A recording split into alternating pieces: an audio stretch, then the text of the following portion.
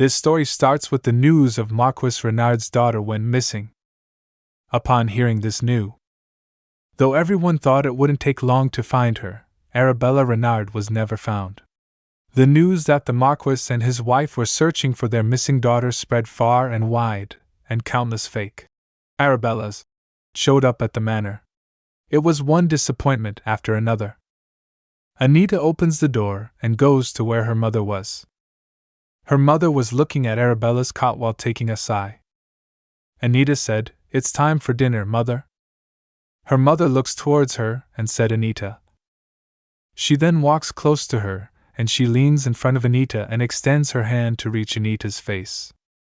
While brushing her hair, she said, "Anita, while you get to enjoy all these luxuries." While sniffling, she said, "I can't even imagine what hardships my Arabella must be going through." She then retreats, and while turning to the other side, she said, "You may leave now." While looking worried, Anita said, "Mother." Anita extends her hand and reaches her mother's hair. Her mother slaps Anita's hand and shouted, "I told you to leave!"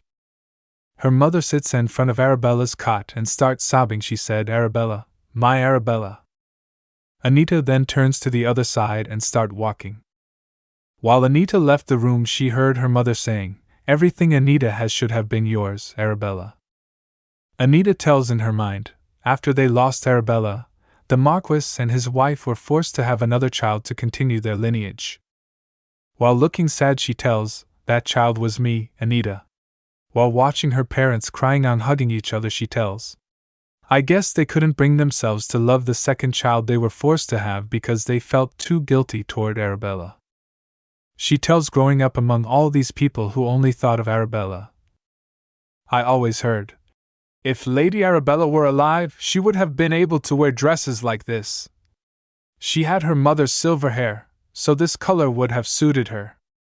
Lady Anita, on the other hand, she tells, while sitting on a bench, "There was only one person who actually paid attention to me. She heard a voice saying Anita. It was Axion's voice. While looking at him smiling, she said, Axion?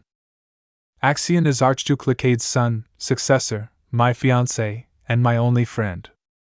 While talking to Axion, she tells, "Whenever another fake Arabella came to the manor and distracted my parents, Axion would invite me to the Lacade manor. There, I could just be Anita instead of the girl who stole everything that should have belonged to Arabella." She tells, "But one day, as if to reward my parents' efforts, Arabella finally returned. She confirmed her identity through the imperial holy relic. She was indeed the real Arabella Renard. She had been missing for 19 years. I knew this day would come." After Marquis and his wife found Arabella, they happily cried with joy. While holding Arabella, her mother said, "My darling." After they found Arabella, they were overjoyed, so they prepares everything for Arabella. While maids were decorating her room, her father said, "We need brighter colors." Her mother said, "She has had a rough life, so we must make her room bright and warm so she feels safe." One of the maids said, "I will bring another carpet." Same thing was happening while eating time. Maid said, "Have some more dessert, my lady."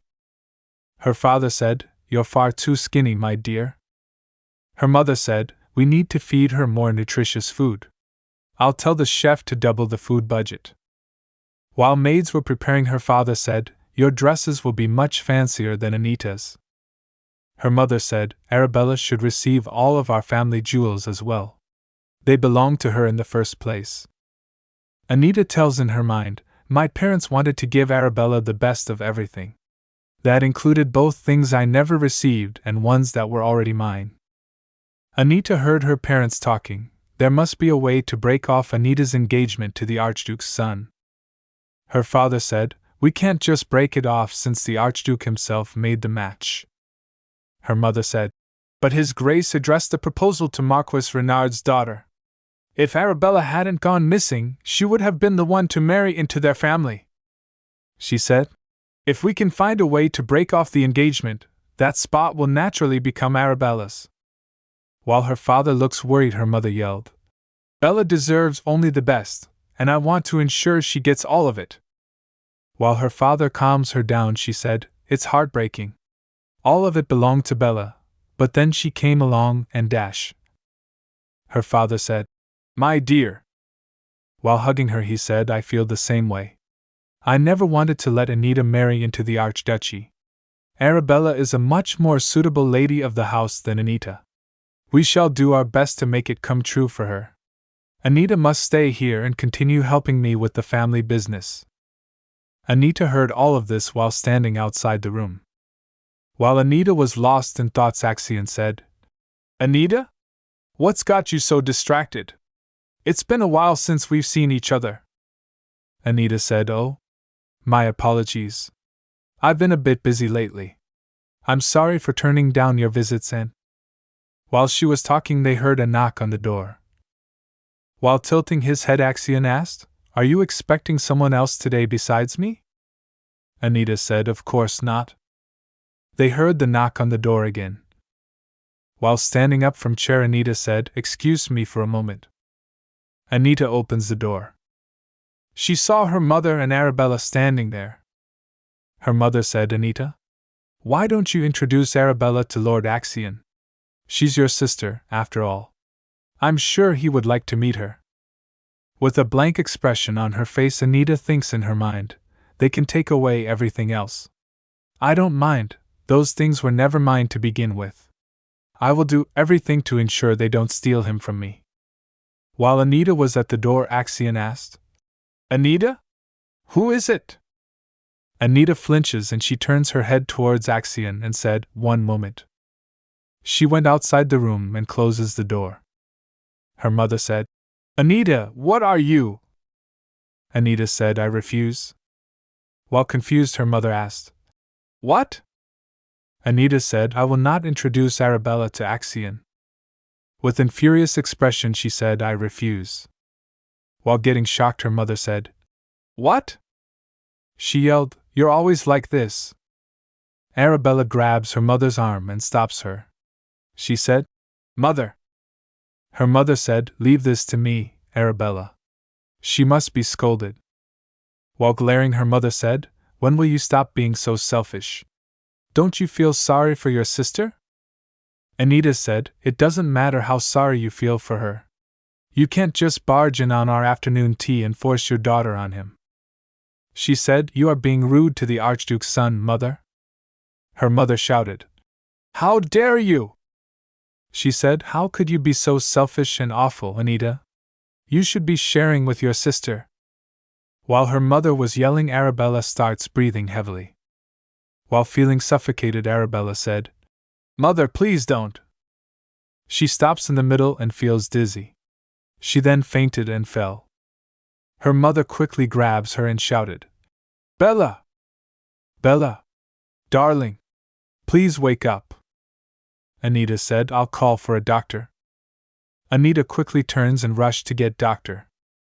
While rushing, she was about to bump into a maid. While Anita was gasping, the maid asked, "A lady Anita? Why are you in such a hurry?" Anita said, "Call for a doctor."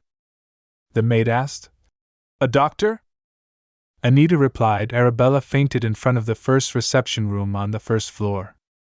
While getting shocked, maid shouted, "A lady Arabella fainted?" The maid dropped the vase she was holding and said, "Yes, my lady. I'll call for a doctor right away." While the maid dashes away, Anita thinks in her mind, the doctor who examined Arabella the day she arrived assured us she was in perfect health.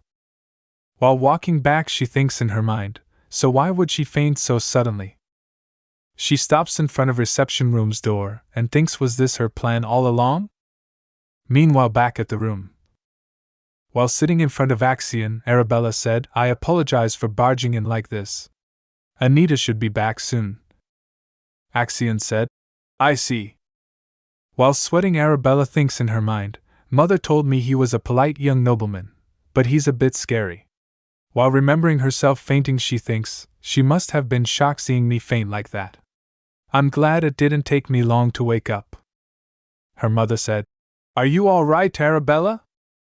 After opening her eyes, Arabella asked, "Where is Anita?"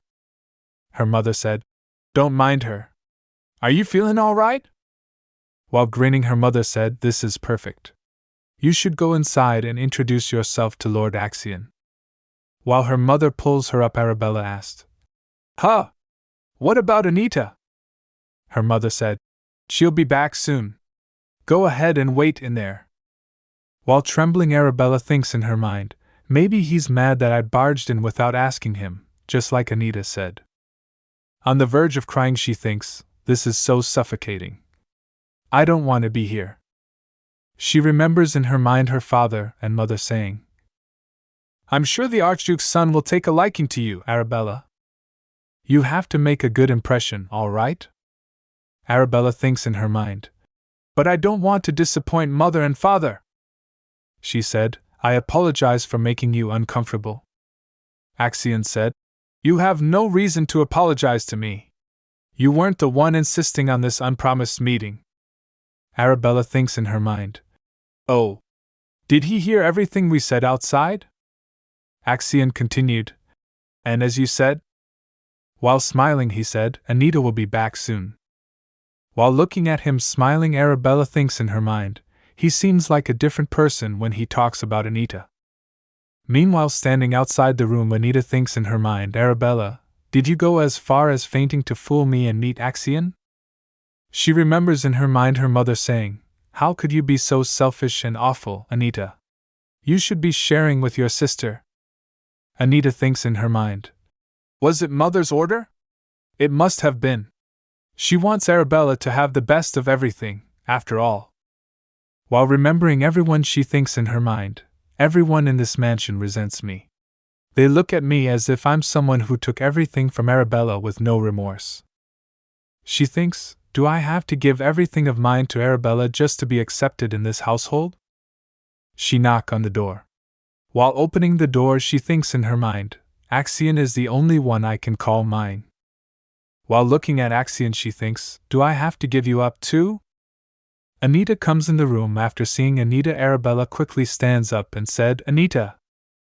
She rushed towards Anita and said, "I'm sorry for worrying you." With a disgusted look on her face, Anita thinks in her mind, "You're here to take everything from me." Arabella grabs Anita's hand and said, "Where have you been?" While smiling, she said, "I was waiting for you." Anita thinks in her mind while looking at her, "So why are you smiling at me like that?" While holding Anita's hand, Arabella glances towards Axion.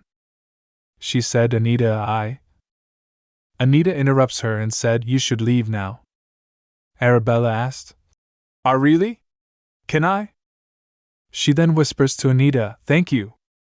She whispered, "I was actually a bit scared." While going away, Arabella said, "Have a great time with Lord Axion, Anita." While watching Arabella leave, Anita thinks in her mind, "How strange. Arabella is the one who had a rough life growing up in poverty, and I was the one who enjoyed the luxuries of growing up in a noble house." While looking sad, she thinks, still, somehow, Arabella is much more cheerful and innocent than I am. After Arabella left, Anita said, "I apologize for my mother's rude manners, Axion." While smiling, Axion said, "It's fine."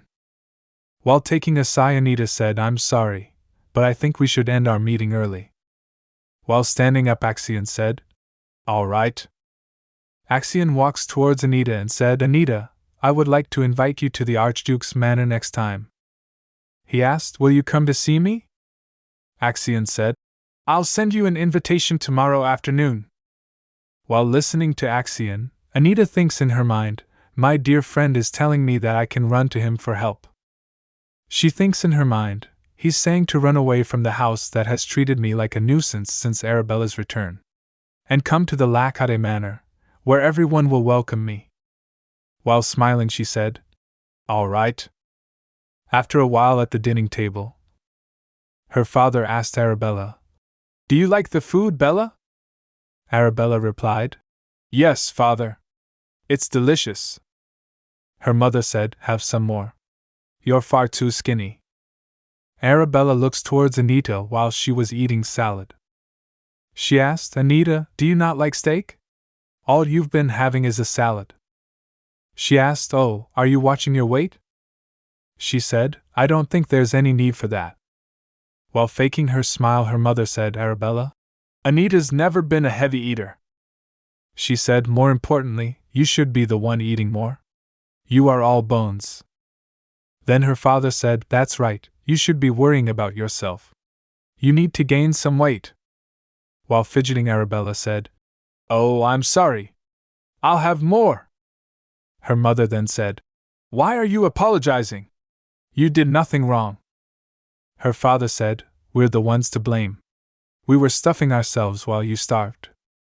He asked, isn't that right, Anita? Anita takes a pause while eating and her father and mother looks towards her coldly.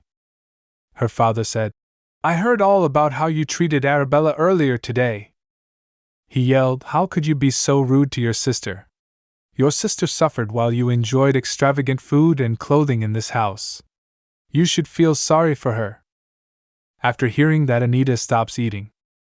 While wiping her mouth, she said, while I understand why you two feel bad about the way Arabella grew up, she said with a straight face, please don't use me as a tool to lessen your guilt.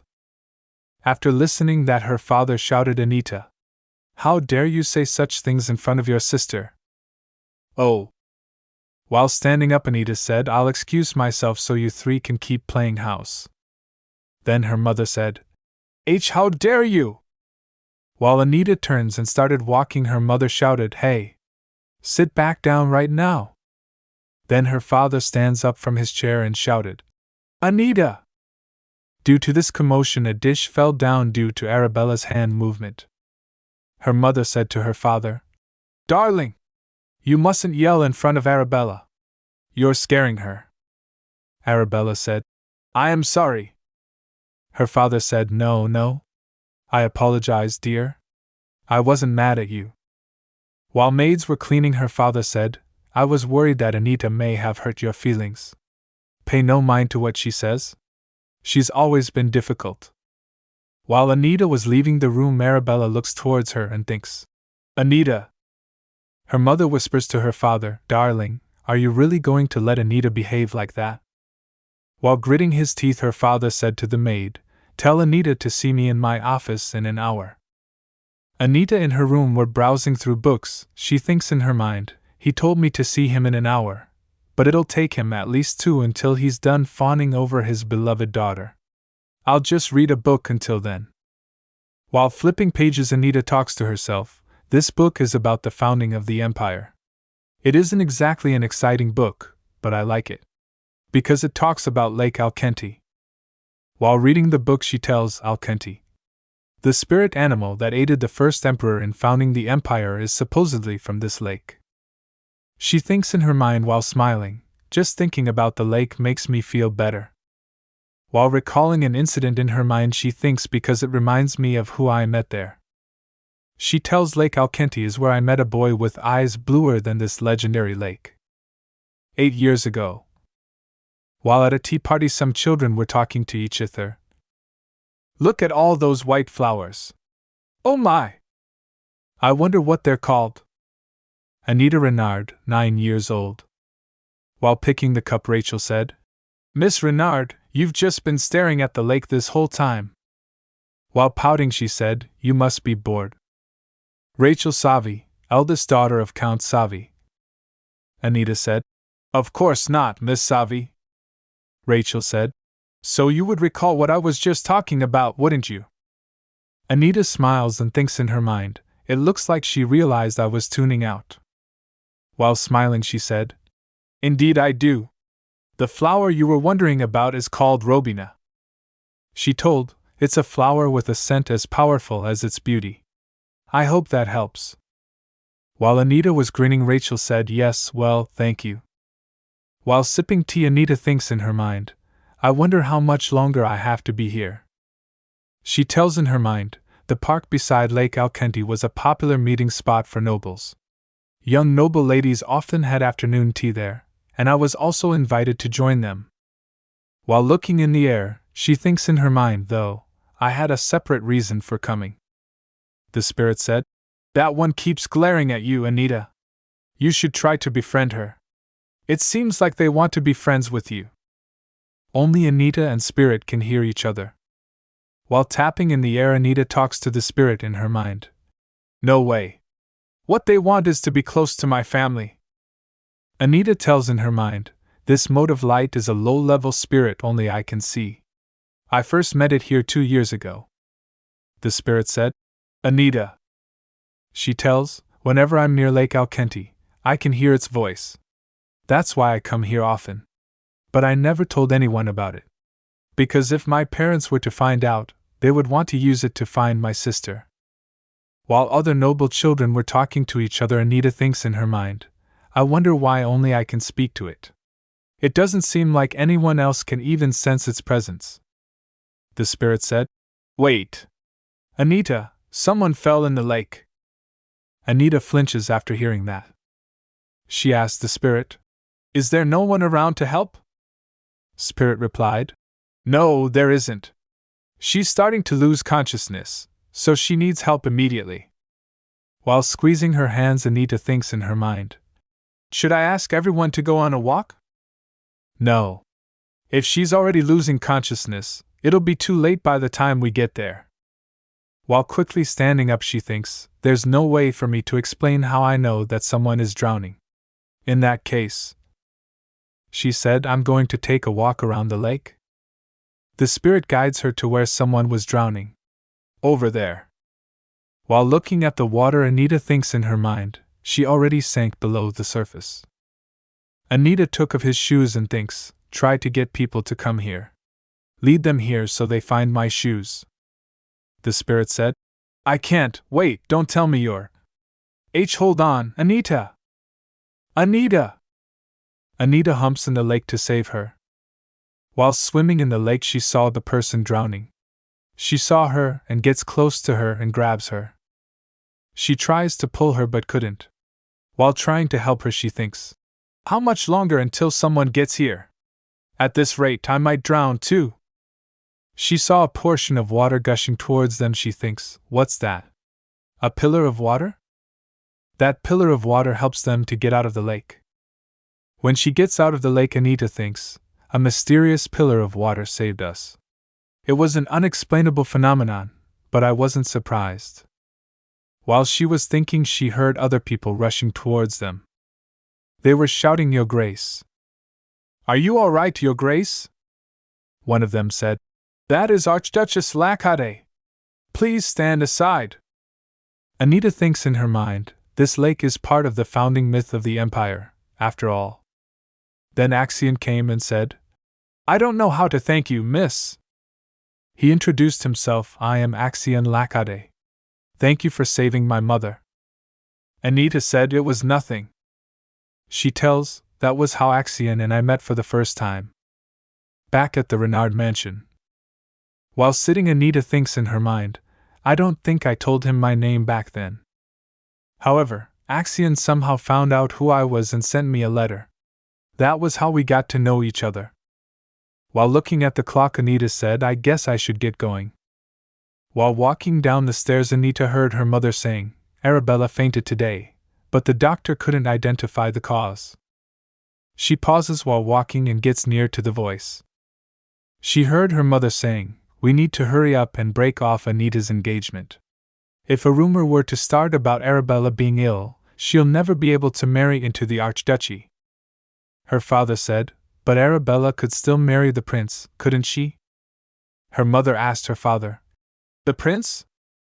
She said, Are you talking about the cruel man infamous for his vast experience with women? Besides, she said, there's no saying we won't end up like the Empress's family. The prince is not an option.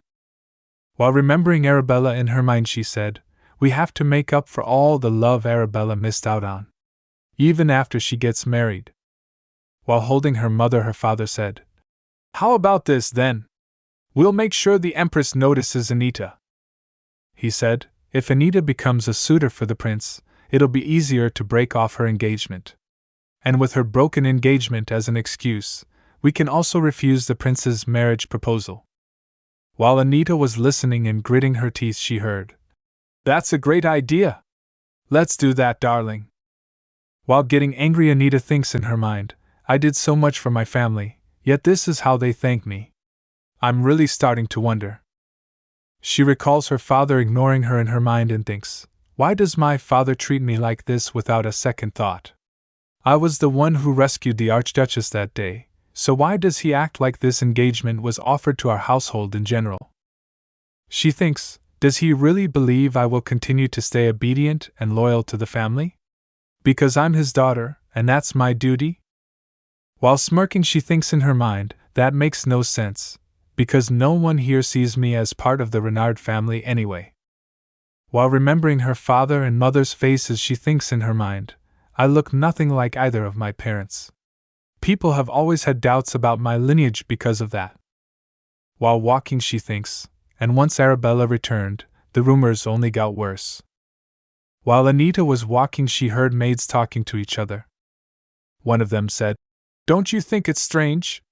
Lady Anita, I mean. Anita went near them while the maid was talking. Lady Arabella is the spitting image of her parents, but Lady Anita isn't. Everybody only whispers about it, but they all agree. It's strange. Anita heard her saying, who knows? She might not even be a noble. That maid saw Anita and gets shocked. While gasping, she shouted, "A Lady Anita!" Anita glares at her and said, "How impudent! How dare you speak about me like that?" The maid replied, "That's not what I meant, my lady." Anita said with anger, "Leave this house at once. I'll personally make sure my mother knows that her insolent maids have been bad-mouthing their masters." Anita turns and starts walking. While she was going away, the maid shouted, "Forgive me. Please have mercy, my lady." Anita thinks in her mind, more and more people are doubting my rightful place here. If I don't do something, I'll lose everything to Arabella. While remembering everything she had, she thinks, my place here, my engagement, and Axion. While clenching her fist, she thinks, I won't let you do this to me. With an furious expression, she thinks, I won't let you use me like this. Anita comes back to her room. She was looking outside through the glass window. Someone knocks on the door. Anita said, "Come in."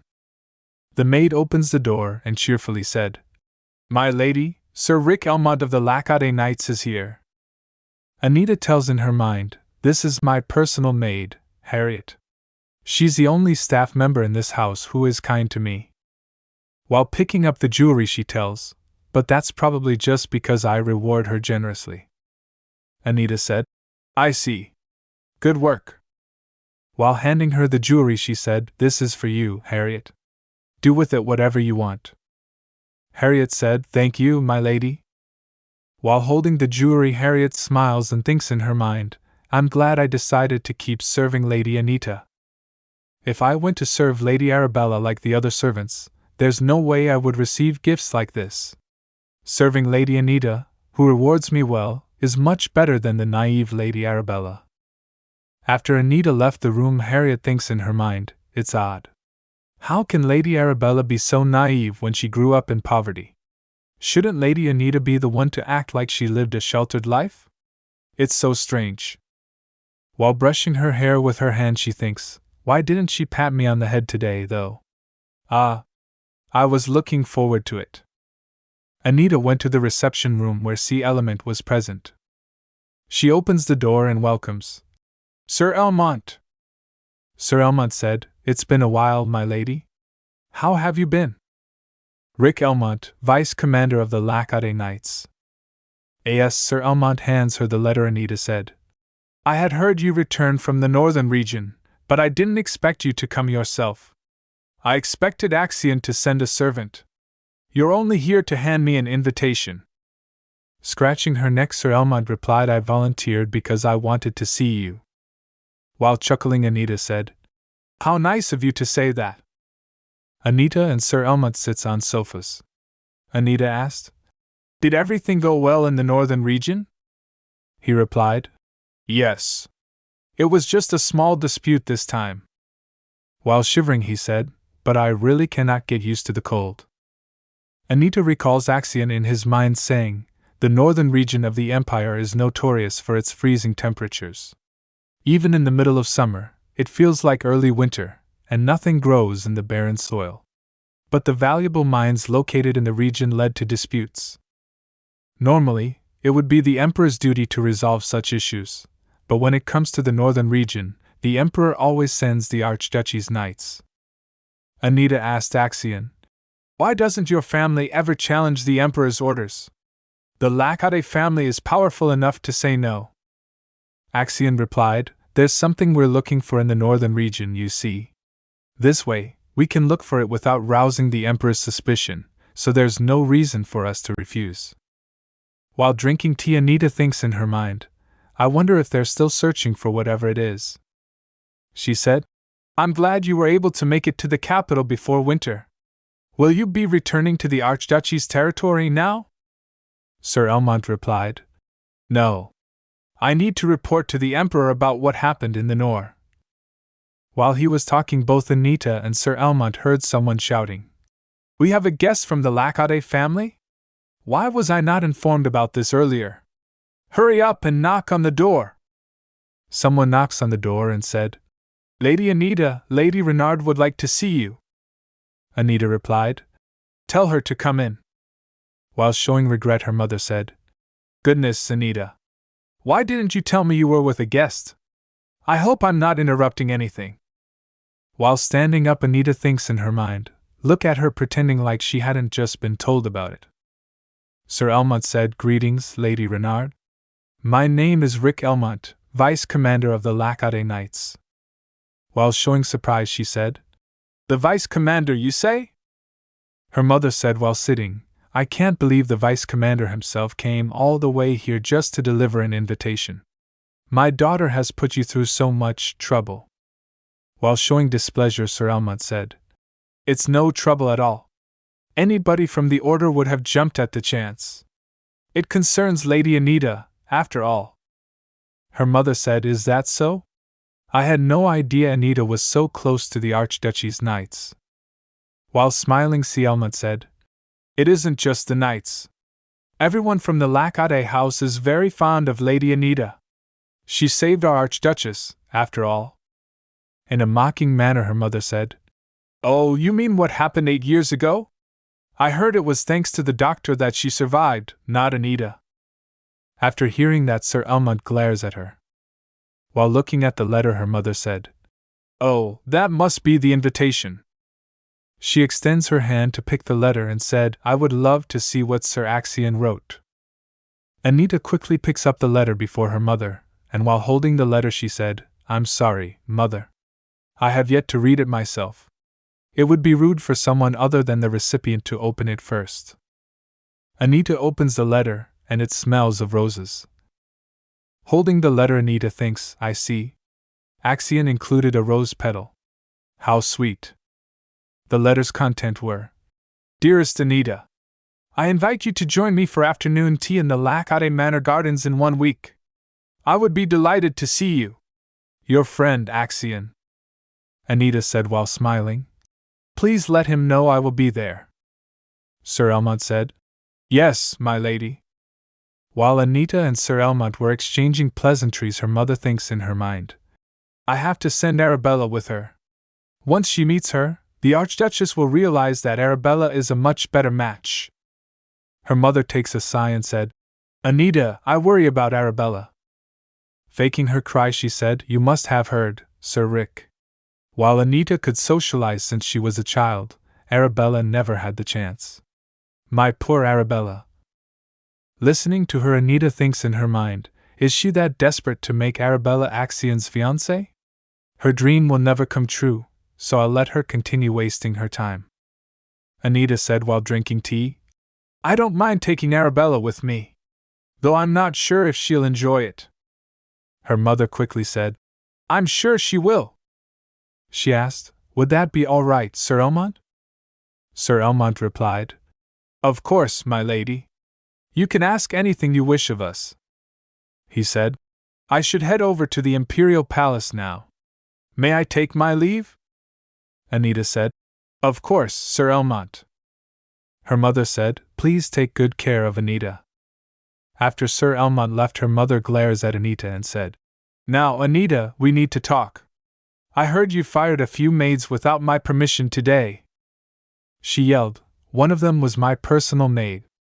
What is wrong with you? Anita replied. They were bad-mouthing their masters. We can't trust anyone like that to work for us. Her mother said. But you can't just fire them without warning. Anita said. It was all for your own good, mother. I know you dislike servants like that. While grinning, she said, they might even tell outsiders about what goes on in our manor. Her mother said, well, that's all right. I'll let it go just this once. There are more important matters. Anita asked. More important matters? Her mother replied.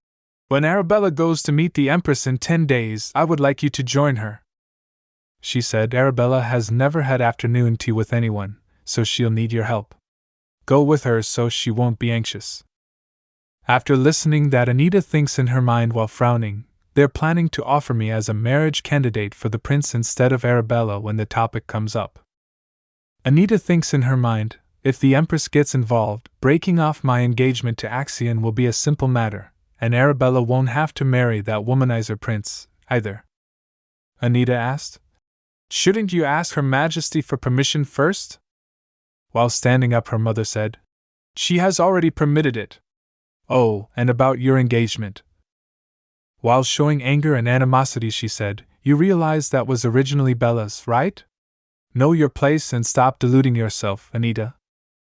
Meanwhile, at the Lacade Manor, Axion's mother asked. I heard you went to see Anita. Has anything changed in that household? Axion replied. No, everything was the same. While taking a sigh, she said. So they still treat her like that. She remembers Anita in her mind saying, I would like to travel far away once I come of age. While looking at Anita, Axion's mother thinks, it sounds like she wants to cut ties with her family. Judging by the way they treat her, it makes sense.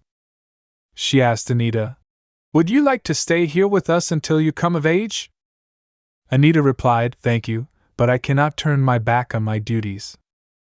Axion's mother thinks in her mind, she keeps rejecting my offers. I should stop pressing her. She said to Axion, I should have rescued her as well. Axion asked, are you worried about Anita? She replied while looking sad. No, but I regret it. I should have insisted on her living with us. Anita's room, evening. While eating, Anita remembers her father's words, your behavior has been inexcusable lately. You are confined to your room for the time being. While wiping her mouth, she thinks in her mind, just yesterday, they said we should eat together as a family for Arabella's sake. They change their minds so easily. Someone knocks on the door. Anita said, come in. Philip came and said, my lady, Master Renard wishes to see you in his office. Philip, the Renard family's butler. While standing up, Anita said, all right. Anita looks at Philip and asked, is there anything else you want to say? While looking sad, Philip said, I believe Master Renard is going to give you more work to do for him. Anita said, I'm sure he will. Philip said, it's too much. You are still so young, so why do Master and Mistress Renard always? Anita interrupts him, and while smiling she said, that's enough, Philip. She walks past him and said, you mustn't jeopardize your position. You know what would happen if Father were to hear what you were about to say, don't you? While going away, she said, you'd be kicked out before you could receive your severance pay. So mind your words. While looking at Anita going, Philip thinks in his mind, yes, my lady. I cannot be kicked out just yet. I must stay. For you, Lady Anita, my true mistress. In Marquis Renard's office, Anita's father said while showing her papers, take all this paperwork with you. He said, since you're staying at home all day instead of socializing, you should be able to do this in 4 days. While standing there, Anita thinks in her mind, ever since Arabella returned, he's been actively preventing me from participating in any social events. She thinks in her mind, and he's making it sound like it's my fault.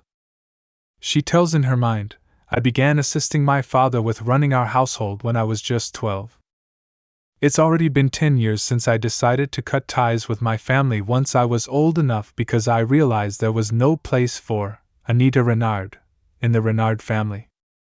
While remembering the workload of papers she tells, despite that, I had always considered it my duty to do my part as a member of this house until I am old enough to leave. That's why I always did everything without complaints. However, all I'm doing is busy work that my parents don't want to do. While Anita was standing there thinking, her father said, "Why aren't you answering me? This is easy enough for anyone to do in no time. Are you afraid it might be too hard for you?" After hearing that while smirking, Anita said, "If it's that easy, shouldn't you just do it yourself?" Her father yelled, "Can't you see I'm letting you do this for your own good? Do you think being the future Archduke's wife is going to be easy?" Anita said, "Mother doesn't do a single piece of paperwork as the lady of the house. I doubt it'll be any different with the Lacade family." Her father slams his hand on table and yelled, "I've had enough of your whining. At 17, you are old enough to take care of the family's affairs."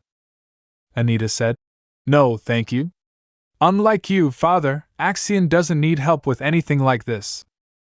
While shocked, her father asked, "What?" Anita said, "He is intelligent and knows what it takes to be the head of the house. Please do the work meant for the head of the house on your own, father." After saying that, Anita retreats and starts walking. While Anita was going, her father shouted, "You can't keep acting out like this just because Arabella has returned. You've crossed the line." While Anita left the room, her father shouted, "Go to your room and reflect on what you've done." Anita said, "I was just about to." After Anita left, her father grits and thinks in his mind, "How dare she? How long must I tolerate that ungrateful girl?" A week later. While riding the carriage, Anita thinks in her mind, "I thought my parents would make sure only Arabella made it to the Lacade Manor." She recalls her mother in her mind. Her mother grabs Anita's hand and said, "Anita, if Bella happens to faint, you have to cover for her. Got it?" Anita takes a sigh and thinks no wonder. While sitting in the carriage, Arabella is flustered. She said, "You Anita?" Anita said, "What?" Anita said, "Well, if you've got something to say, just say it." Arabella said, "Okay." But she doesn't say anything. Anita thinks in her mind, "At this rate, she won't be able to tell me whatever it is before we arrive." Arabella said, Anita, I don't agree with Mother." She said, "I would like you and Lord Axion to be happy. You're my sister, so how could I ever?" Anita interrupts her and asked, "What do you think sisters are like?" While scratching her cheek, Arabella said, Well, sisters love spending time together, and they'll always make up by the next day, even if they fight." Anita thinks in her mind, "How unrealistic." She said, "Have you experienced something like that?" Anita said, "There was a family that took care of me in the slums. They should be living comfortably now. Father said he sent them money as a way to thank them. Isn't that wonderful?" Anita thinks in her mind, "Sure, if it were true. But Arabella, our parents are not that generous." Arabella said, "Anyway, don't you worry. I have no intention of stealing Lord Axion from you. Trust me." Anita asked, "Have you ever talked to Mother about this?" She said, "Or to your personal maid?" Arabella replied, "And no." While putting her hand on her head, Anita said, "That means you haven't told them you don't want this. These people won't give up, even if you object. They're too stubborn." She said, "How do you expect them to know what you're thinking?" "Arabella, telling me your opinion means nothing." After some time, they reach Lacade Manor. "We have arrived." Anita gets down from carriage while Arabella still sits in carriage. Lacade Manor Gardens. While wandering inside the garden, Arabella said, "Wow, it's so beautiful." Axion said, "If I had known the weather would be so lovely, I would have invited you to Lake Alkenti." Arabella said, "This garden is more than enough. These flowers are especially beautiful. May I smell them?" Axion replied, "Of course." Anita thinks in her mind, I wonder what the Robina flower smells like to Arabella. Arabella smells flowers and gets a sensation. She starts feeling dizzy. While wobbling, Arabella said, It smells so nice. Axion said, Is that so? Arabella replied, Why, yes. While Arabella staggers, Anita thinks in her mind, she's turning really pale. She asked, Arabella? Are you all are? While Anita vowed saying, Arabella staggers and falls on the ground. Anita shouted, Arabella. After a few moments, they put Arabella in a room to sleep. After some time, Arabella opens her eyes while blinking. Axion, who was sitting beside the bed, said, You're awake. Arabella quickly rises from her bed and said, Who ah? She asked, Lord Axion? Axion asked, How are you feeling? While feeling nervous, she said, Where am I? Why am I? Axion said, You briefly fainted? While surprised, Arabella asked, I did? Axion replied, Yes. Are you feeling better? Arabella said, What about Anita? Where did she go? Axion replied, She went to talk to the doctor about your condition. She'll be back with him soon, so do not worry. Arabella, while looking worried, said, Oh, I see. While sitting on bed, she glances at Axion. She remembers her mother in her mind saying, Lord Axion seems to have taken a great liking to you, Arabella. Arabella thinks in her mind, Mother was wrong. His eyes only fill with warmth when he looks at Anita. They only light up when she is in the room. She thinks Anita is a kind person. She may look cold on the outside, but this is wrong. I want Anita too. Arabella said, Lord Axion? While Axion looks towards her, she said, I really like Anita. So. While squeezing her hand, she said, I want her to be happy. She said, I swear. I really want her to be happy. It's what I. Axion interrupts her and said, I feel the same way. I, too, wish for Anita's happiness over everything else. Arabella, while looking at Axion talking, thinks in her mind, I think he'll be able to make Anita happy. Meanwhile, the doctor said to Anita, I suspect Lady Arabella Renard is suffering from sensitivity to divine power. Anita asked, Divine power? Doctor replied, Yes. It's something that is usually caught early on in life, but it seems she was never made aware of it. Anita asked, Are you certain?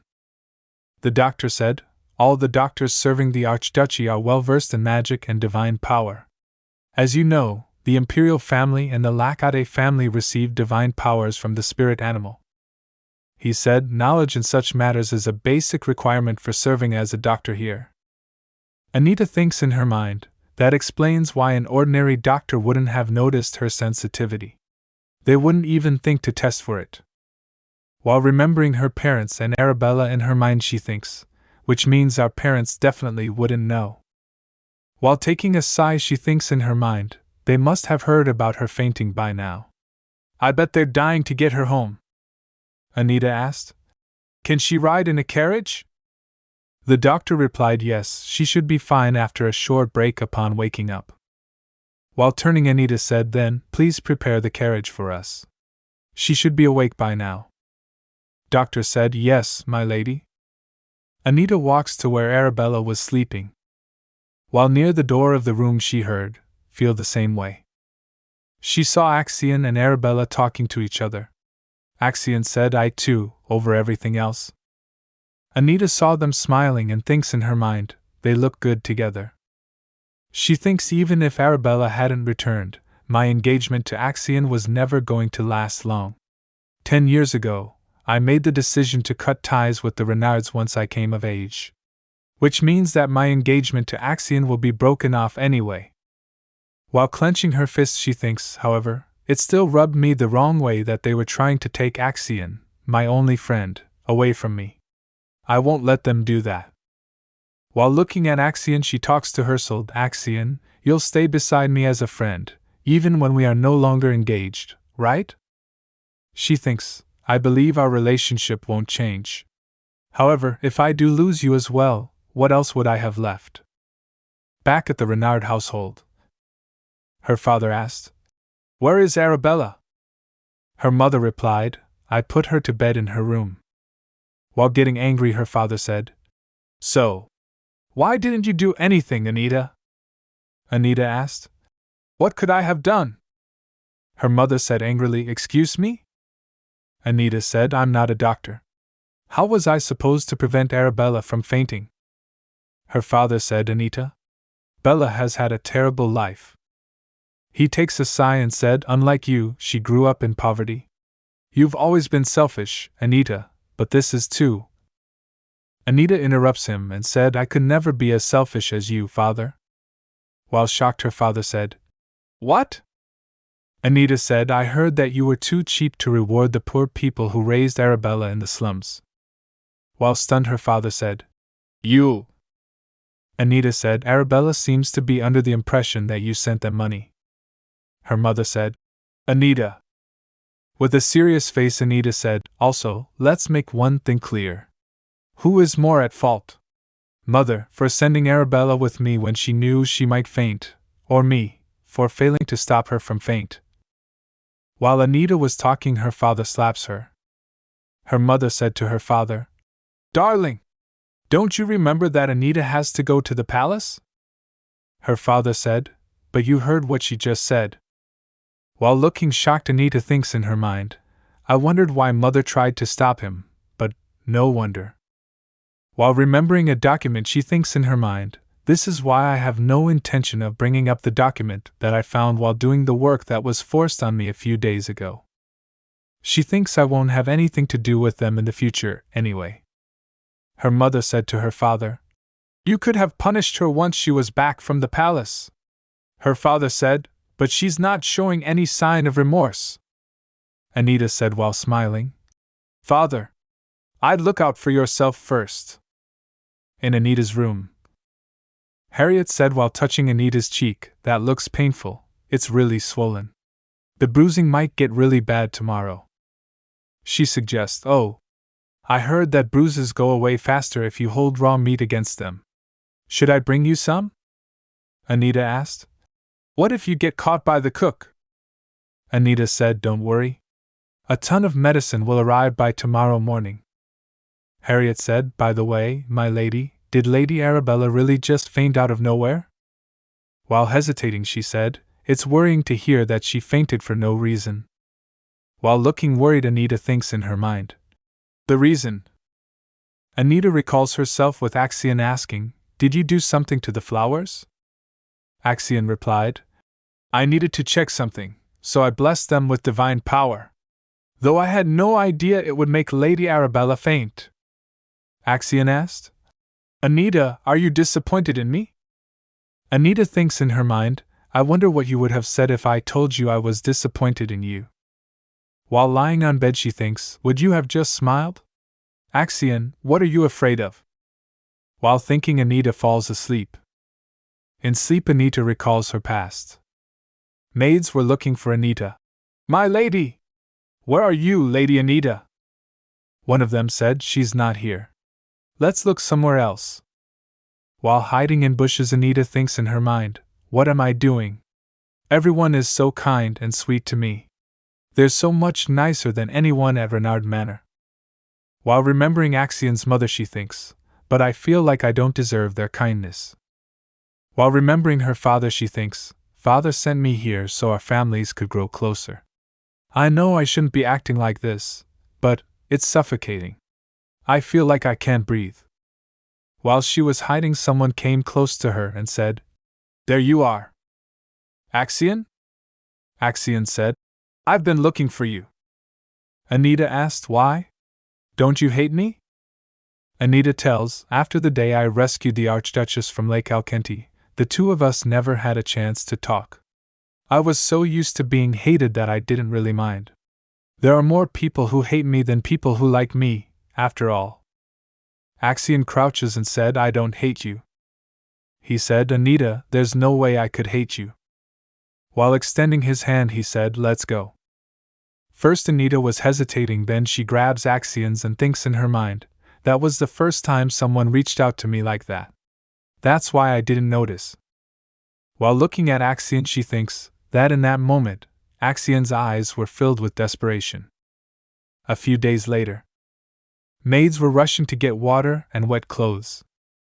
A maid named Ella said, "I'll watch over him tonight. Please go and rest, Your Grace." Axion's mother said, "I'm fine. You should go and rest, though." Ella, maid at the Lacade Manor. While patting Axion, his mother said, "This happens every summer, so I should be used to it by now, but I can't help feeling bad for him." She asked the maid, "Oh, has Anita gone to sleep?" Ella replied, "Yes, I took her to her room." Ella asked, "Your Grace?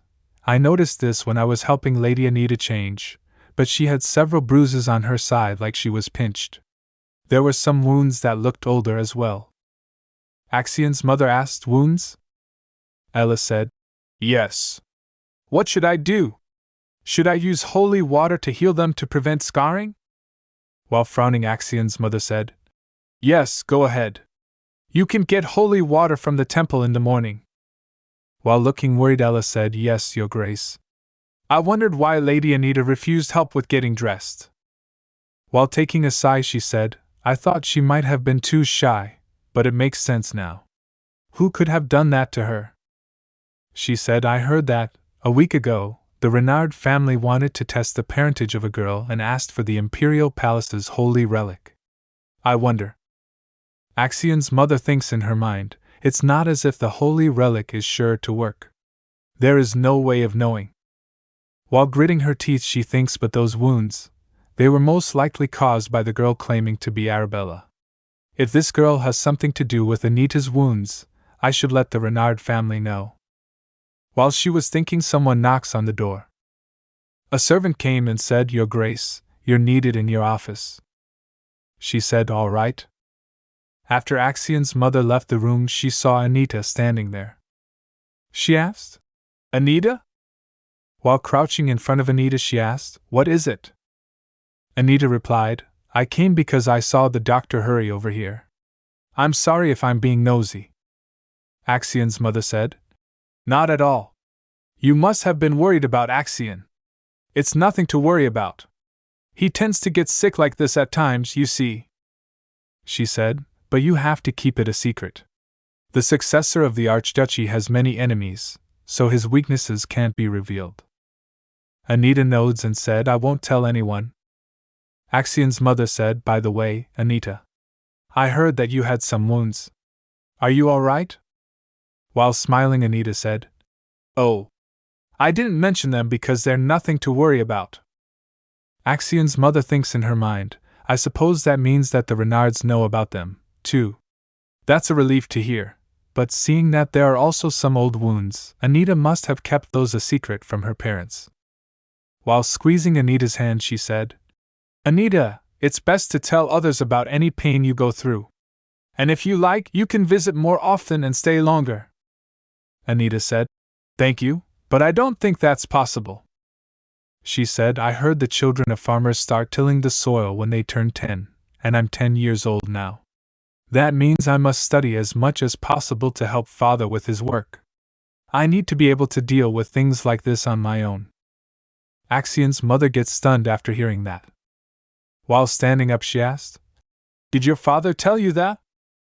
Anita replied, "Yes." Axion's mother said, "I see." While smiling, she asked, "Anita, could you stay by Axion's bedside for a bit?" She said, "I need to go and take care of something for a moment." Anita said, "Okay, I will." Axion's mother pets on Anita's head and said, "You're very kind." Anita thinks in her mind, "Kind?" After that, in Axion's room, Anita said, "Axion?" She thinks in her mind, "Your hand is cold. It was so warm earlier." Anita pets Axion while he was sleeping. She remembers the words in her mind, "You're very kind." She thinks in her mind, what a strange thing to say. Everything I know about kindness comes from staying here. She looks at Axion groaning in his sleep. NGH. While looing worried, she thinks in her mind, I wish I could have Axion's nightmares for him. I'm used to them, after all. While squeezing Axion's hand, she thinks, I can handle them better. After some time, Axion opens his eyes. He saw Anita sleeping while holding his hand. He puts Anita in bed. While Anita was frowning in her sleep, Axion said, Are you having nightmares? He said, while smiling, I'll have them instead. He puts his hand up on Anita's face and said, So you can have nice dreams. After that, Anita takes a sigh and starts sleeping soundly. While squeezing Anita's hand, Axion said, Do you remember, Anita, the day we first met? I keep thinking about that day, and I'm really glad that you managed to come back from that lake. He then tells about the empire. This empire was founded by the first emperor, who received divine power from a spirit animal, and 2 archduchies were formed. One archduchy was given to the emperor's sibling as a title, and his children received the title of count. The other is the Lakade archduchy, which originated from the first emperor's second son and has been passed down ever since. However, the empire's actual truth differs from the well-known founding myth. The spirit animal known to have helped the first emperor actually put a terrible curse on the imperial family. Anyone who falls into Lake Alkenti, the source of the curse, drowns in its waters. The imperial family placed knights around the lake to prevent further deaths and maintain its divine reputation. Despite their efforts, people still drowned in the lake, proving its inescapability. While remembering Anita, he tells, But that's where I met Anita. He thinks in his mind, Anita didn't know about the lake's curse as it was a truth only the imperial family was aware of. It was probably why she has no idea how amazing it was that she survived. While people were saying, Hurry! We must check on her Grace's condition. Axion tells, those who don't have divine power have no chance of surviving the lake, so the fact that Anita didn't drown is nothing short of a miracle. I wondered whether the lake's spirit animal had perhaps saved Anita. Your Grace. Are you all right? He tells, but it didn't matter. Anita had saved the Archduchess, and so I was going to treat her as our family's savior. But, at some point, I found myself unable to take my eyes off of her. I was the only person born with divine powers in an era where none but healing exists, and the Emperor is always waiting for the right moment to strike me down, while the Holy Temple is ready to strike him down. That's why I've always felt out of place and different. The kind people of the Archduchy have no way of knowing, of course. I felt like an anomaly that didn't fit in anywhere. While in a noble gathering, he tells. And somehow, Anita also appeared to be the same. She always looked so lonely. While squeezing his hand, he thinks, whenever I look at her, it hurts right here. If she had divine powers, too, we'd be able to relate to each other. He then remembers maids searching for Anita, my lady. Where are you, Lady Anita? He tells then, on the day I thought I had lost you. While looking at Anita hiding in bushes, he thinks, I realized something. It didn't matter at all that you didn't have divine powers. While Anita was sleeping, he said, At first, I wished that you were like me and had divine powers, but now, I'm glad you don't. Because that means you won't suffer through the things I did. While putting his hand on her cheek, he said, So Anita, don't you hate me? There's no way I could hate you. While squeezing her hand, he said, I can't do anything that would make you sad. He also fell asleep beside Anita. He thinks in his mind while remembering Anita, That's why I can't ask you about certain things. Like why you barely eat anything, or why you don't have a single maid accompany you when you come to visit your fiancé. While tears were dropping his face, he thinks, and whether you're genuinely happy. In Anita's room, Harriet said, Your cheek is really swollen. She said also, The Marquis said that you mustn't go anywhere for the time being. However, he sent for so much medicine right away, so he must be worried. While looking at her face in the mirror, she thinks in her mind, Yeah, right? He's just afraid of anyone seeing me like this. Harriet said, But it looks like the bruising will go away quickly. Isn't that great? Anita said, It is. Harriet said, Oh, we also got some holy water from the temple today. Anita said, Is that so? Anita hands her a coin and said, Here. Harriet asked, Why? While Harriet is looking down, Anita thinks in her mind, Does she want more? Anita gives her more coins and said, "Good work, Harriet." Harriet said, "Thank you." While going away, Harriet said, "I'll go and prepare breakfast then. I'll come to get you later, Lady Anita." Anita said, "All right." After Harriet left, Anita looks at curtains flutter and thinks in her mind, "What is this strange feeling? It's like I had a dream I can't remember." There was something nostalgic about it. At Lakade Manor. While standing at the window, Axion recalls his memories. Anita told him, "I have a secret. It's something I can't tell anyone, not even you.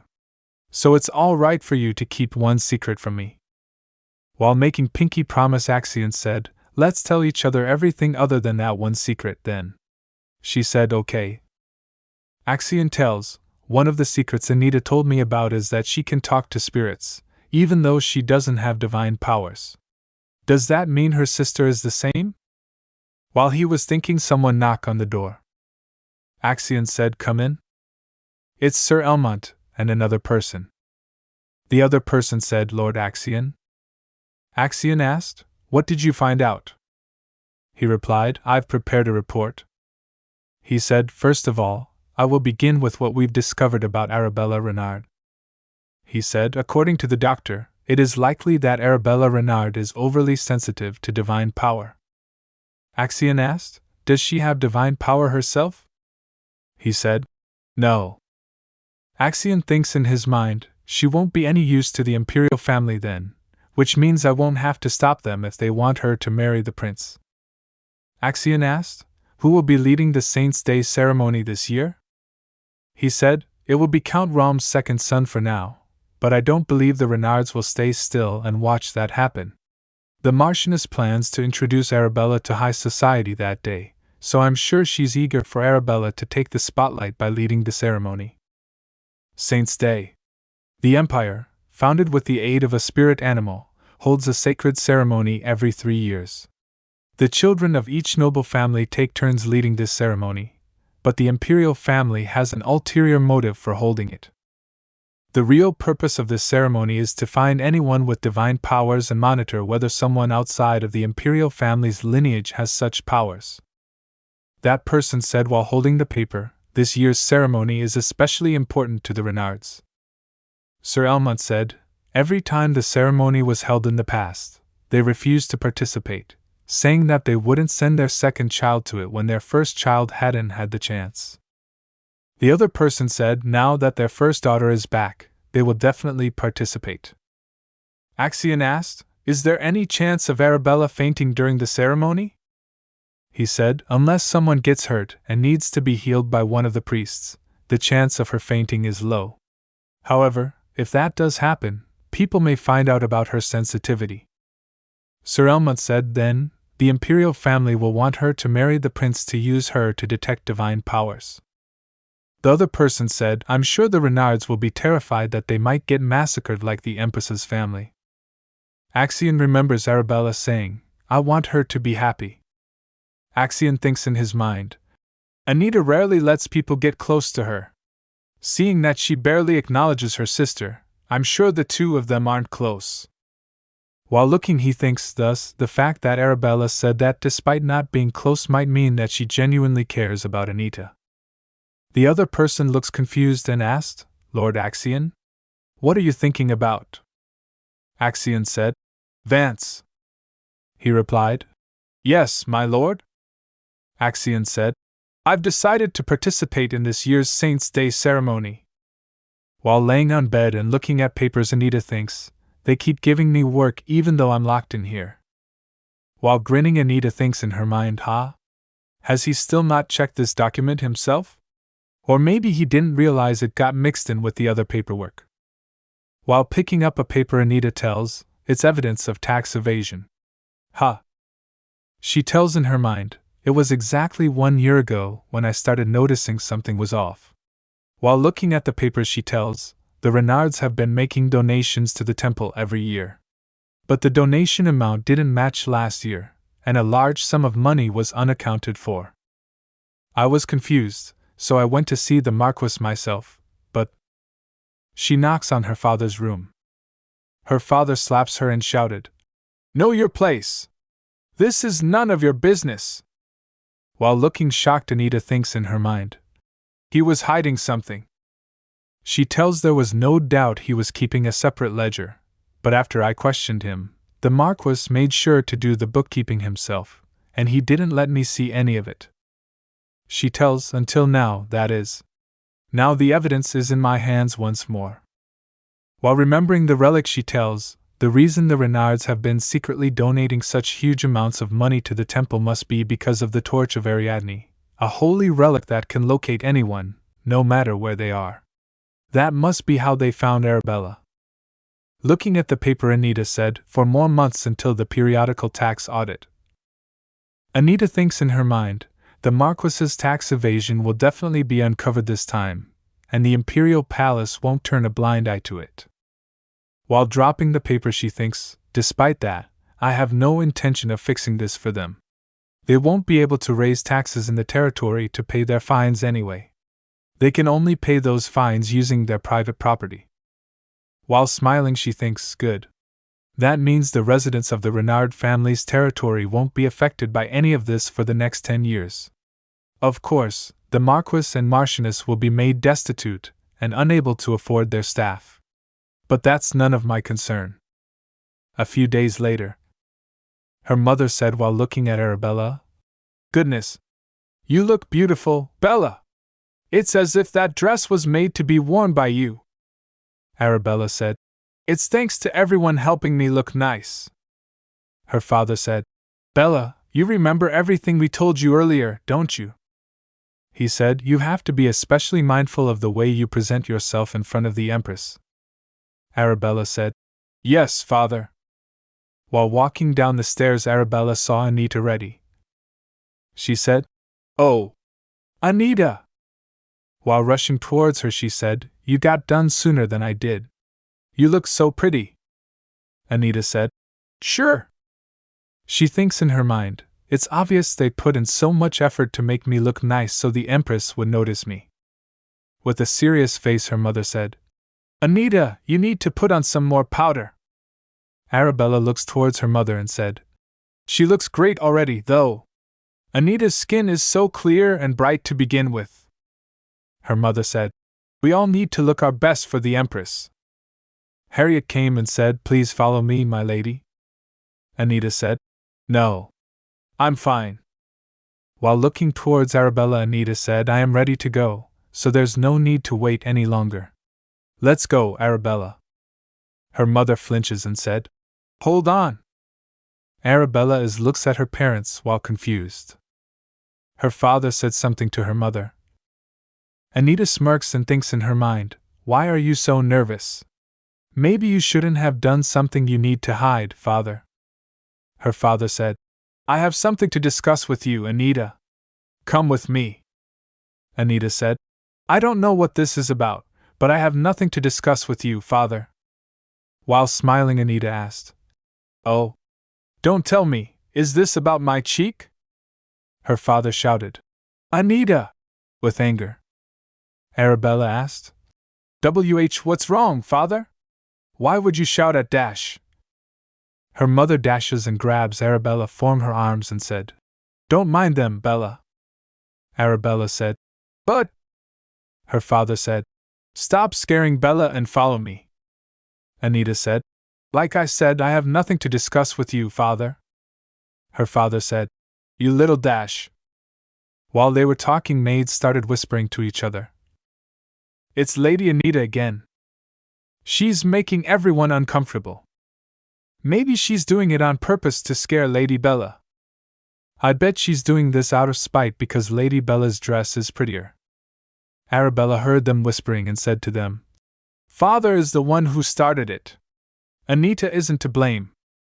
One of the maids said, "You are so kind, Lady Bella. If only Lady Anita was half as sweet as you." Arabella thinks in her mind, "It doesn't make sense. I know Anita is a kind person. However, whenever I say so, everyone tells me she's not." While remembering her parents and maids, she thinks, our loving parents, the kind maids, everyone at Renard Manor says the same thing. She thinks in her mind, If Anita really was as terrible as they say, she never would have run to get a doctor when I fainted. While looking towards Anita, she thinks, and the butler told me that Anita saved the Archduchess from drowning when she was only 9 years old. So why does everyone say that Anita is a bad person even though she always helps people? Her mother said, Arabella, go and get in the carriage. We have to talk to Anita first. Arabella grabs Anita's hand and said, No. While her parents get shocked, her mother said, Bella? Arabella asked. Is it something you don't want me to hear? Arabella asked while holding Anita's hand. Is it something you don't want me to hear? While Anita is confused, her mother said, We just think you should go and sit in the carriage to rest your feet. Anita looks at Arabella and thinks in her mind, Why are you doing this, Arabella? Don't tell me you. While gritting her teeth, she thinks, No, of course not. In the end, she's just like our parents. Her mother said, That's not what we just. Her father said, We're just worried that you'll tire yourself out before you even get to meet the Empress. Her mother said, You get exhausted so easily, Bella. While assuring her mother said, So why don't you leave Anita behind for a moment and get in the carriage dash? Arabella interrupts her and said, No. While guarding Anita, she said, We can't be late meeting the Empress. We should get going. Let's go, Anita. While walking behind Arabella, Anita thinks in her mind, How strange. Near the carriage, her mother said to Arabella, This is how you greet Her Majesty, Arabella. Anita glances at the knight standing beside her and thinks, He seems disgusted by the mere thought of coming in contact with me. While the knight is frowning, she thinks, But he's not one of our usual knights. Where have I seen him before? While remembering the reunion, she thinks, Right, he was one of the knights who brought Arabella back from the slums. While extending his hand, the knight said, What are you waiting for? Anita thinks in her mind, He must be a newer recruit if he's never guarded us before, so why did he get assigned to us? The knight said, Come on. Hurry up, will you? While glancing at him, Anita thinks in her mind, Something's off about this.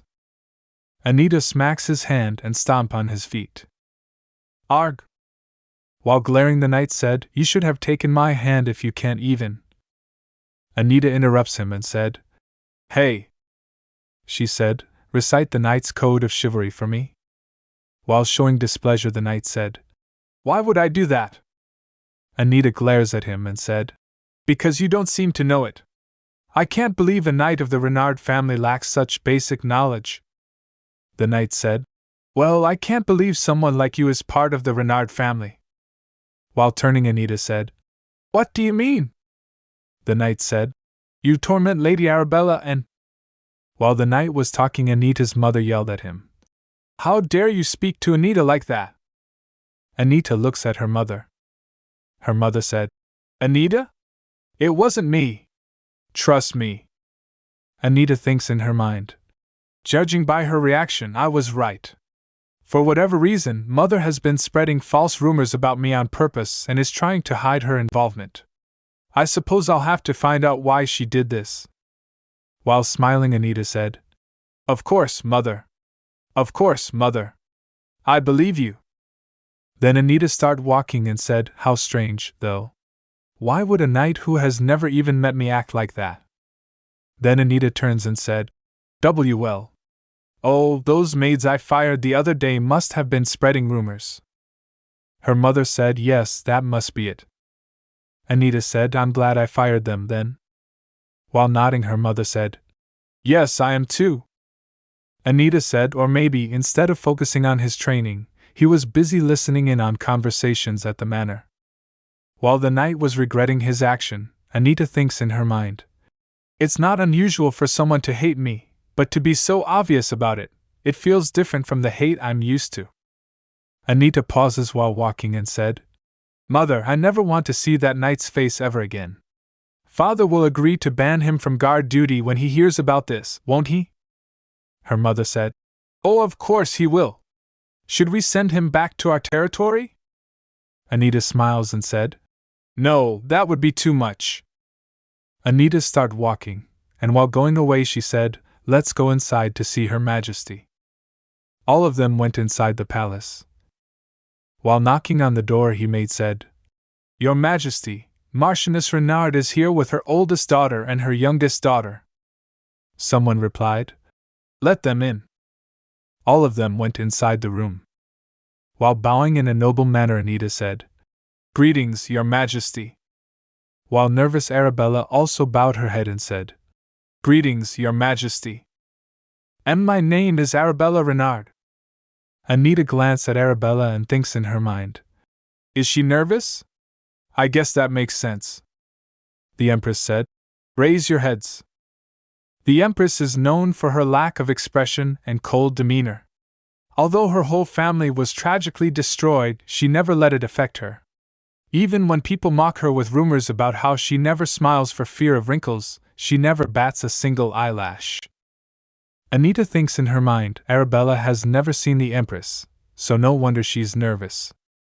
The Empress said, "I finally get to meet you." She said, "Would Marchioness Renard and her youngest daughter step outside for a moment?" While surprised, her mother said, "Your Majesty, Arabella is still not used to." The Empress interrupts her and said, "Is your eldest daughter not 19 years old now? Is she still too immature to speak without someone at her side?" Her mother said, "I apologize, Your Majesty. That is not what I meant." Then the Empress said, "Then mind your words next time." She then asked, "Why are you still here? I told you all to leave except Arabella Renard." After that, Anita and her mother were sitting and drinking tea in reception room. Her mother was trembling while drinking tea. Anita stands up and while glaring her mother asked, "Where do you think you're going?" She said, "The Empress may want to see you." Anita said, "Why would she want to see me when she's busy with Arabella?" Her mother said, "You never know, so stay put." Anita said no. Her mother yelled, "Anita!" While going away, Anita said, "I'm sure a maid will come get me if Her Majesty wants to see me." Her mother also stands up and said, "Still, you need to stay here so you're ready to." Anita pauses while walking and said while glaring, "What? Are you that eager to offer me as a marriage candidate for the prince?" Her mother gets shocked and asked, "What are you talking about?" Anita said, "If not, I can't understand why you're being so touchy." While the maid bowed, Anita thinks in her mind, "The only reason I am so confident is because I know for a fact that the Empress would never call for me." While remembering Axion's mother and Empress in her mind, Anita thinks there is a certain animosity between the Empress and Archduchess Lacade, after all. Anita's mother shouted from behind, "You must return at once when a maid comes to get you. Do you understand?" Anita left the room while glaring. Strolling in the garden, Anita thinks in her mind, "I don't feel like taking a walk, but I might as well." She takes a sigh and thinks in her mind, "I wonder what the Empress is telling Arabella right now." While remembering the Empress, she thinks, "It felt like she was waiting for her from the start. I thought she'd talk to me about marrying the prince, so this is unexpected." While remembering her mother, she thinks, even the Marchioness was surprised. It seemed she expected the Empress to speak with her rather than Arabella. While walking in the garden, Anita heard a voice. She turns her head and saw a boy. She looks at the boy while the boy was walking through the bushes. She thinks in her mind, "Is something wrong with his eyes? Why is he out here all by himself?" The boy staggers while walking. "Huh!" Anita grabs the boy. While gasping, the boy said, Thank you." The boy squeezes Anita's arm. Anita thinks in her mind, "Should I tell him to let go of me so I can help him?" The boy lifts his hand, said, I'm as sorry." He hesitates. Anita thinks in her mind, "Why is he just standing there? Does he have something to say to me?" The bit then dashes away and ran. Meanwhile, Axion was talking to Sir Elmont and Vance. Sir Elmont said, according to a servant, His Highness is not in his room. He said this isn't the first time he's been late to a meeting with you, but isn't this too much? Vance said also, I heard that the oldest daughter of the Renard family is here to finally greet Her Majesty. While thinking, Axion said, right, I forgot about that. He thinks in his mind, the torch of Ariadne is a holy relic that confirms a person's parentage. This holy relic is said to belong to a mysterious individual. While remembering the Empress, he thinks, the Renards were only able to get their hands on it to find Arabella, thanks to the Empress. Axion said, it's been a whole month since they found their oldest daughter. The Empress must not be happy that it took them so long to bring her here. Vance mumbles, that probably means Lady Anita is here, too, since the Marchioness has plans for her. Axion said, you're right. Sir Elmont complains, my lord, the prince is making you wait for far too long. Vance said, considering his long absence, perhaps the Empress called for him. While nodding, Sir Elmont said, that means you might have a chance to run into Lady Anita. After that, Axion start walking to the other side. Sir Elmont asked, where are you going, my lord? Vance said, His Highness might be back soon. While smiling, Axion turns his head and said, I won't be gone for long. Axion walks to where Anita was. While looking at her, he said, Anita. Anita asked, what brings you to the Imperial Palace, Lord Axion? Axion grabs Anita's hand and said, I'm here to see the prince. What about you? Anita replied, I'm here with Arabella for an audience with Her Majesty. A maid might come get me at any moment. Axion asked, did you happen to run into the prince? Anita replied, No. Axion said, I see. Anita said, if you're looking for His Highness, I could help you. While smiling, Axion said, no, it's fine. While talking, Axion pauses after seeing the bruise on Anita's cheek. While he brings his hand close to Anita's face, he said with a cold expression, Anita, who did this to you? While caressing her cheek, Axion remembers in his mind. While searching through the palace, Axion saw Anita strolling in the garden. He went close to her, and when Anita saw him, he thinks in his mind, Anita, I felt relieved as soon as I saw you. I think I was nervous I might have found you with the prince. While remembering his past self where he met Anita in garden, he thinks, I believed we were friends this whole time, but it was strange. It feels like I've always liked you. Axion touches Anita's swollen cheek. Anita asked, what do you mean? While smiling, Axion said, I meant, who made you wait here? Is it the maid taking you to see the Empress? Anita said, oh, no, I'm just here on my own. Axion squeezes her hand and said, then I'll take you there. Anita said, no, it's fine. It's not far. While holding her hand, Axion said, still. While he grits his teeth, he thinks in his mind, I'm sure the Marquis and Marchioness are to blame for that bruise. He thinks, until you leave the Renard family for good, I'll hold myself back. After that, Anita returns to the reception room. Her mother is nervous and thinking while gritting her teeth. While drinking tea, Anita thinks in her mind, I guess the Empress isn't interested in seeing the Marchioness. After some time, the door opens and Arabella came. She saw Anita and said, Anita dash. Quickly standing up, her mother shouted, Arabella. She runs to Arabella and hugs her. She asked, are you all right? Did the Empress not call for me? Arabella replied, no, she said we may leave now. Her mother said, I see. Let's go home then. They starts walking back following the maid. While walking, her mother said, one moment. I would like to turn back and see Her Majesty. The maid said, you will have to return another day too. Lady Renard interrupts the maid and said, I'm already here. Why can't I just see her? Anita looks at her mother and thinks in her mind. She seems embarrassed having to ask a maid for a favor. I guess she knows that she has to see the Empress now for her plan to work. What possessed her to push back this meeting for a whole month, anyway? While looking at Arabella, she thinks, the Empress even lent her and the Marquis the torch of Ariadne. Anita thinks, don't tell me. While remembering her father saying, we've already made the most of her engagement. Anita thinks, the Archduchess helped them.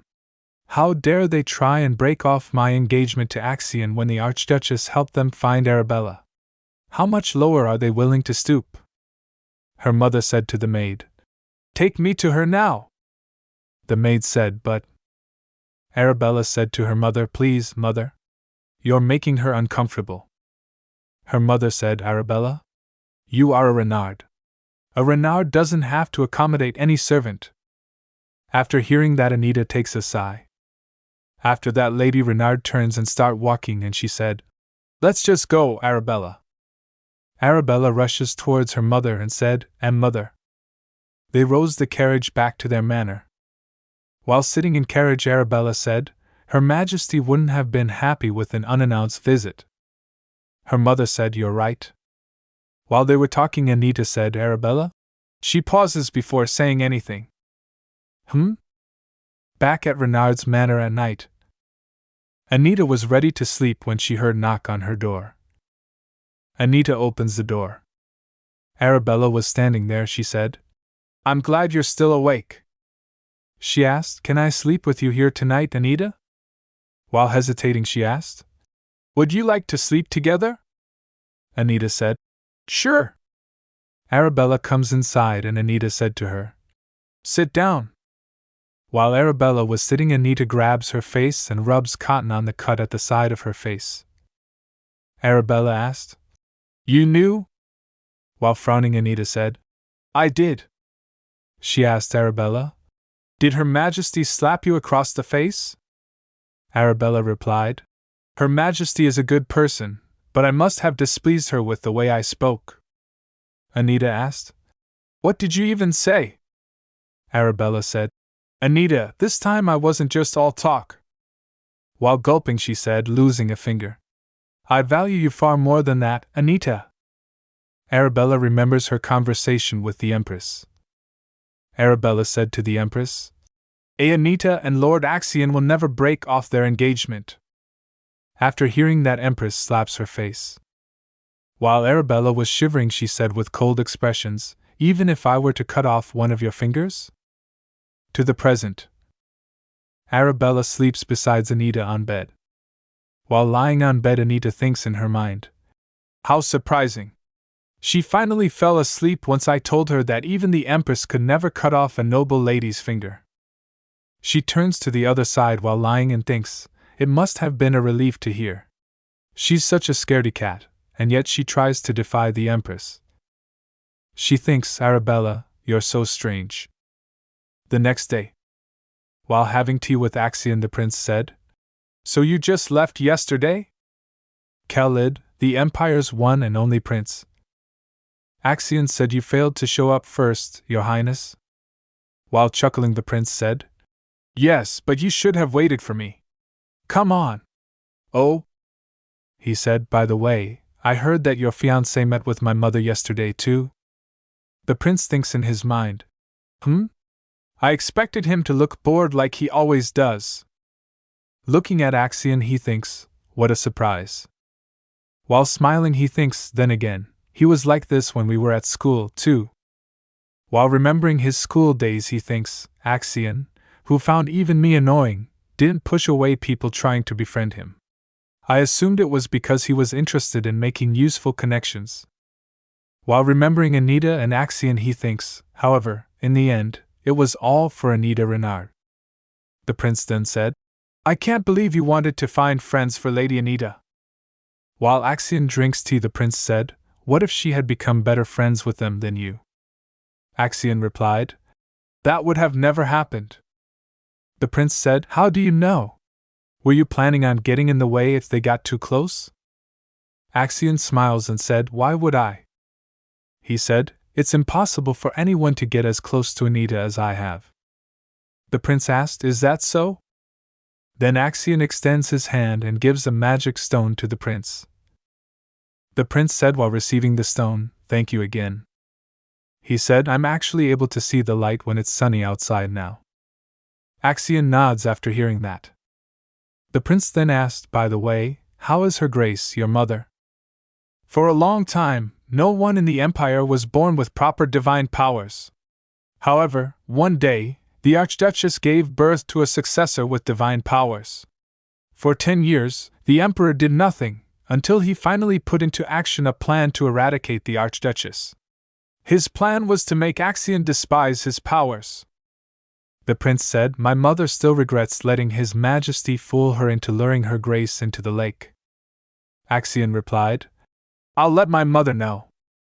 Then the prince chuckles and said, "Also, please let her know that the future emperor will remember that progress was made thanks to Her Grace asking you to help." Meanwhile, Anita was looking through the garden for the spirit. She thinks in her mind, "I'm sure it will be happy to see me, even though I'm just here to ask a question." The spirit called her. "Anita! Anita!" She thinks in her mind, "I knew it." The spirit said, "It's been a whole month. I thought you'd forgotten about me. Why haven't you come to see me? I've never had to wait longer than 10 days to see you." While holding her hands in air, Anita said, "I've been busy." The spirit asked Anita, "What are you thinking about right now?" Anita asked, "Can you fix someone's sensitivity to divine power?" The spirit said, "That would be difficult." He said, "They just have to avoid going to the temple. But all they can do is heal, so maybe it's okay." The spirit asked, "Why? Do you know someone like that?" Anita asked, "How did you know?" The spirit said, "We've had a lot of conversations, so I figured. Plus, I'm a great spirit, after all." Anita asked while the spirit was floating, "What's with that tone?" While breathing heavily, the spirit said, "I didn't have anyone to talk to for a whole month, so I forgot how to talk naturally, okay?" Anita said, "I'm sorry you had to wait so long." While Anita taps the spirit said, "So you'll come see me again, right?" Anita said, "I can't promise anything, so don't wait for me." The spirit floated away and said, "You're so cold, Anita." The spirit said, "But I know that's how you show kindness. Anyway, I'm so glad I met you, Anita. I really want to tell you my name someday."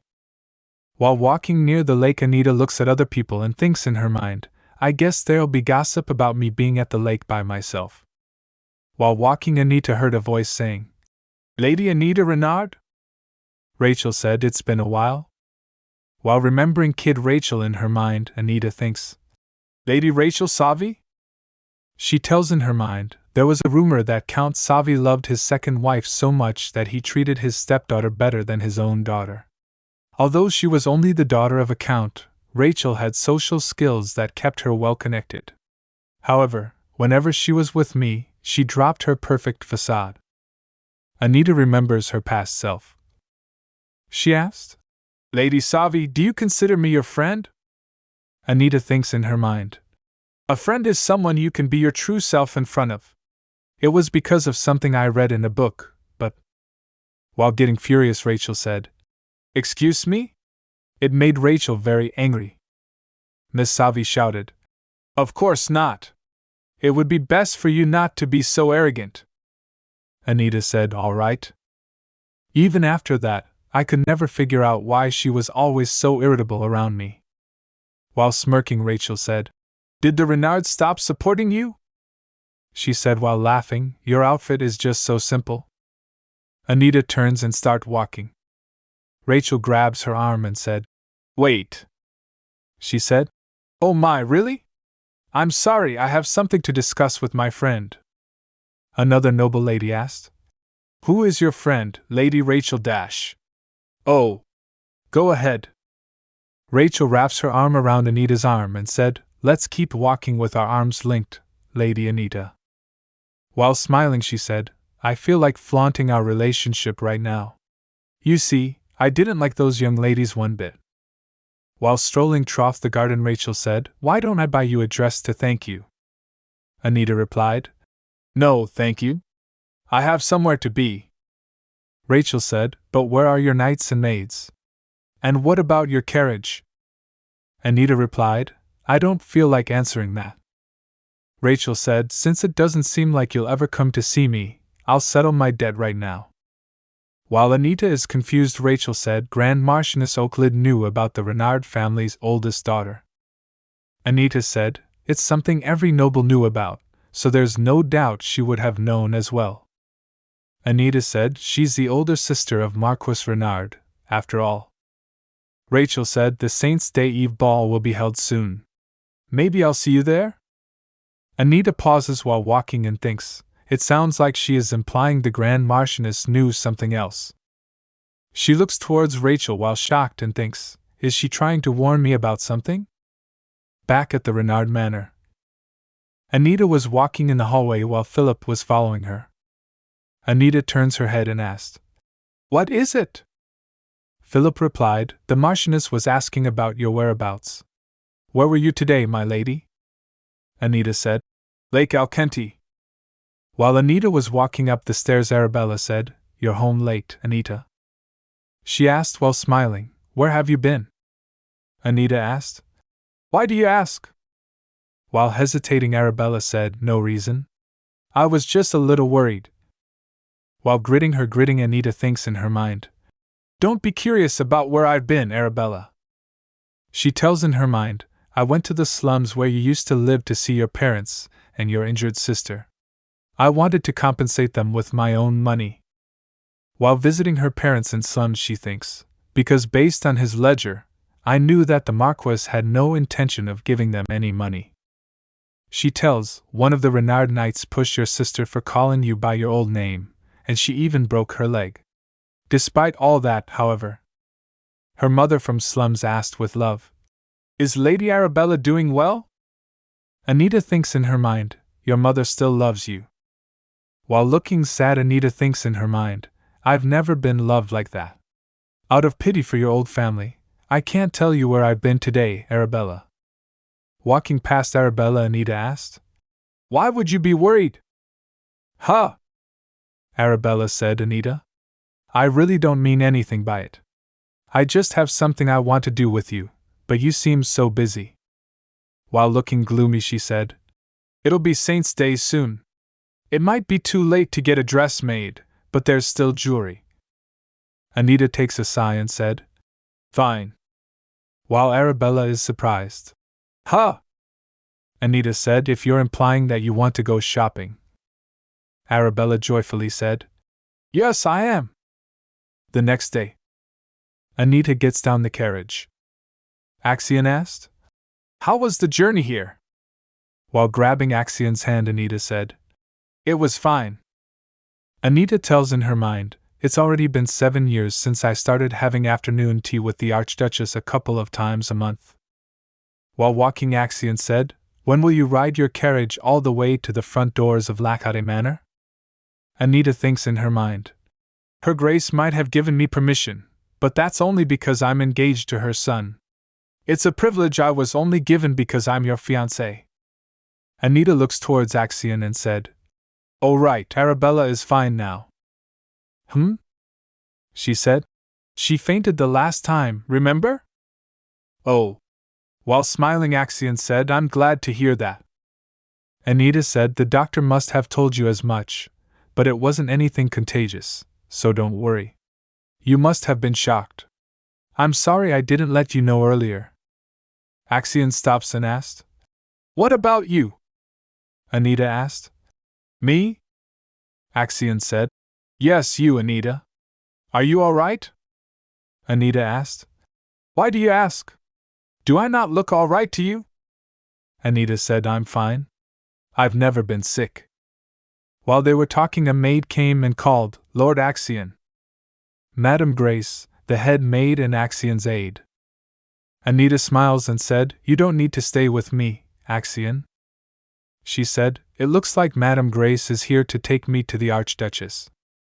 While Anita was going, Axion said, "Don't give in so easily, Anita."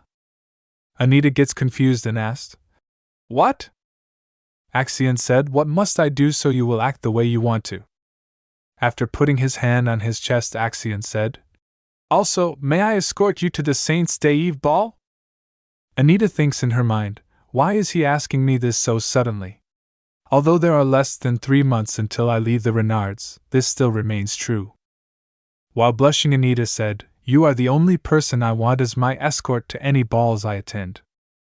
Axion gets surprised and started smiling after hearing that.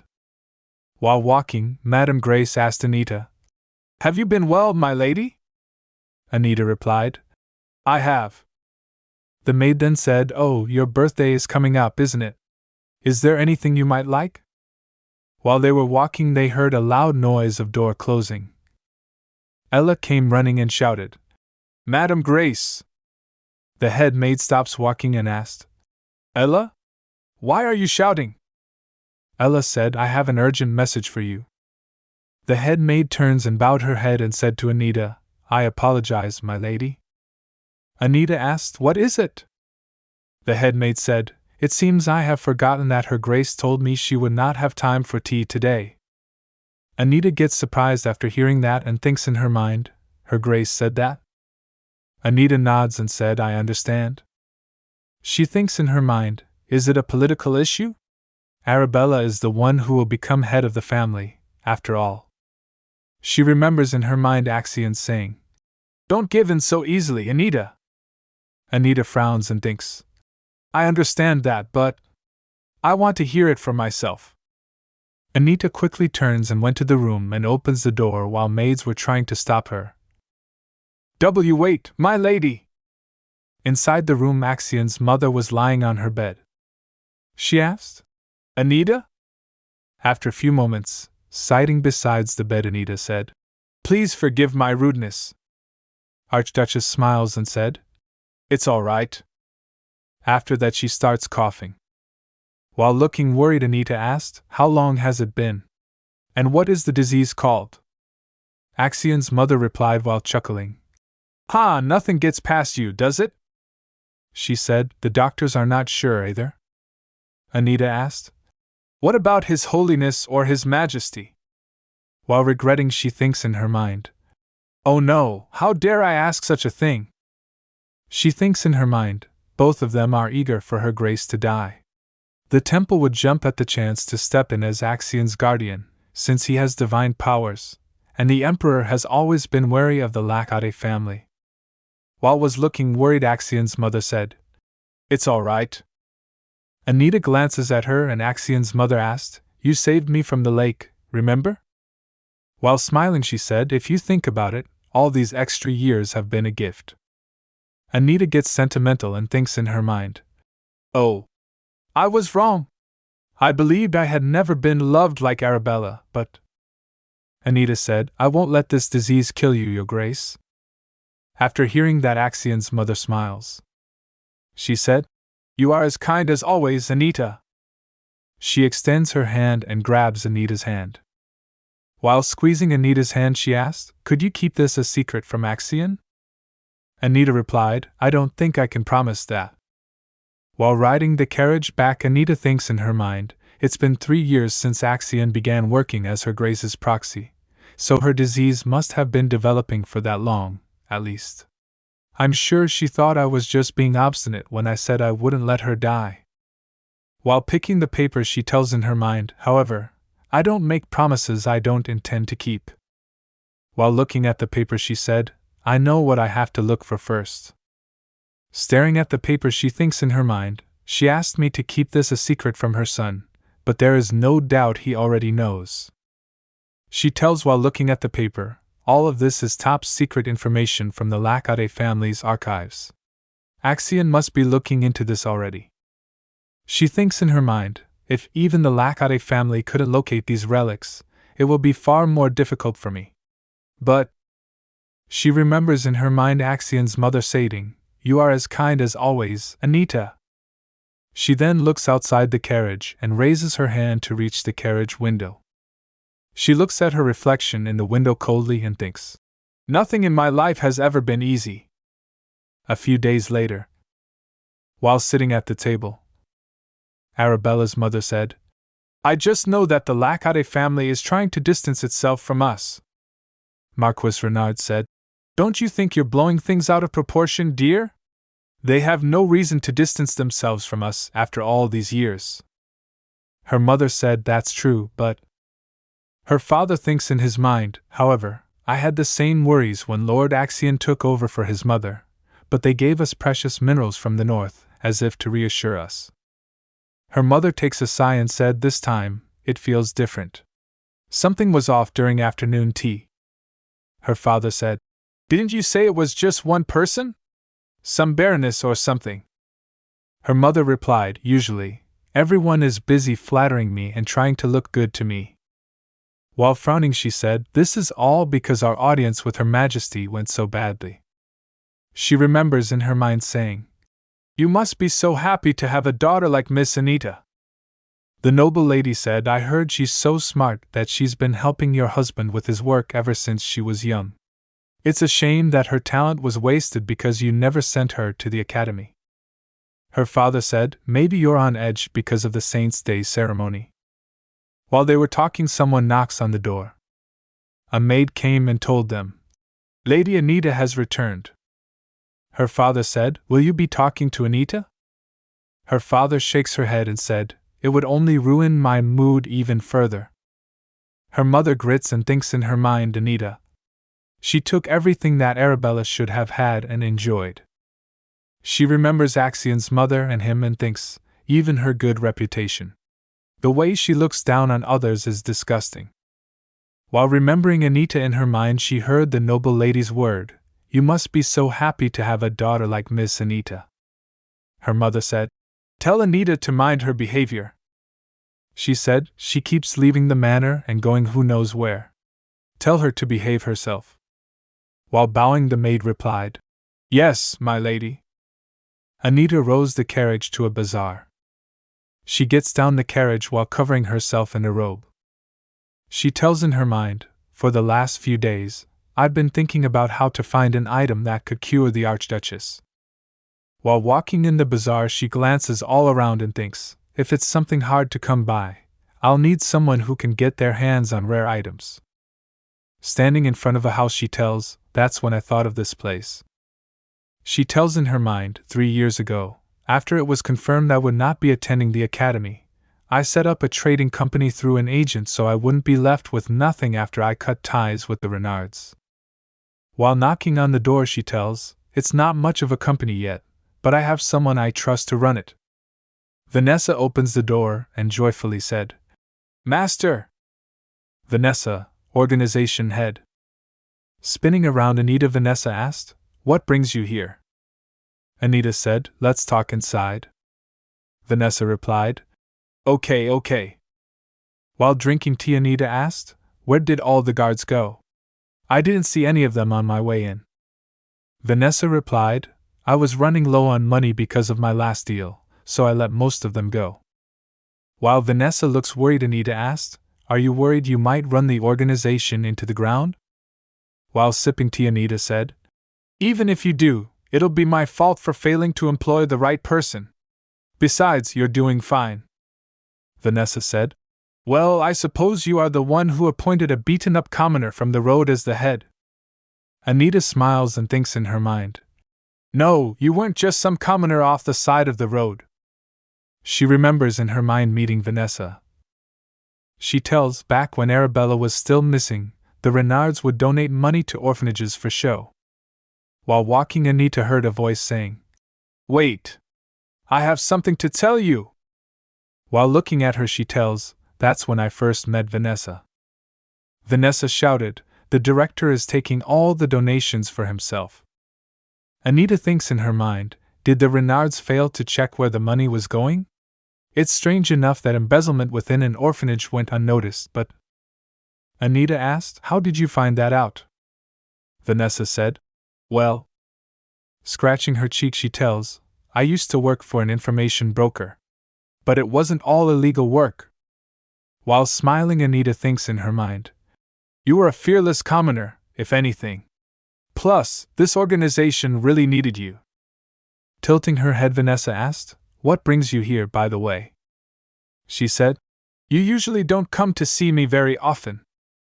Anita said, "I'm going to request information from the Cloche Guild." Vanessa coughs and drops some tea. While coughing, she asked, "What?" Vanessa said, "All the big guilds have powerful people behind them. Cloche was formed 15 years ago, yet nobody knows who's behind it. That can only mean one thing." With a serious expression, Vanessa said, "It's best not to get involved with a guild like that."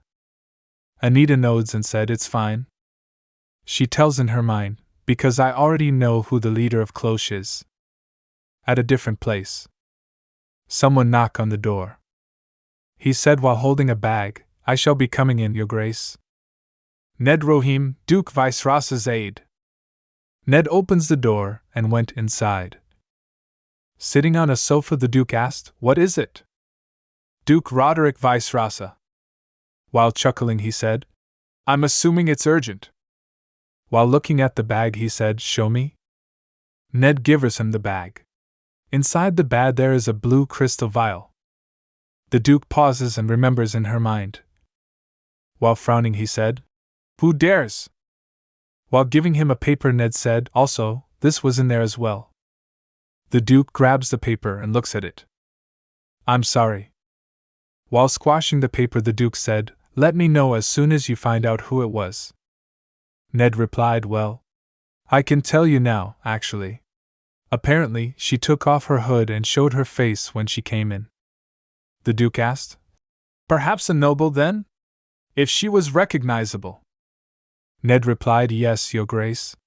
It was Anita Renard. Unexpectedly, he said, You mean the young lady that the Emperor speaks to at every banquet? Ned replied, Yes, that is correct. We thought she might have something to do with the Emperor, but that didn't seem to be the case.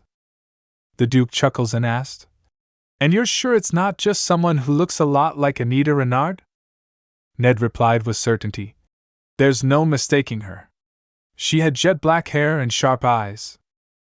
The Duke nods and said, Right, and she has purple eyes. While remembering her eyes, Ned said, Pardon? Well, I suppose they were purplish, yes. The Duke smirks and said, She got me. He said, I knew she was clever back then as well, but who would have thought she would find the same vial? He remembers his encounter with Anita in his mind and tells, I had no idea that I would run into such a young girl at Lake Alkenti in the middle of the night.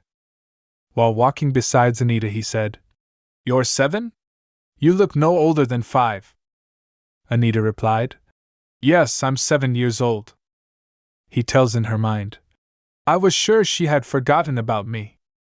He said to Anita, If you ever need me, I'll help you out one time.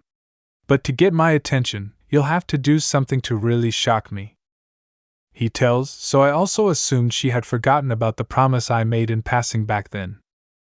Ned gets shocked and asked, So you've met Anita Renard?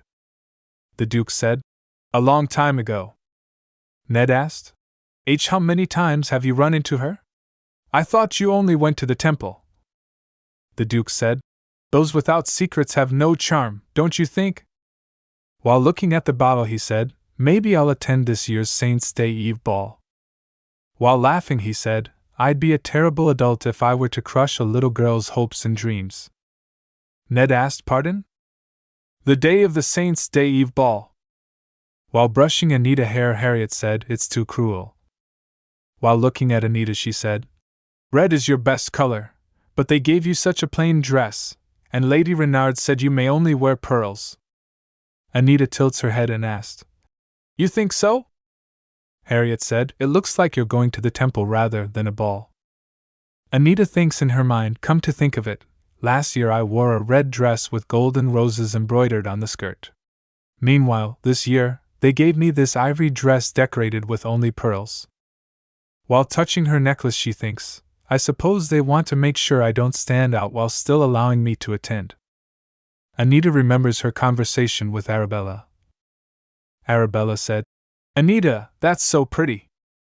While giving her the necklace, Anita said, Then you should have it, Arabella. Arabella said, Wait. Look, there's another one just like it with a different stone. While smiling, Arabella said, We should wear them to the Saint's Day Eve ball. What do you think? Anita thinks in her mind, Because of the Marchioness, I won't even be able to wear the necklace Arabella picked out. While opening the door, Harriet said, It's time to go, my lady. Anita said, All right. Anita walks to where Arabella and her mother were present. Arabella looks at Anita joyfully, then she looks at her necklace and gets sad. While looking at Arabella, Anita thinks, Is she disappointed that I'm not wearing the necklace? Arabella whispers it's okay. Anita thinks in her mind, it's okay. What is she talking about? She thinks, does she mean that it's okay we're not wearing matching necklaces? Or that she's glad I won't be punished for it? Her mother said, Did you really have to take so long to get dolled up and make us wait? While her mother was glaring, Anita said, Does it really look like I got dolled up? Arabella trembles after hearing them bicker. Her mother looks at Arabella and asked, Why do you suddenly look so pale, dear? Arabella said, Oh, it's probably the nerves. Her mother said, There's no need to be nervous. That's one thing I wish you had in common with Anita. Arabella said, Right? I think so too. Anita takes a sigh and thinks, Here it comes. Her mother shouted, Arabella, you're better than her in every way. Arabella calms her mother down and said, And mother, please stop. Arabella whispers to Anita, Sorry. Anita thinks in her mind while smiling, Oh, so she was whispering to me so I would know what she was thinking. They starts walking to the outside. The door opens and everyone gets surprised. While surprised, her mother said, Lord Axion? While Axion walks to them, Anita said, Lord Axion? Her mother said, He seems to be here to escort you. I suppose I'll allow it. Anita asked, Pardon? She then thinks in her mind, Why isn't she trying to stop me? Anita walks with Axion. While walking, she asked, What brings you here so suddenly? Axion said, I wanted to surprise you. Axion puts an hair accessory on Anita's hair. Anita asked, What are you doing? Looking at Anita, he said, A small bribe.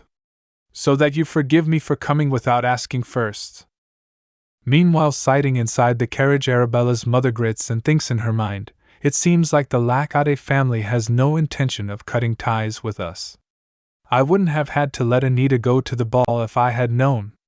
I only allowed it not to anger the Lacade family. While fidgeting, Arabella looks towards her mother and gets downhearted. While riding the carriage with Axion, Anita keeps staring at Axion. Axion said, You keep staring. Anita squeezed her hand and asked, Lord Axion? He replied, Yes? She asked, You already know about her Grace's illness, don't you? Axion asked, How did you know? He said, I'm certain my mother is still under the belief that I do not know.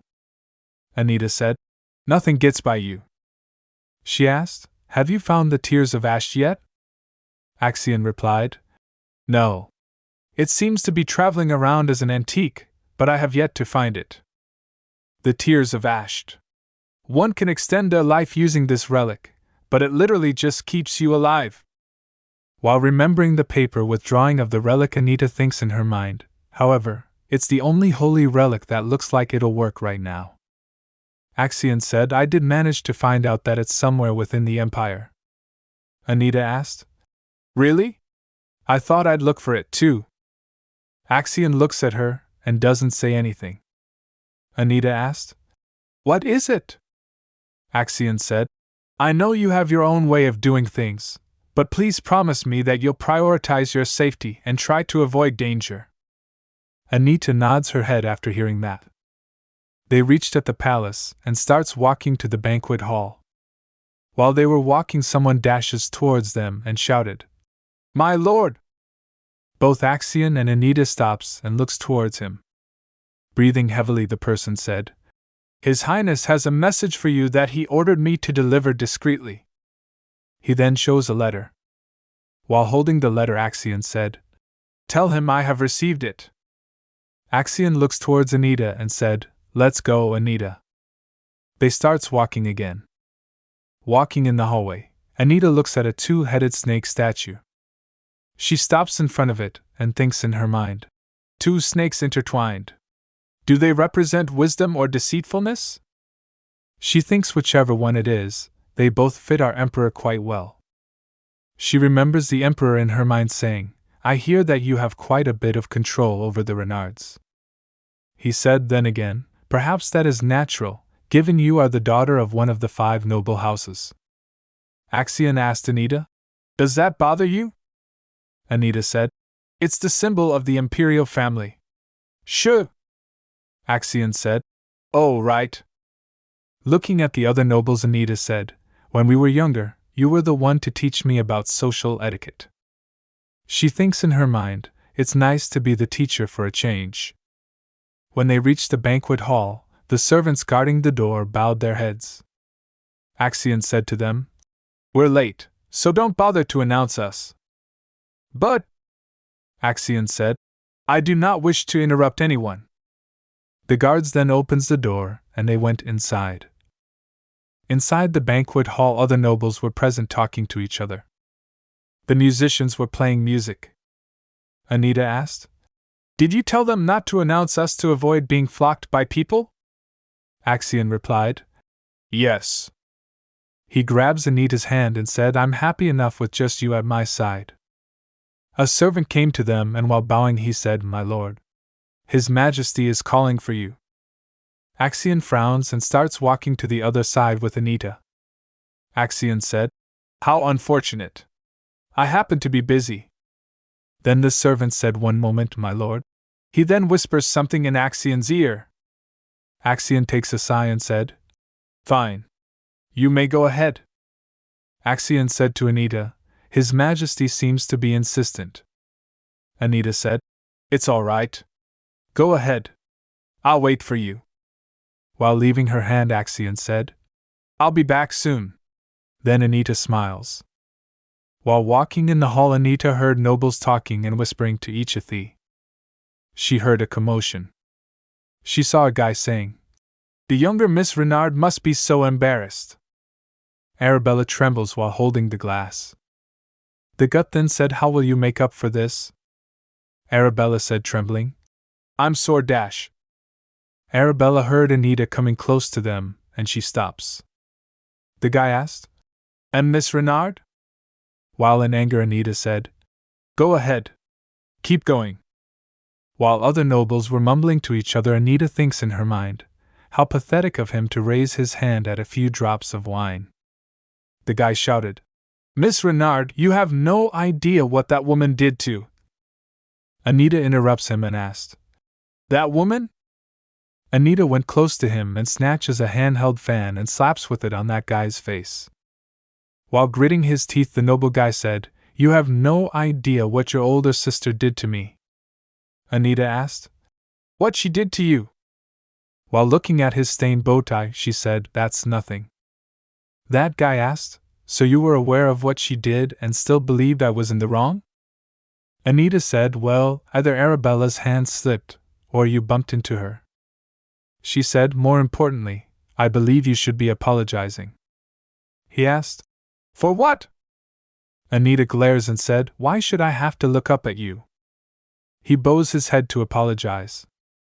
While he was bowing, Anita said, Lower. Lower.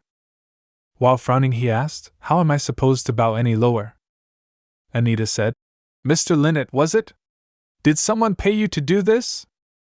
She said, Oh, it must be because of your gambling debts. I don't believe anybody is helping you out anymore. While clenching his hand, he said, If you are referring to my hand, these scars are just from practicing my instrument dash. Anita interrupts him and said, Don't you know you're nothing but a pawn to be discarded? If you wish to be forgiven, get on your knees. He hesitates while kneeling but lowers his knees. Then someone shouted, Miss Renard, what on earth are you doing? Anita turns her head towards the voice and thinks in her mind, There he is, just in time. While looking at the Euclid, she thinks in her mind, The man the Marchioness asked to escort Arabella today. He's one of our cousins. Marquis Euclid. Looking at him, Anita thinks in her mind, Why was he just watching this whole time? She said, While you may be all right with turning your back on a family member, I cannot allow such a thing. Euclid asked, Excuse me? Arabella said to Anita, Anita, I'm fine. Euclid said, It's not as though you consider Miss Arabella to be your family, anyway dash.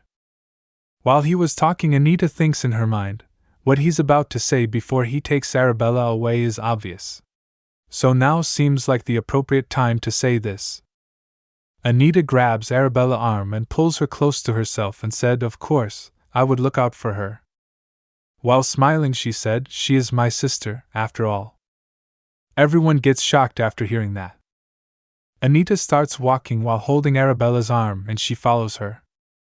Sitting at table at the balcony, Anita asked, "Did Grand Marchioness Euclid chaperone you today?" Arabella replied, "She did." She said, "Having an older sister like me must be embarrassing for you." While chuckling, she said, "Oh, I know you just called me that for everybody else to hear." She said, "Up until a year ago, I would get chased away from shops just for looking at dresses like this." While crying, she said, "I haven't changed at all since then, but everything else has. You went to social gatherings since you were young, but I'm already 19 and terrible at this. I'm sure you've never made mistakes like this, dash." Anita said, "I did." Arabella asked, "What?" Anita said, "I did. I have made mistakes like that." She said, "Young noble ladies usually start practicing social etiquette by having afternoon tea with other girls their age. It's rare to start with a ball like this. Mother and father were being too hasty. I couldn't even say anything earlier." While sniffling, Arabella said, "I just stared at the ground." Anita said, "The pathetic one here was that young nobleman who insulted you." Arabella said, "But I accomplished nothing today. I was introduced to other ladies my age but couldn't even properly greet them. I'm an embarrassment to our family." Anita asked, "The young noblewomen you were introduced to, were they Miss Disalanta, Miss Savi, and Miss Whedon?" Arabella asked. "How did you know?" Anita said, "You're not the only one who finds them intimidating. It could have been much worse." She said, "Don't think you're an embarrassment." Looking at Arabella, she said, "You're a Renard too, you know." Anita thinks in her mind, "I knew she would try to gain control of the Renards. She may have the same title, but the Renards have a much higher status. Besides, she was a Renard for a long time, so the chance must have been irresistible." While gritting her teeth, Anita thinks she must have seen this as the perfect time to strike now that Arabella, who knows nothing, has shown up. Anita said, "You couldn't have avoided something that was planned out from the start?" Arabella asked. "Planned? By whom?"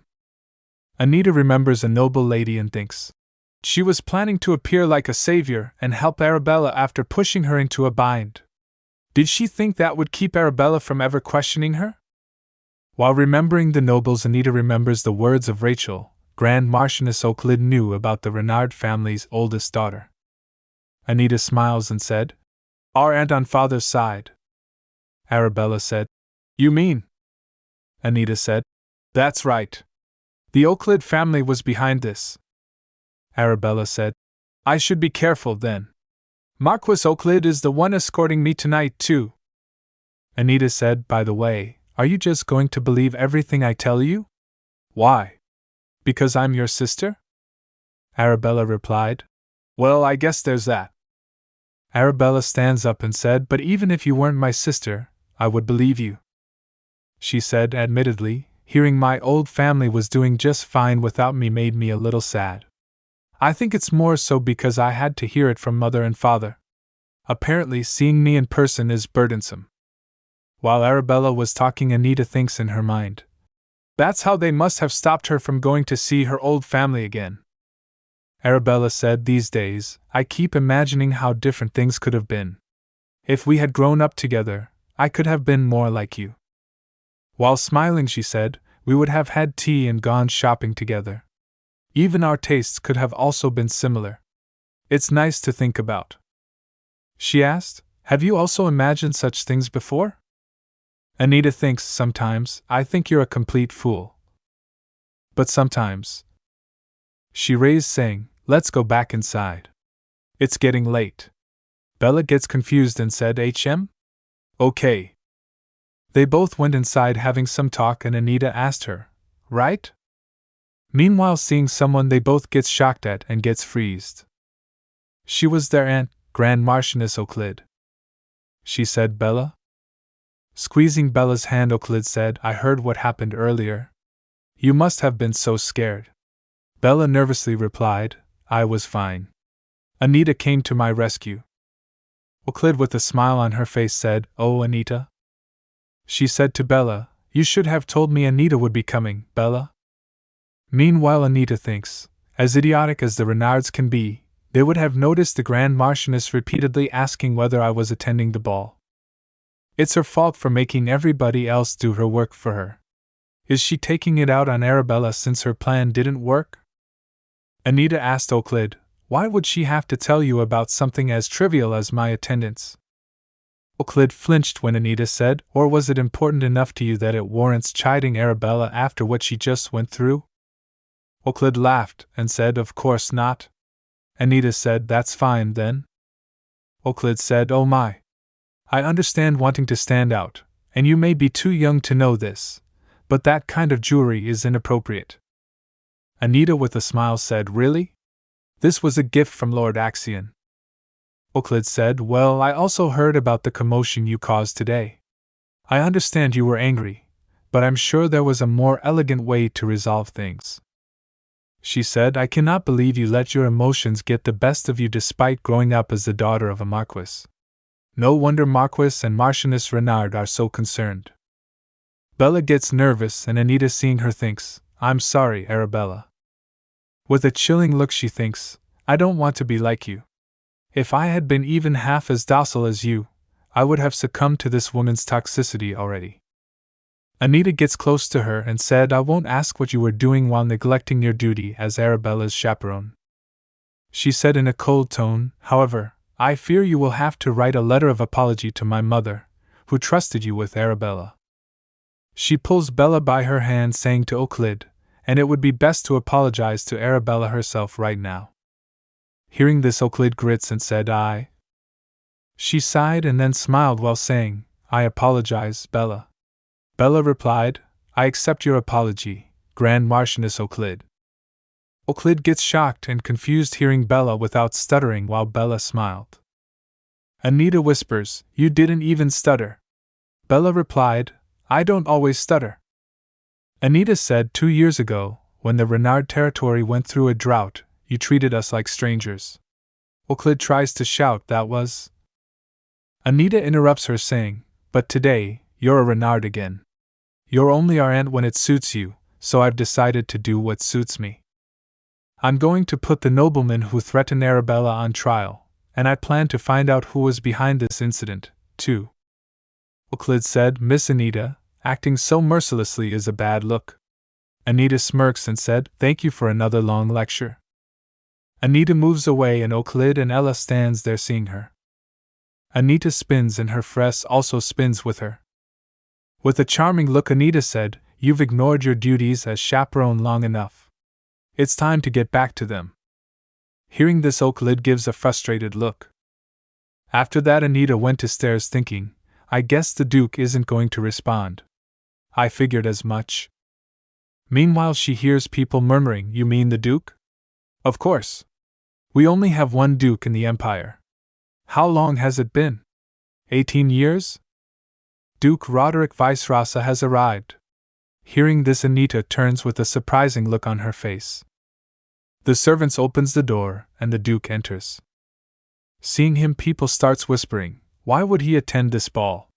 Wasn't he living in seclusion ever since the Duchess disappeared? Noticing Anita, he glanced at her. They both glanced at each other. Anita smiled while thinking, It's been a while. But Duke turns back without saying anything. Seeing this, Anita gets shocked and confused. She thinks, It looked like he recognized me. So why is he turning back? The Duke went to his room and his butler said, I thought I might be able to have some fancy food, but he insisted on going in alone. What a heartless, evil, yet generous master. Meanwhile, he noticed the Duke and glanced at him. The Duke staggers and he shouts, Why, Your Grace? Duke's heart runs so fast, and he starts sweating. The butler asked, Did something happen in the ballroom? Duke said, Ned. He said, Find out everything about Anita Renard. No, as soon as you get back to the manor, call for the shadow. Butler said, we have already looked into her background, Your Grace. There was nothing out of the ordinary. He said, you must be cautious. The only reason they don't have their guard up is because they believe you are only looking for the Duchess. Duke asked, is it really necessary to be cautious? That's why I started the guild. Butler said, also, that young lady is not the same age. She's 17. He said she was born in November, which makes their ages differ by over a year. The Duke said, I see. I suppose I have made a fool of myself. Meanwhile, Anita hears people whispering. I thought he had come out of seclusion, but I guess not. Maybe he's not used to seeing so many people yet. She thinks, the Duke definitely recognized me. Does he not want anything to do with me now that he's actually seen me? But to get my attention, you'll have to do something to really shock me. I was ready to face his wrath, but... She starts moving, thinking, the point is the Duke clearly just rejected my request. Now Vanessa is the only one who can help me find the holy relic. She went to the balcony after this. Meanwhile, Lord Axion stands in front of Emperor's chair. A man said to him, if you don't want that snatched out from under you, you'll have to hurry up and find it first. He said, the Emperor has his eye on it. Meanwhile, the Emperor comes saying, something urgent came up. He asked, have you been waiting long? They bowed to him when he went passing them. He sits on the throne and said, I am well aware of the Lackade Knights' efforts in the north. Unfortunately, your knights don't seem to be particularly skilled. He said, so why don't you go and aid them yourself? This wouldn't be the first time. Axion thinks, how unsurprising. The Emperor has always tried to get me away from the capital during Saints' Day season. Axion said, in my opinion, you should be more worried about your Imperial Knights lacking experience. He turns back saying, if that is all, I will take my leave now. Axion walks and went out off the room, glares while leaving. He was standing outside the door while the Emperor throws a cup at the door in anger. Emperor shouts, that insolent bastard! How dare he! Meanwhile, Axion thinks, the Emperor is under the impression that I'm only in the capital to undermine him. That means I should be able to attend the Saints' Day ceremony. He starts moving while someone comes and said, Lord Axion. Hearing this, he turns to see whom it was. It was Anita's father, who said, we have much to discuss. They starts their conversation and Anita's father clears his throat, ahem. He glanced at Axion while saying, I believe there was some kind of mistake on your end, you see. Hearing this, Axion remains silent. Anita's father recalls a moment in her mind. He asked someone, what do you mean the Lacades have suddenly pulled out all their investments? That man replied, you're the only one who would know why. Her father grits while thinking, this is a bit too far to be a mistake. Axion asked him, a mistake? Her father replied, oh, it seems you weren't aware either. All of the investment money from the Lacades has been rescinded. Perhaps your aide is to blame? He pretended to laugh and said, I won't press any further, as we have always been great business partners. Axion asked him, business partners? Her father said, yes. Were you not investing in my ventures because you value my business acumen? Axion replied, were you under the delusion that I was investing my money because I respected your skills? He said, that explains why you have always treated Anita so poorly. You do not know your place. Hearing this, her father shouts, Lord Axion! That is a twisted way of describing the way I discipline my own child. He gets shocked when Axion said, you get one more chance? If you act rashly and forget to use that brain of yours, as small as it may be, just one more time, you will long for your glory days forever and even prefer this very moment. Meanwhile, Anita was sitting in balcony. She hears someone's steps noise. She thinks, that's not Lord Axion.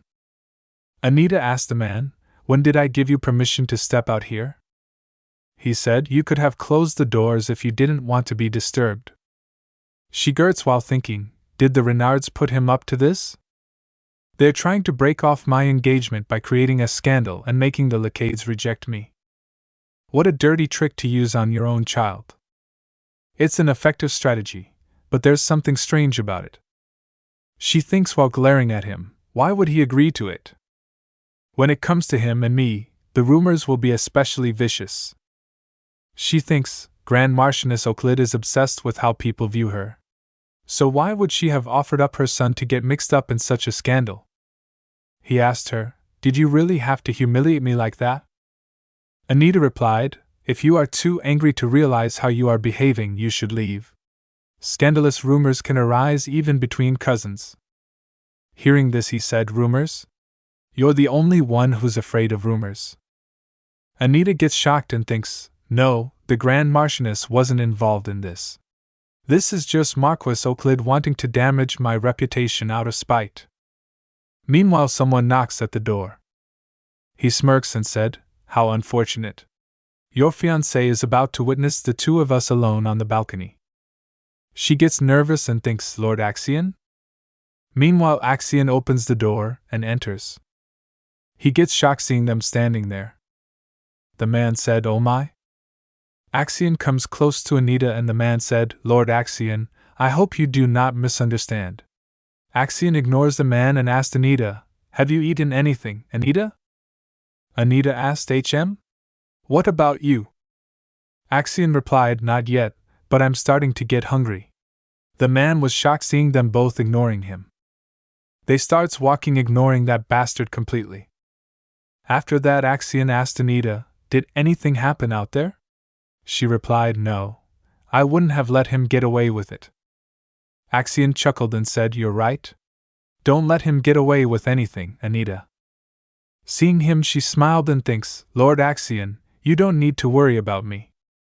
They holds each other's hands and she thinks, as long as your warmth lingers at my side, I'll be fine. After a while, Anita was sitting in her office doing some paperwork and a servant comes and asked, "You called, my lady?" She said, "Take a seat." He said, "It's all right, my lady." She said, "I would rather not repeat myself." She said, "I'll get straight to the point." She said, "Arabella seems to like the taste of jewel." Hearing this, the man gets surprised and asked, "Pardon? Oh, does she?" He said, "Haha, she must have enjoyed the sweet flavor." Anita said, "I think having some available for her would be a good idea." He said, "A wonderful idea, my lady. Shall I order it from the usual place?" She said, "Yes. And tell the organization head to come and see me sometime in the next 2 weeks." She said, "I have a lot of questions for them regarding other food items." The man smiled and said, "Yes, my lady. It's getting late, so please do not overwork yourself and head to bed soon." Hearing this, she gets confused and tilts her head thinking, HM? He should know I barely do any work other than those directly related to our territory. He said, "You tend to overexert yourself. I thought you might be putting a lot of effort into something that I may not be aware of."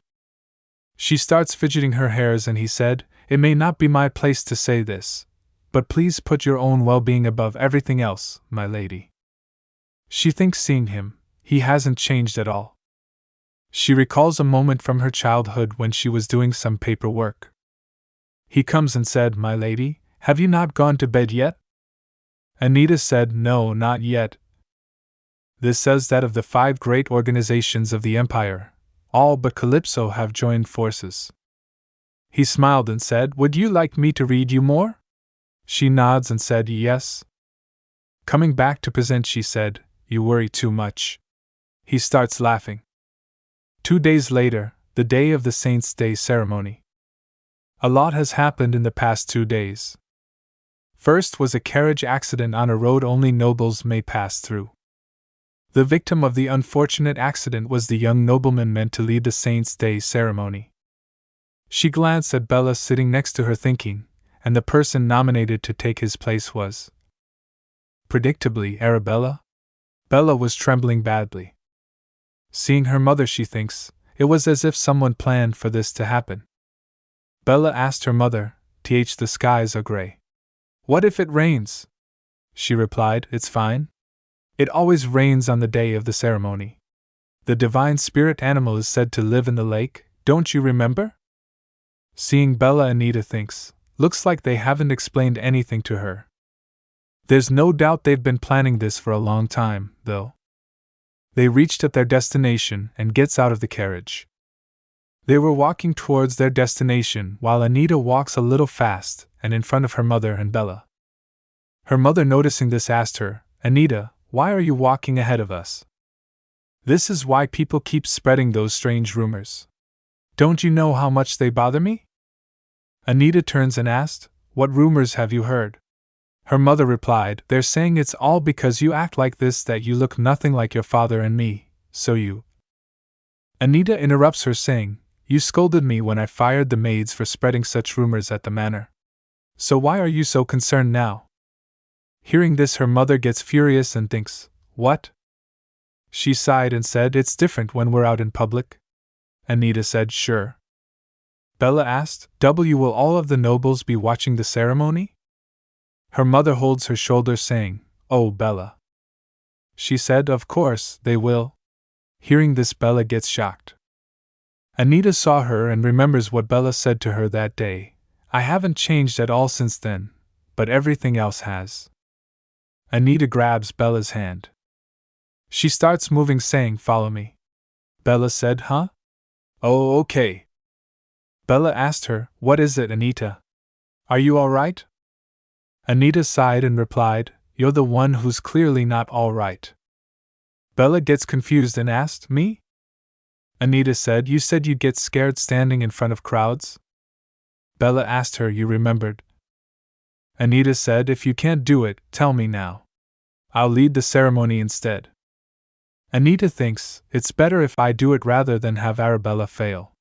The imperial family puts a lot of importance in this ceremony, after all." Bella said, "It's fine. I'll do it, Anita." Anita gets shocked and asked, "Are you sure?" Bella smiled and said, "It still scares me, but I feel like I can do it now." Anita hears people murmuring and she thinks, "What's going on? Why is it so loud?" They were saying, "I am so honored to meet you, Your Grace. I saw you at the ball, but—" It was the Duke, and seeing him she gets shocked. She thinks, "The Duke? I thought he had gone back into seclusion. That means, he really did just come to the ball to show he rejected my request." The Emperor said, "Thank you all for attending today." Bella was trembling so badly, and seeing her, Anita thinks, she's trembling too much for someone who's just nervous. Anita holds her hand and she gets shocked. She said, "Thank you." The Emperor said then, "Without further ado, let us begin the ceremony." He said, "Arabella Renard, step closer." Bella gets so nervous hearing this. People starts whispering, "Why isn't she getting up?" Lady Arabella is ignoring the Emperor's orders. After that, Anita raised from her seat. She went to the Emperor. She bowed and said, "Greetings, Your Majesty, the great son of the Empire." She said, "My name is Anita, and I am the second daughter of the Renard family." She said, "I heard that Lady Roem led the ceremony in her brother's stead 6 years ago." The Emperor replied, "Indeed." She said, "I would like to lead in my sister's stead as well." Hearing this, her mother gets shocked and shout, "Anita!" Her mother said, "I apologize, Your Majesty. She is terribly selfish, and—" People starts murmuring, "His Majesty has always favored the Renard's second daughter, although she's still young and hasn't even made her debut. Didn't she cause a scene at the last ball as well? Do you think His Majesty will let it slide again?" The Emperor laughed and said, "I like selfish children." The Emperor said, "You never fail to amuse me." "All right then. Go ahead." Anita said, "Thank you, Your Majesty." He thinks, "It looks like I will enjoy the wait, too." She starts moving forward. She noticed Axion there and thinks, "It's been a while since Lord Axion has attended the ceremony." While glancing at the Duke, she thinks, also, "What's wrong with him?" Suddenly she hears the voice of the spirit she talks with, "Focus, Anita." She asked him, "What are you doing here?" It replied, "I'm here to help you." She said while kneeling down, "You didn't have to. Are you allowed to leave the lake?" It replied, "I've actually been waiting for this day, Anita." She said, "All right, I don't know why you're here, but I won't tell you to leave." It asked her, "How much longer do you have to wait? Put your hand in." While putting her hand into water, she replied, "I'm going to." The water starts sparkling and raised in air. They get shocked and the spirit asked, "What is this? What's going on?" She thinks, "What?" Seeing the water, the spirit said, "It's all coiled up." She flinched and asked it, "What are you doing?" The spirit said, "It looks like this was done before you even became self-aware. How dare they?" She staggers. The water felt on everyone like rain. A lady said, "It sparkles when it hits your skin." A man said, "It's just like." Meanwhile, the emperor starts trembling and shouts, "Stop! Stop the ceremony at once!" Meanwhile, Axion dashed towards Anita. He grabs her before she falls down. She loses her consciousness and he said, "Anita." After some time, Axion's workers and he was sitting together. One of them, showing some papers, said, "We have located the Tears of Asht. We have also received word that the Eye of Oblige has been acquired by the Port Am organization." Seeing the papers, Axion said, "The Port Am organization, huh?" Lord Axion smiled after reading this. He thinks, the Emperor seems to have fallen for it. It was a good idea to spread the rumor about me looking for a fancy necklace to gift Anita. The man asked him, "What would you like us to do?" He smiled and said, "Let him bask in his misguided sense of victory for now." He raised from her seat, saying, "Let's head to the Saint's Day ceremony." He moves near to the window and recalls that moment. It sparkles when it hits your skin. It's just like. He thinks, this is pure divine energy. But it's not coming from Anita. Lord Axion? He's here at the Saint's Day ceremony?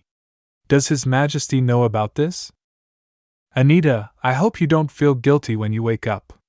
Please don't blame yourself for the Emperor noticing me or feel bad about how I became the center of attention. Even now, the Emperor is under the impression that I'm only here out of spite because I was one step behind in finding the Eye of Oblige.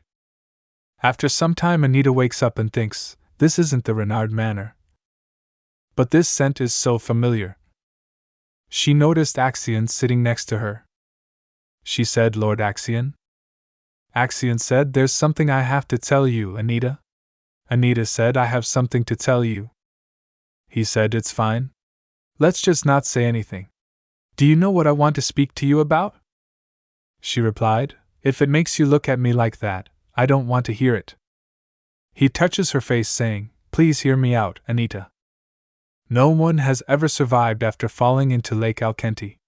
That's why I initially thought your survival meant you had divine powers. However, you don't and I. And that's why we became friends." Anita said, "We might not have lived in the same house, but we grew up together and shared many memories, didn't we? We also agreed that we could keep one secret from each other." She said, "So let's not tell each other anything for now." Axion said, "All right." Anita stares at him. He asked, "What is it?" She thinks, a specific memory comes to my mind when I look into Axion's eyes. When I was younger, the Renards would go to their summer home by the ocean for vacation every summer. Meanwhile, I never got to leave the capital. I see. Then let's go see the ocean together sometime.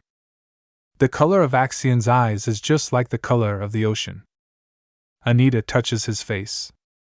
She thinks, I wonder, does the ocean really look like your eyes, just like Her Grace told me? He starts blushing. Meanwhile, Ella comes and knocks the door, saying, "It's Ella. May I come in?" Axion said, "Anita has woken up. Please prepare a meal for her." She replied, "Yes, my lord." Axion smiled and said, "I thought you wanted to say something." "Not right now. You should rest and eat something first." The servants brought Anita's meal. Axion, trying to feed it to Anita, said, "Say Anita. I'll answer one question at a time." Anita said, "I have to take a bite for every answer, don't I?" He said, "Yes." After some time, Anita was sitting on her bed thinking about it now, it's strange. Cutting ties, Why did I only ever think of leaving my family? Maybe. No, I'll think about that once I'm back at the manor. Seeing a knife, she thinks, right now, this is more important. She grabs the knife while thinking, I might have divine powers like Lord Axion. This is worth testing out. She makes a cut on her arm thinking, healing a wound like this takes about 2 days at the temple, so if the blood stops on its own, it'll be a success. The blood starts dripping on the ground. She gets confused when she finds that blood is not stopping and she thinks, the blood isn't stopping at all. She turns thinking, maybe surviving at the lake and what happened at the ceremony were all a coincidence. Axion's mother comes and asks the servant, Anita is awake? The servant replied, yes, she awoke yesterday. Axion's mother said, I hope she's all right. They went to Anita's room and servant said, my lady, I'm back with her grace. Axion's mother noticing Anita shouts, Anita! Anita said, your grace? She grabs Anita's arm and seeing it she gets shocked. She asked, who would dare do this to you? Anita replied, since I may have divine powers, I was just testing whether I also have healing powers. Anita laughed and said, but I guess I don't. Holding Anita's arm she starts trembling and said, you shouldn't have done that. She thinks Anita. Anita smiled and said, it barely hurt, don't worry. She frowned and said, all right. They sits in front of each other having tea. She said to Anita, as soon as you fainted, the emperor dismissed everyone. The temple interpreted the incident as you having divine powers, and it's spread to all the nobles as well. They'll probably send you many invitations now. It'll get a bit stressful. How about you stay with us? Anita shakes her head saying, thank you for the offer, your grace. But it's gotten late. I should get going. She said, Anita? Anita said, I won't forget how you cared for me, your grace. She asked Anita, do you really have to leave? I always did my best to respect your decisions. However, looking back, I feel as if I was nothing but a bystander. Anita gets nervous and said, if that were true, I wouldn't have so much affection for you, your grace. I must return because that's where my life is. She smiled and said, all right. Let's get you patched up first then. Anita nods. She said, and one more thing. If anything happens, contact us right away. After that, Axion helps Anita sitting in the carriage. He squeezed her hand and she turns HM? Axion said, one moment. He kissed her hand. She gets shocked and he said, please remember that I'm always thinking of you. Also, there's something I just found out, Anita. She asked, what is it? After that, Anita reached to her home and her mother hugs her saying, welcome home, my dear. They both smiled and her mother said, we, of course, wanted to take care of you here, but the Lacades refused to send you back.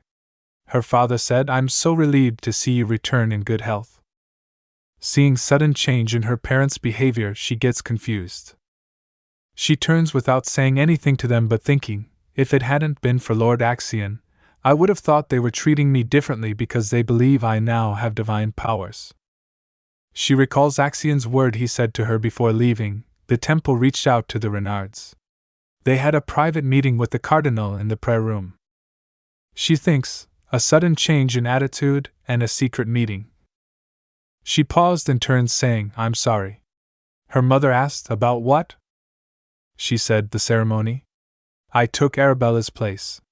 Her mother said, there's no need to worry about that, Anita. She thinks, I ruined a chance for Arabella to shine in front of everyone, and suddenly they don't care? They must have achieved a lot by using me as a bargaining chip. Her mother said, now that you're home, you should rest up. It must have been difficult being in such an unfamiliar place. Anita said, I don't believe that's true. Her mother gets shocked and asked, what? She replied, I spent a lot of my childhood there, and it is where I will be living in the future. Her mother said, but for now you're not yet. Anita interrupts her saying, and don't touch me. We were never this close. Her mother starts crying and asked, how could you talk to your own mother like that? Her father said, I'm sure Anita is just tired, dear. Her mother asked, do you think so? Anita turned, saying, I'll take my leave now. Anita went to her room and she drops a few drops of her blood into a glass of water. The water starts glowing. The spirits comes from it and said, Hi. Anita said to it, Hello? The spirit said, Twice a day is a bit exhausting. I won't be able to come see you for a whole week now. Anita said, I'm sorry. Spirit said, No, don't apologize.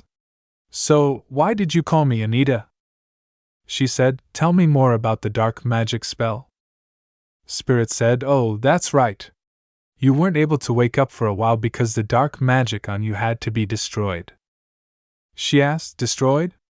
I thought dark magic and divine powers don't mix, so they can't exist together in one place to begin with. Spirit said, But your divine powers were locked away. The spell was really strong. They probably cast it on you as soon as you were born.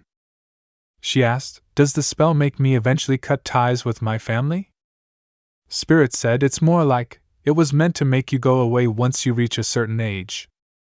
She said, So it was designed to kill me. Spirit said, When I find out who did that to you, I'll make it so that they can never drink clean water ever again. Spirit asked, So, are you going to leave your family? She replied, I'm not sure. She thinks, cutting ties with them is no longer my only option. She recalls what people thinks about her. How could she look so different? I heard a maid who served at the manor for years before the marriage was the midwife. But she doesn't take after her father either. She thinks the two of them are the kind of people who would have sacrificed their own child just to find Arabella. The question is who cast the dark magic spell on me. For now, I'll keep looking for a way to cure the Archduchess. Finding the dark mage can wait.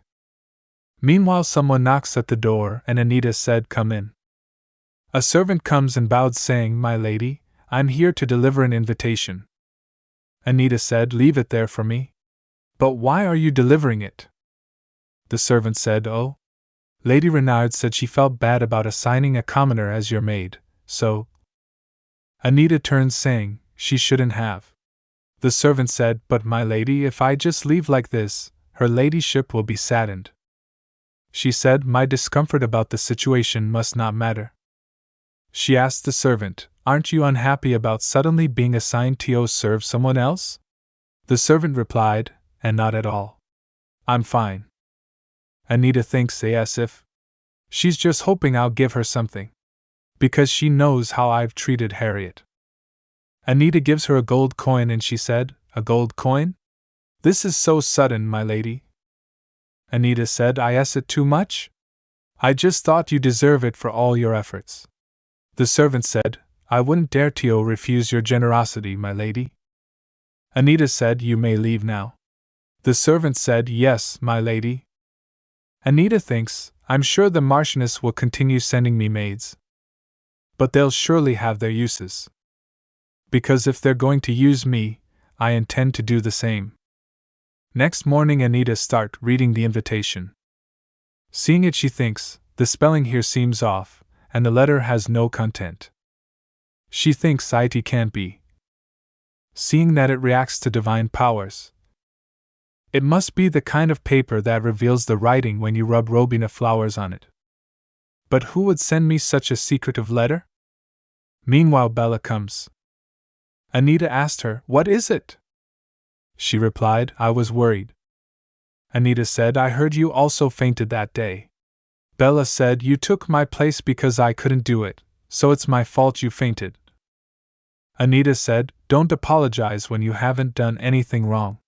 Don't you understand that I'm the one that stole your spotlight? Hearing this, Bella gets confused and shocked, Mother and father were also really worried. They even went to the temple. They couldn't get any holy water, but still.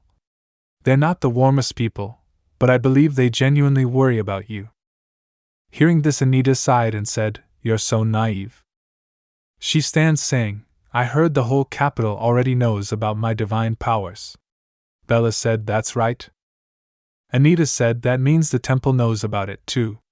Did you learn how, before Lord Axion was born, no one had been born with divine powers for over 300 years? Bella nods hearing this. Anita said, Lord Axion is a future archduke, but I'm neither royalty, nor the daughter of an archduke, or even a duke. I'm just the second daughter of a marquis. She said, think about it, Arabella. Did our parents really go to the temple because they were worried about me? Or did they go there to make some sort of deal? Bella said, no. I'm sure that's not it. She starts sweating and asked, what if I prove it to you? That they went to the temple because they were worried. Anita replied, go ahead. Bella asked, did I make you angry? I just. Anita interrupts her saying, you should leave now. Bella said, oh, okay. Bella stares Anita before leaving. Anita thinks the first time Arabella fainted was 2 weeks after she arrived at the manor. She didn't collapse every time. And it seemed completely random. When I thought I might have divine powers, the first thing I asked was whether it was my fault that Arabella kept fainting. The wind told me it wasn't sure, but it also let me know something unexpected. Your divine powers might have been locked away, but they could have leaked out. Anyway, even if she was fainting because of you, that won't happen anymore. You've naturally learned how to control your powers, right? She thinks what? She thinks, Lord Axion. It might have been my fault that Arabella kept fainting, but thanks to Axion, I'm able to control my divine powers now. Lord Axion. He always said he never wants to become a cardinal or pope, but he acted like a priest for me. Meanwhile, at the Duke's place, his butler tells him something. Hearing that, the Duke gets shocked and asked, what? He smiled when butler said, Lady Anita Renard has sent you a reply, Your Grace. The next day, the Duke met Anita. While having some tea, he said, it's been a while. 10 years, I believe. Anita replied, yes, Your Grace. He chuckled and said, I didn't expect you to successfully decode my message. She replied, it wasn't easy. That's why I wanted to check whether I was correct. Duke smiled and said, I'm curious to hear what you thought I meant. Anita asked, you need my divine powers. Am I correct? Duke said, you are. He said, the holy relic I have reacts adversely to the divine powers of anyone with royal blood. That means the divine powers of the Archduchy don't work on it. This is top secret, so I cannot ask the temple for help either. He said, I need your divine powers, and it seems you need the information I have. She said, that's right. She tells him, I'm looking for the Tears of Asht. The Duke nods and said, I'm sure you already know this, but finding holy relics is difficult. Anita asked, does that mean you cannot do it? He replied, hardly. It just means it will take some time. Anita said, then let's agree on how many times you will need my powers.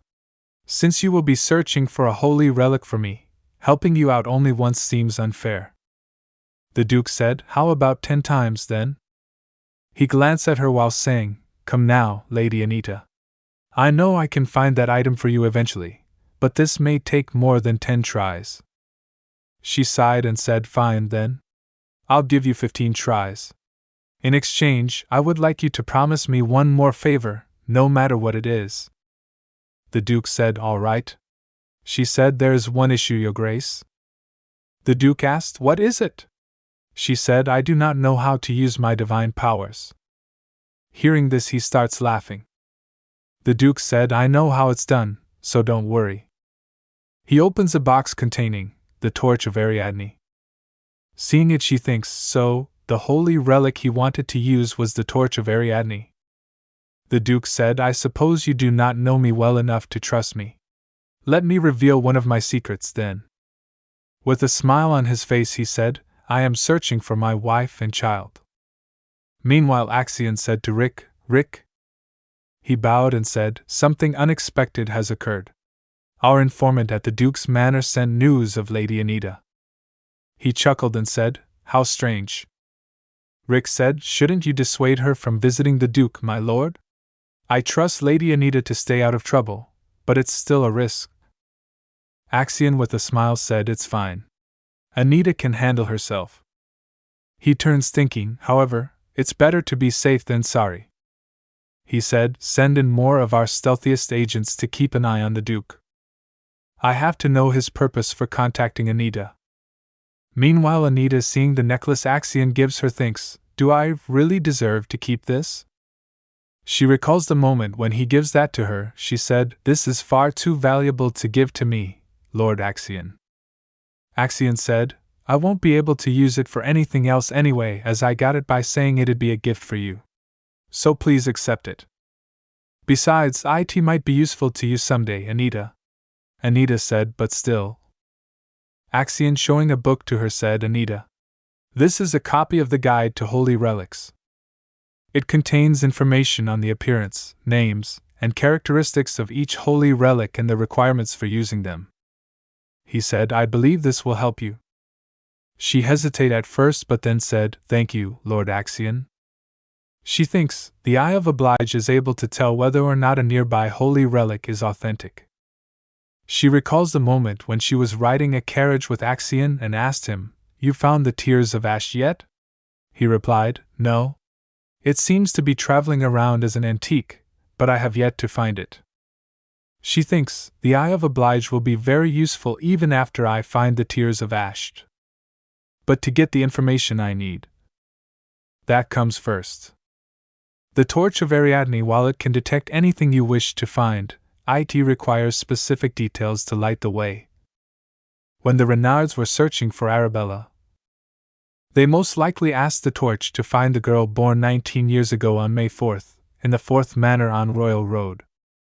So, to find the Duke's wife and daughter, he'll need such details. Meanwhile, the door opens. She gets confused seeing her mother.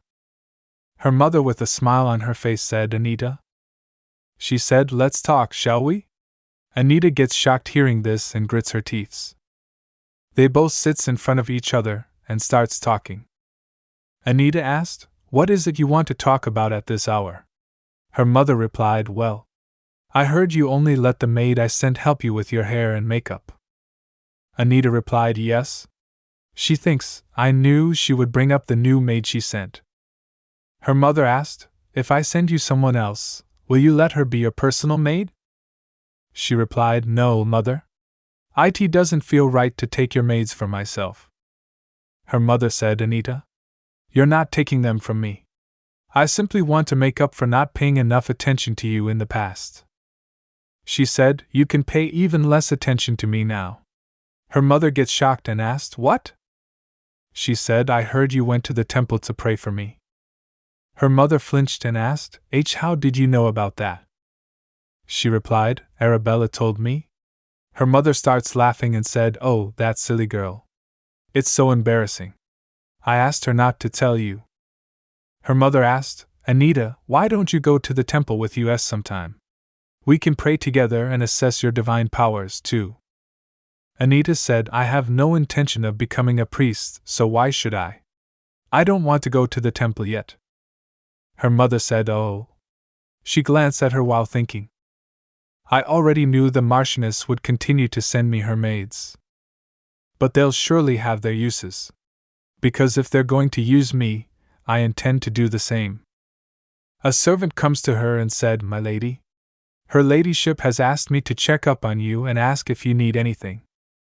She smiled and said, then will you help me get dressed for an outing? While the maid was brushing her hair, she said, by the way, my mother seems very concerned about me. Oh, I heard she even went to the temple because of me. She went again today, is that right? The maid replied, yes. She said, I'm worried my mother will get sick from praying so hard. She's already having such a hard time, so I feel bad for taking away one of her most trusted maids. The maid whispers, there's no need to worry about that. In fact, her ladyship is meeting up with others at the temple, so she won't just be praying. She asked, really? Who is she meeting? Maid said, I'm not sure about that, but… Oh. Have you seen the head maid with a big envelope full of papers? That has to do with the favors her ladyship is doing for someone at the temple. She smirks while thinking, I'm sure it was a half-true fact to earn my trust. She asked, is that so? Thank you for telling me. Besides Madame Sabina, The Marchioness treats all the other maids like they're nothing but decorations. But they are also humans with their own wills and desires. This maid probably thinks she earned this brooch by telling me useless information, but that information was more than enough. Coming back to present, her mother drinks the tea nervously. Anita asked her, "Is that all you had to say?" A servant went to Emperor's room and said to him, "A carriage passed through the gates of the Duke's manor a few days ago, sire." They spoke with the Duke for a little over an hour before they left. Hearing this, he flinched. He turns and asked, "Who was it?" The servant bowed and said, "It was Anita Renard, sire." He asked, "And do you know what they talked about?" Servant replied, "We were not able to figure that out, your majesty." He gets furious and shouts, "Not able to? What are you able to do, you useless fool?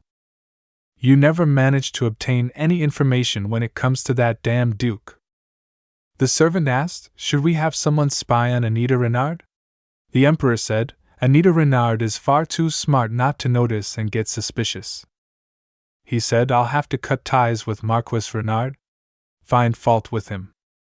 He turns and the servant said, "Understood, your majesty."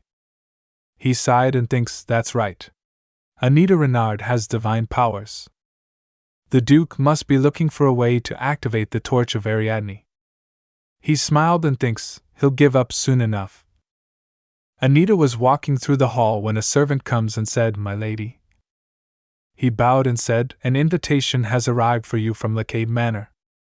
She said, "I guess it's already that time again." He said, "Indeed? I shall excuse myself, then." Anita said, "Wait. I have a personal request for you. Will you accept it?" He nods and said, "Of course, my lady." She said, "It's just one thing. Please get me my records from the department in charge of keeping the personal information of nobles." He went to take the records and servants said to him, "Greetings." Lost in his thoughts, he don't notice them and walks away. He thinks, "I knew something was off when Lady Anita asked me to get her records, but I never imagined something like this was happening behind her back." He knocks the door saying, "This is Philip, my lady." He recalls when he asked her, "Why are you asking for those records all of a sudden, my lady?" She turned smiling and said, "No reason. I just want to confirm something." He thinks, perhaps she already knew about this. I have rarely seen her in tears, but this will certainly break her heart. Meanwhile, at Lacade's manor, Anita asked Axion, "Did you blend this tea yourself?" He replied, "I did." Air comes from the window and mess her hairs. She said, "I've never had anything like this. It's nice." Axion smiled and asked, "May I tie your hair for you?" She asked him, "Don't you need a ribbon?" He said, "I can just use my handkerchief." She smiled while saying, "I suppose you have always been good with your hands." She said, "I have something to confess to you." He asked, "What is it?" She said, "I was under a dark magic spell." She said, "That was why I kept wanting to cut ties with my family. But I don't think it was just because of the spell." She said, "I just wanted to live a happier life." He asked, "So, what's stopping you? You have more than enough influence within the Renard family. You can just take over." She turned saying, "HM?" He smiled and said, "Use me, Anita." He gives some papers to her saying, "These records detail the conversation the Marquis and Marchioness had with the temple. I don't want you to get hurt because of them. I shouldn't put off reading it anymore. I need to come up with a countermeasure." After she returns, the servant said, "My lady, I have brought you the documents you requested." Anita said, "Come in." He comes in, and she noticed him being so nervous. She said him, "Hand them over." He bowed and gives them to her. He said, "My lady, please do not let this hurt you too." She interrupts him saying, "Those two are absolute trash." She said in a cold tone, "I knew it." She said, "Good work, Philip. You may go now." He replied, "Yes, my lady." Giving something to him, she said, "Also, you probably won't need this, but still." After that she sighed while thinking, "This is why they were so worried I would find out. They're planning to sell me to the temple. The documents from Lord Axion say the same things as those the butler acquired. Parents make all the decisions for their underage children. That's why the Renards were in such a hurry. First, the temple will return all of the Renards' past donations in exchange for me. Second, when Arabella gets married, the temple will provide a high priest for the ceremony. Third, even when I am affiliated with the temple instead of the Renard family, my surname will remain the same. Those two who call themselves my parents are even more vile and underhanded than I thought. Are they even my actual parents? After Arabella went missing, the Marchioness spent 3 years at their summer home. While she was there, I was born much earlier than expected. So Madame Sabina acted as the midwife, since they didn't have time to call for one. At one point, I thought I must be an illegitimate child of the Marquis. I don't look anything like either of them. She must be that maid's daughter. The rumors started spinning out of control as soon as I started attending social events, as if to prove that I wasn't the only one to think that. No. If I really were an illegitimate child, the Marchioness would not have allowed me to show my face in high society. Besides, Madame Sabina is one of the Marchioness's most trusted maids. A bird comes at the window and she thinks, "What's that?" There was a bird with a message. She gets the paper from its feet. While reading it, she gets shocked and thinks, "How did he?" The message said, "Anita, remember that the Lacade family is always on your side." Reading this, she thinks, "Lord Axion? All right. I'll keep that in mind." She went to her drawer and opens it. She picks a magical artifact thinking, "I can only send short messages through this artifact, but that's more than enough right now."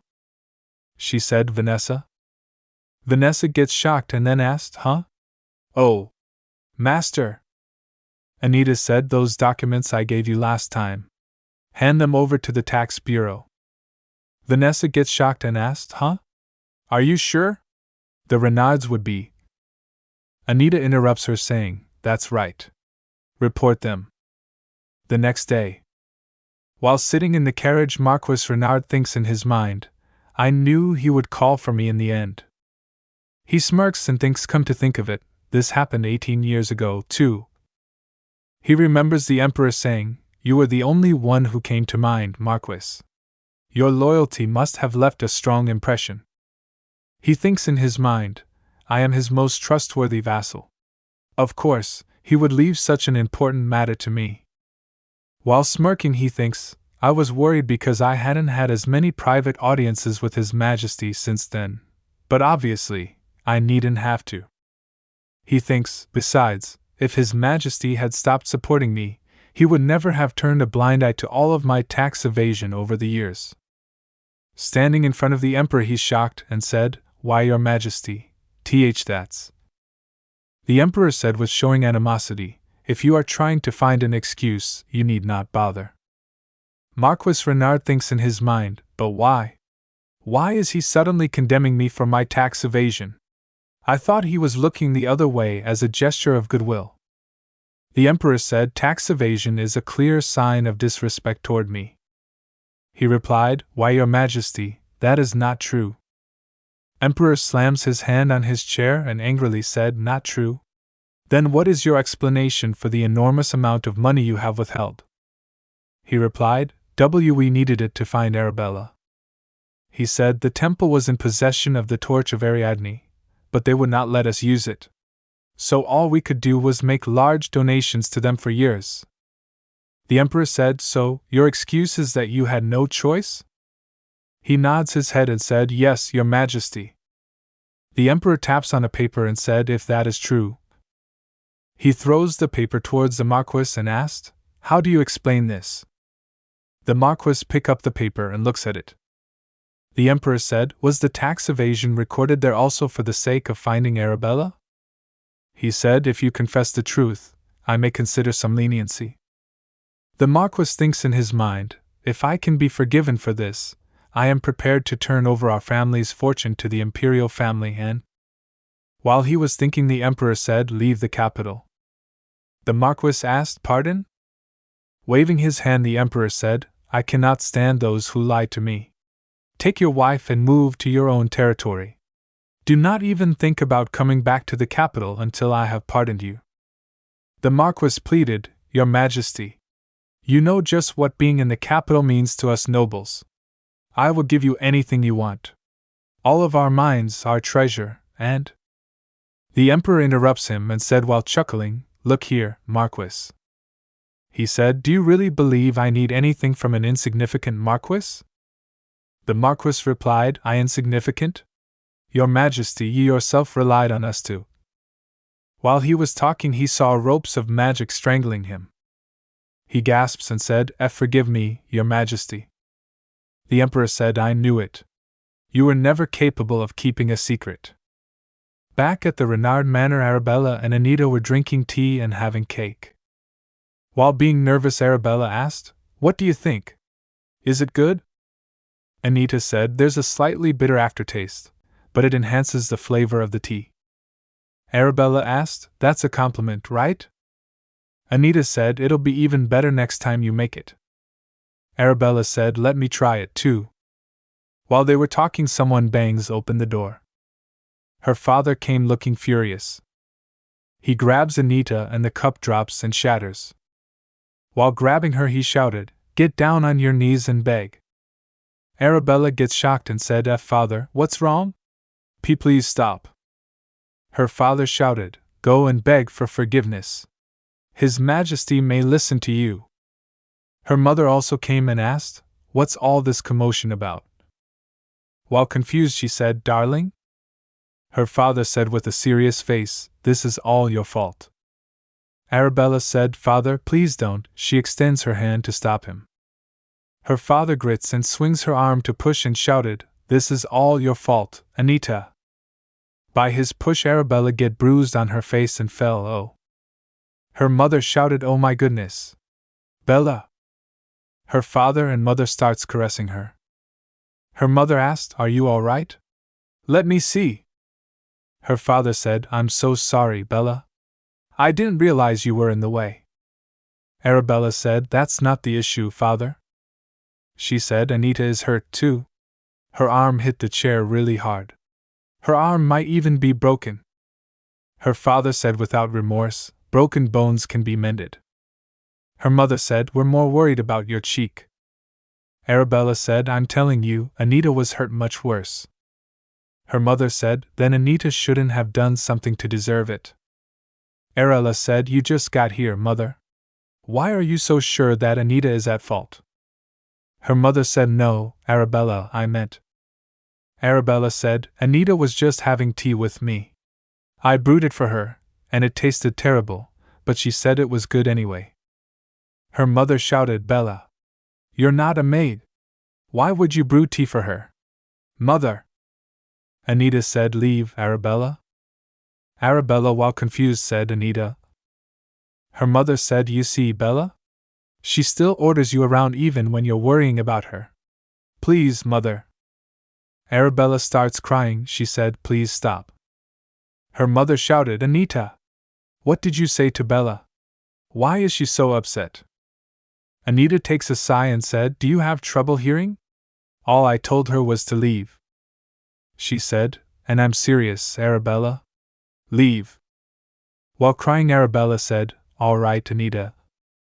Her mother said, Hold on, Bella. Where are you? Arabella stands and walks out of the room.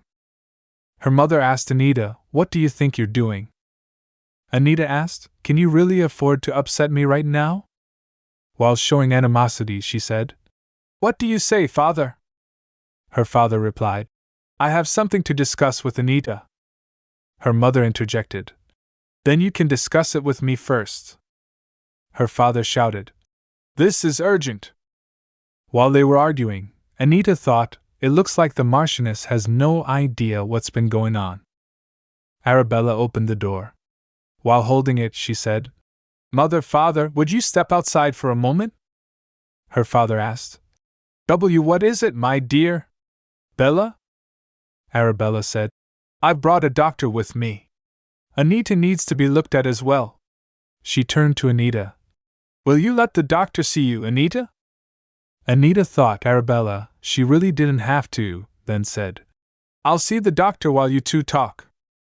After a few moments, her mother, shocked, said, We have to leave the capital? What do you mean? Her father explained. It's just as I said. The emperor discovered our tax evasion, so he ordered us to leave. Her mother demanded, What did you say to His Majesty for him to decide on such a cruel sentence? Marquis yelled, pointing at her. Technically, all of that money went to your extravagant lifestyle, did it not? Lady Renard shouted back. Oh, you think that was all for my sake?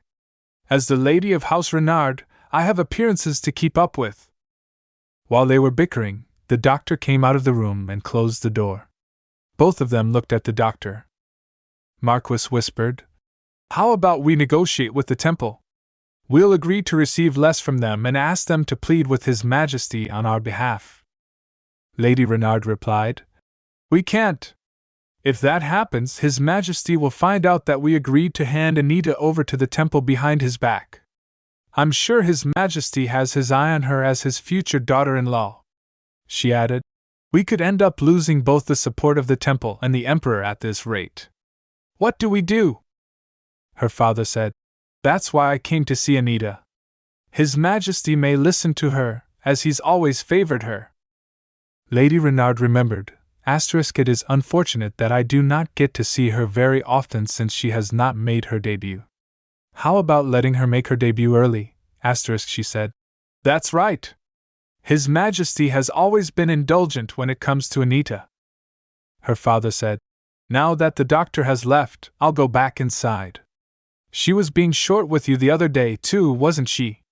I'll give her a stern talking to. Her mother said, I believe in you, dear. After a while drinking tea, her father said, I came by earlier because there is something you must do.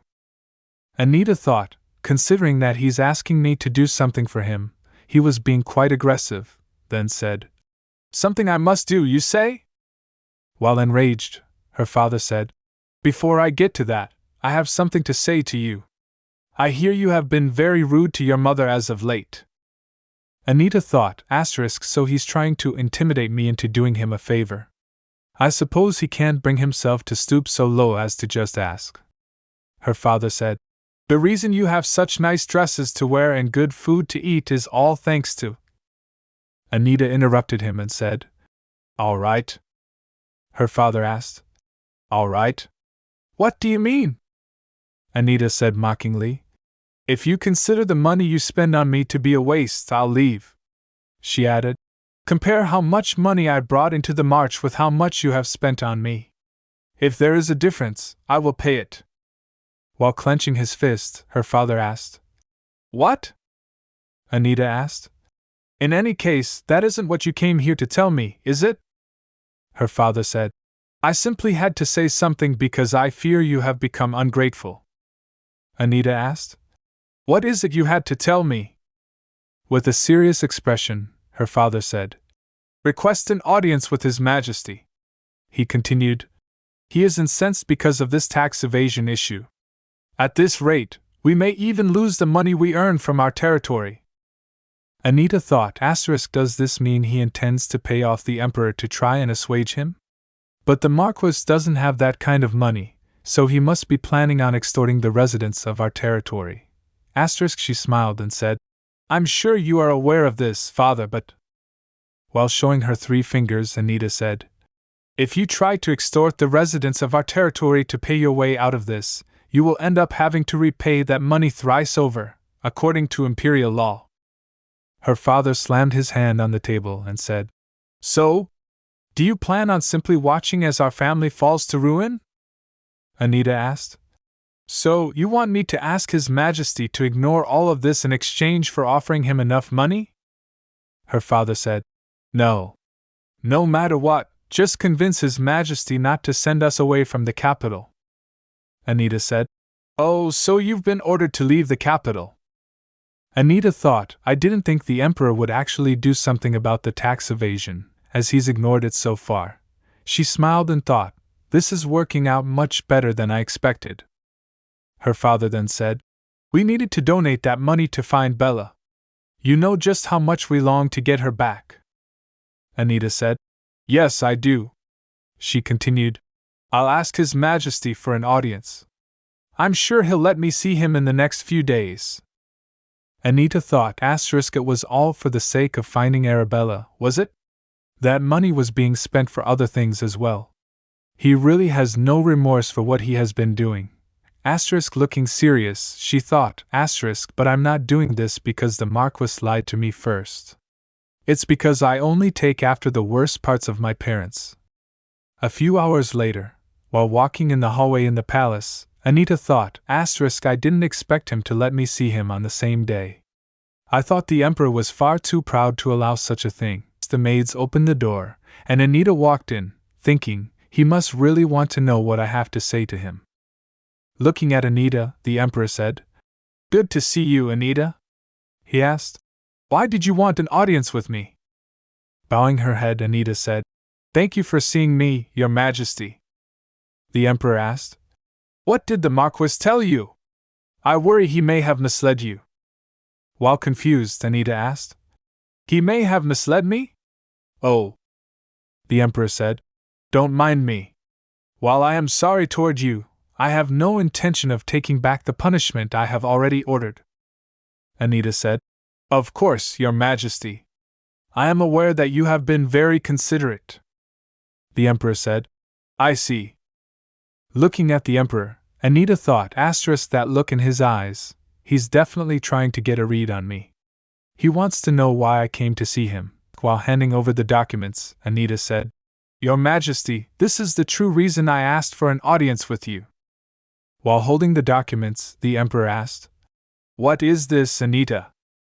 Anita said, My parents are trying to transfer my guardianship to the temple.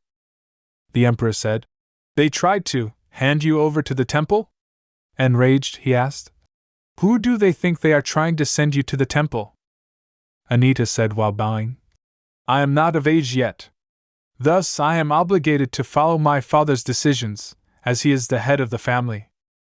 The Emperor asked, So the Marquis planned all this? But why are you showing me these documents? Do you require my assistance? Anita smiled and thought, he must have already figured out that I would be indebted to him if he helped me. However, there is something else he can help me with besides this issue, she said. This may be presumptuous of me, Your Majesty, but I can handle my own family. The Emperor, shocked by her statement, started laughing loudly. Ha ha! Anita said, I simply wish to repay my debt to you. My abilities should prove helpful as the head of my family in the future. She added, You are the one who allowed me to realize my potential, Your Majesty, by generously allowing me to lead the ceremony in my sister's stead. The Emperor said, You need not call it a debt to me. Nothing would have happened if you did not have any divine powers. Looking at the Emperor, Anita thought, he's more receptive than I expected. She wondered if he had caught on to what she was implying. The Emperor said, I did not expect the Renards to have conspired with the temple over you already. They were quick. While showing the document, the Emperor said, It would only be fair to respond just as quickly. Anita bowed like a noble and said, Thank you, Your Majesty. She thought, the Emperor has definitely understood what I'm asking for. The Emperor smiled and said, Do not worry, Anita. I will handle the temple. There is something else I wish to discuss with you in that regard. Back at the Renard Manor, her father asked, What kind of tea would you like? Anita said while sitting, There's no need for tea since this won't take long. Her father said, I see. Then I won't ask for any tea either. He asked, Has the Emperor forgiven some of the money we owe? What about us having to leave the capital? Anita sighed. One question at a time, father. Her father said, Very well then. Forget everything else, but we must stay in the capital. Anita interrupted him. First of all, you still owe the same amount of money. Her father looked confused. Anita continued, And you will not be able to return to the capital until His Majesty pardons you. Her father asked, What do you mean? He slammed his hand on the table and shouted, "What on earth did you achieve then?" Pointing her finger, Anita said, "One thing has changed. You are no longer the head of this family, father." Her father asked, "What?" Anita said, "Oh, I suppose it hasn't come into effect yet." She added, "The order will arrive tomorrow, but His Majesty has already decided on a substitute for the head of this family." "Me!" her father shouted. "What nonsense is this?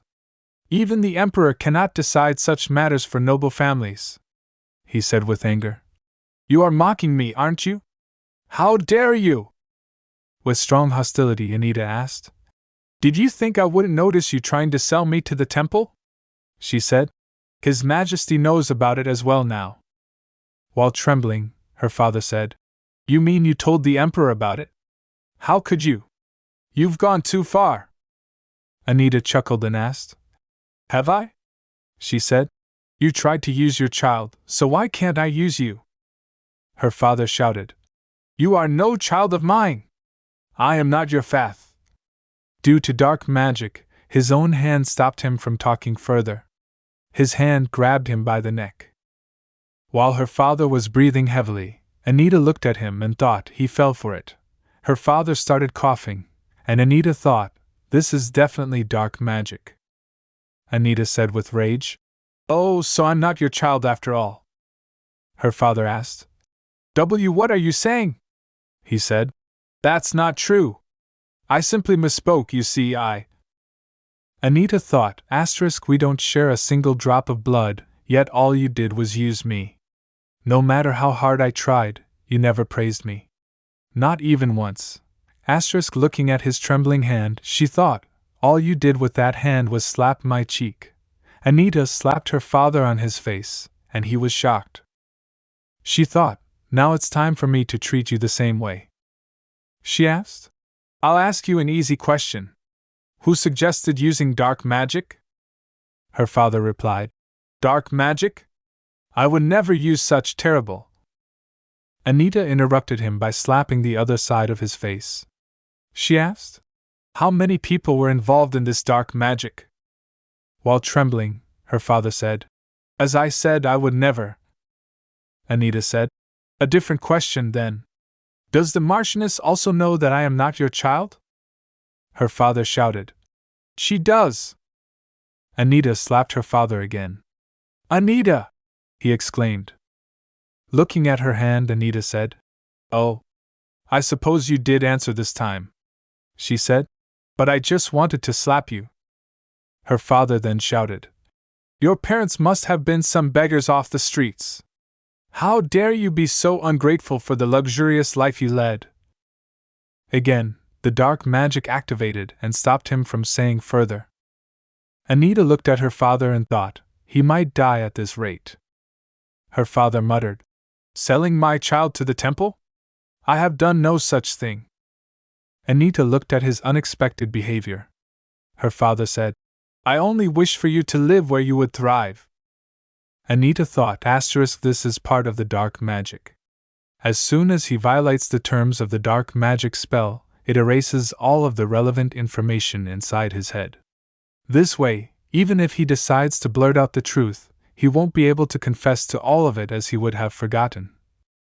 While leaning towards her father, she thought, they went as far as adding a forbidden clause to the dark magic. She thought, even if the Marquis has no more information for me, I need to do something to stop him from interfering any further. Anita said near his ear, "Don't worry about Arabella." She smiled and said, "You said I was your child, didn't you?" She continued, "That would make Arabella my sister. Of course, I'll treat her well." Anita smiled and said, "If you cooperate, that is. I may change my mind at any moment, after all." Anita poked her father's face and asked, "Do you remember?" She remembered in her mind, on that day 10 years ago, "I wonder if I looked just like you do now." She said, "I was just a child, but I think I went along with your strict methods quite well." Then Anita said, "So you understand what I mean, don't you?" While her father trembled, she added, "What I am implying, I mean." That night, Strolling in the manner Anita thinks in her mind, I suppose they were able to treat me so terribly because they weren't my actual parents. While remembering past incidents, she thinks, casting dark magic is difficult to begin with, but this spell involves a forbidden clause as well. She thinks, my actual parents must have either lost or abandoned me. Ha! While looking at the manner, she thinks, in the end, I was never a Renard. While working for the family, I couldn't even afford to stop and wipe my bleeding nose. She remembers her father and mother saying, "You will become the next head of the family anyway. Our family becoming wealthier will benefit you too." She thinks I knew it was all a lie. I worked so hard to please them. She said to herself, I was a fool. I was being used this whole time. She takes a sigh and said, I didn't think someone would be watching me. I know you're there. Come out. Arabella came out from the side. She comes and said, I'm sorry. I saw you come outside, so I wanted to talk to you. Anita asked her, what did you want to tell me? She sniffs and said, Hey Anita. I'm sorry. She starts crying. Anita asked, About what? While crying, Arabella said, I'm sorry that I didn't know. I should have noticed, but I had no idea. Anita wonders and thinks in her mind, is she worried about how violent the Marquis was being toward me earlier? Is that all it takes to make Arabella cry? Arabella grabs Anita's hand and said, Anita, you helped me out so many times, but I've never been able to help you.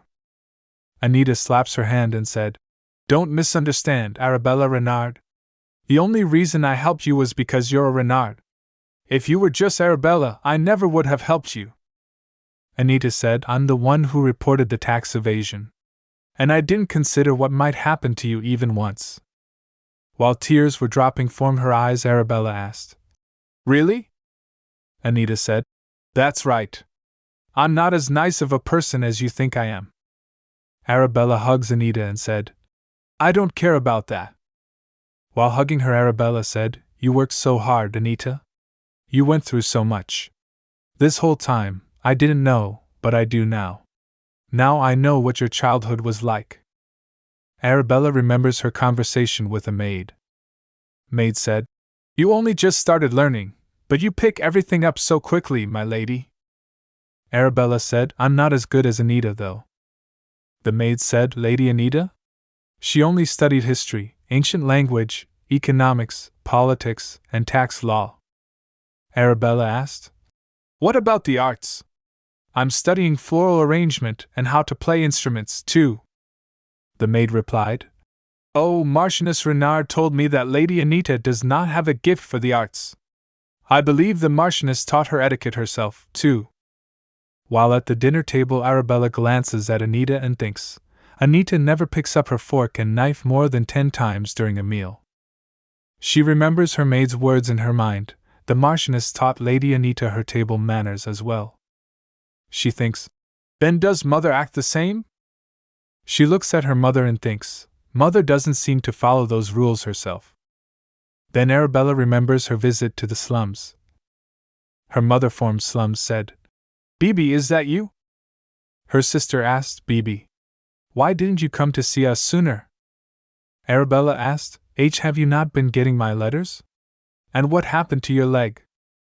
Her mother said, I'm sorry I called you by your nickname earlier. I know I shouldn't be doing that anymore. She said while looking happy, in any case, thanks to the money Lady Anita gave us, we should be able to move out of the slums soon. So please, do not try to visit us anymore, Lady Arabella. She tells, all this time, I had no idea. I knew absolutely nothing. Anita, this whole time, I had no idea about anything. She said, I'm sorry. And thank you. The next morning, her mother was ready to leave the capital. While her mother was walking towards the carriage, Anita said, Mother. Her mother asked, What is it? Anita asked, Do you favor that knight enough to take him with you? He was the one who badmouthed me. Her mother replied, There must have been a mistake in the guard roster. Anita said to the maids, Bring me the roster. The maid replied, Yes, my lady. Here you go. Anita looks at the roster and smirks. She said, his name is on the very top of the list. But since you said this was a mistake, I'll have him sent to the training hall. After that, her mother gets in the carriage. Holding her bag, Arabella said, Anita, I have something to tell you. Anita looks towards Arabella. While smiling, Arabella said, I'm going to leave the capital, too. Anita said, You don't have to. Last night, Harriet heard her other saying, Arabella, you must stay in the capital. If you need help, you can ask Grand Marchioness Euclid. Yes, Mother. Arabella said, I feel like you wouldn't want to see me. I look so much like Mother and Father, after all. Anita said, If that's your reason, you don't need to leave. Arabella said, Then I'll be back in a month. Take some time for yourself, and when I return, you can decide whether you want me here or not. Anita said, You don't have to. Anita thinks in her mind, sending Arabella away from the capital might not be a bad idea. Since the Marquis and Marchioness can no longer support her, this would be the perfect time for the Grand Marchioness to try and approach Arabella. Anita said to Arabella, All right, that might be for the best. The Grand Marchioness may try to approach you again, after all. Arabella said, Right. She walks to the carriage and said, Please open the door. I'm going with them. Her mother gets surprised and asked, Arabella? But why? Arabella looks towards Anita and said while smiling, Be well, Anita. Anita watched the carriage leaving and smiles. She talks in her mind, I will. Be well, Arabella. See you in a month. After a few days, Anita rode the carriage to where Vanessa was. She gets down the carriage to where Vanessa was present. She opens the carriage door and Vanessa saw her. Vanessa joyfully said, Master! It's been so long! While sitting, Anita asked, Did it go well? What I asked of you, I mean. Vanessa said, Of course. I found out everything there is to know. That's why I even prepared this carriage. Vanessa told, I was worried you were sick because you suddenly asked me to find a pharmacist.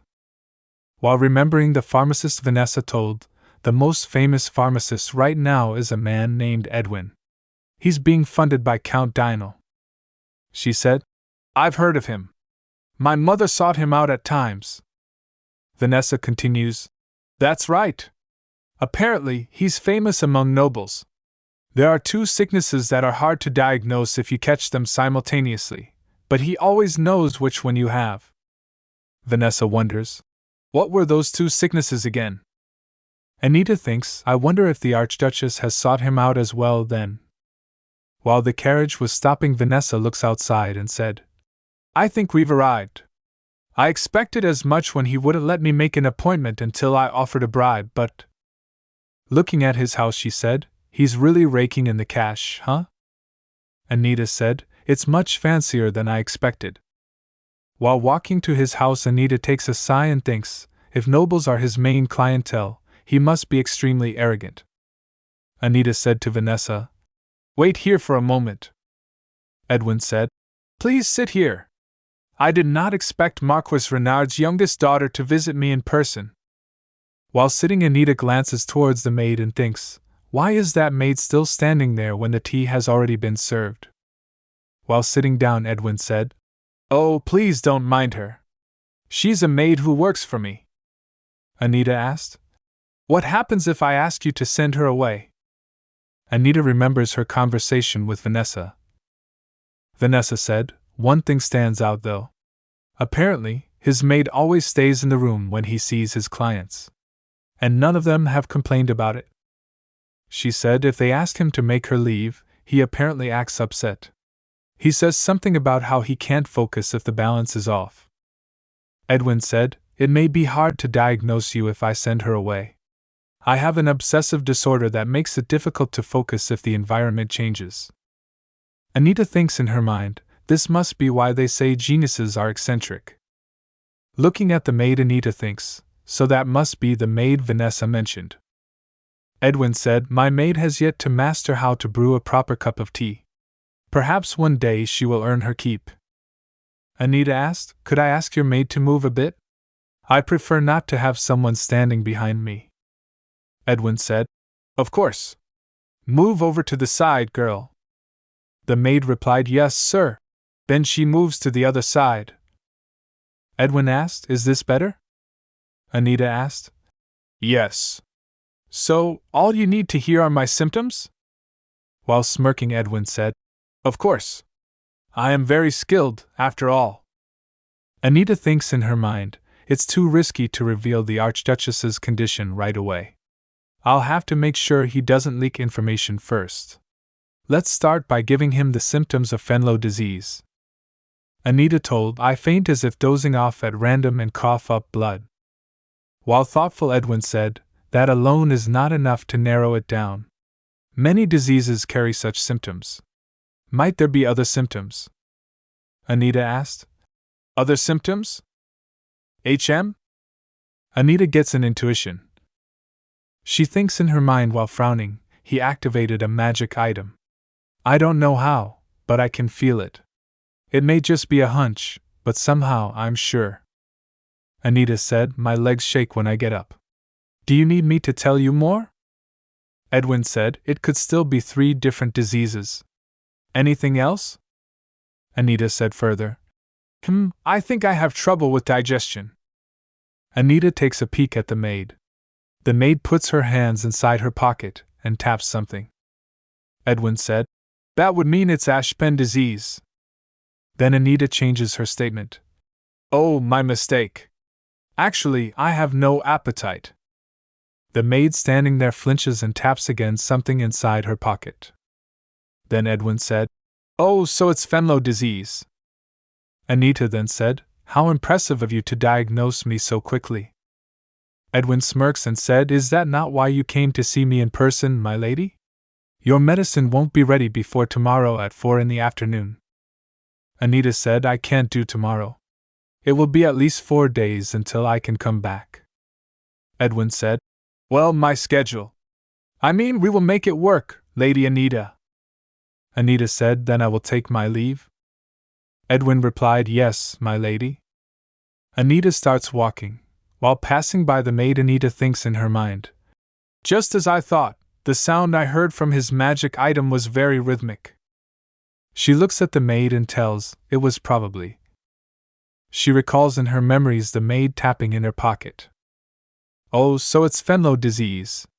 This must be why they say geniuses are eccentric. Anita chuckles and thinks in her mind, No wonder he can't diagnose anyone without his maid in the room. The next day at the Duke Manor, Ned bowed and said, I apologize.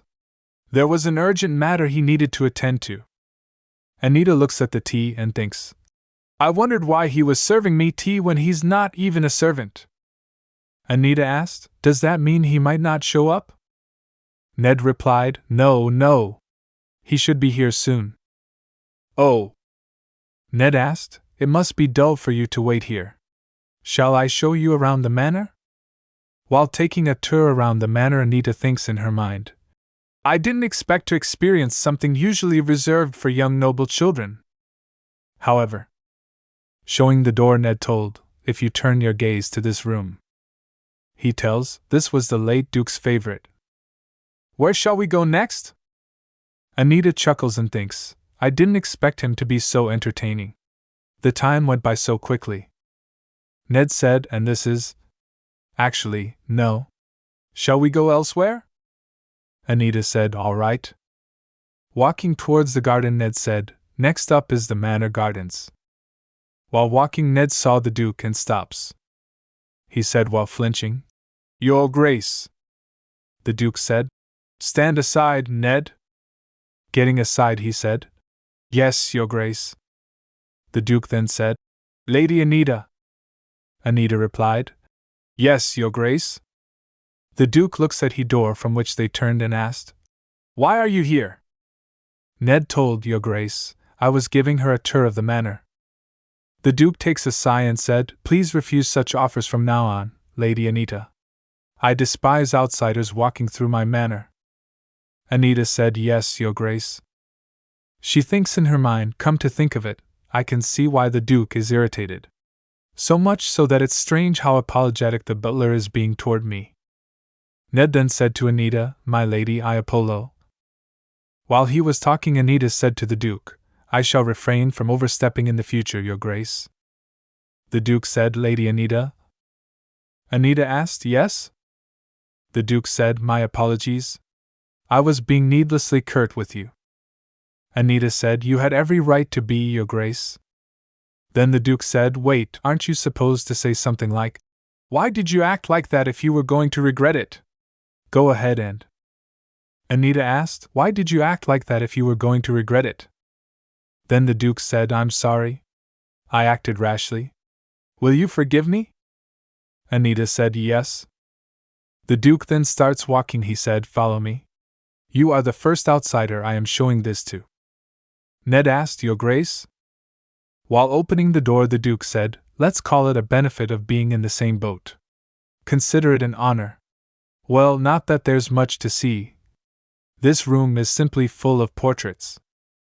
Ned told Anita, His Grace was a total rascal when he was that age, unlike you, my lady. The Duke said, I still have nightmares from that time. Anita looks at the pictures and said, I see. While showing a portrait, the Duke said, and over here is the former patriarch. He chuckled and said, he moved back to the country 20 years ago, leaving behind this burden of a manor and this nuisance. While annoyed, Ned asked, did you just call me a nuisance, Your Grace? Anita wonders, he has red eyes. Anita remembers in her mind, and tells, when I first came to this manor, it didn't seem like the servants looked down on me for being the daughter of a marquis. However, they did look surprised when they met my eyes, before smiling at me.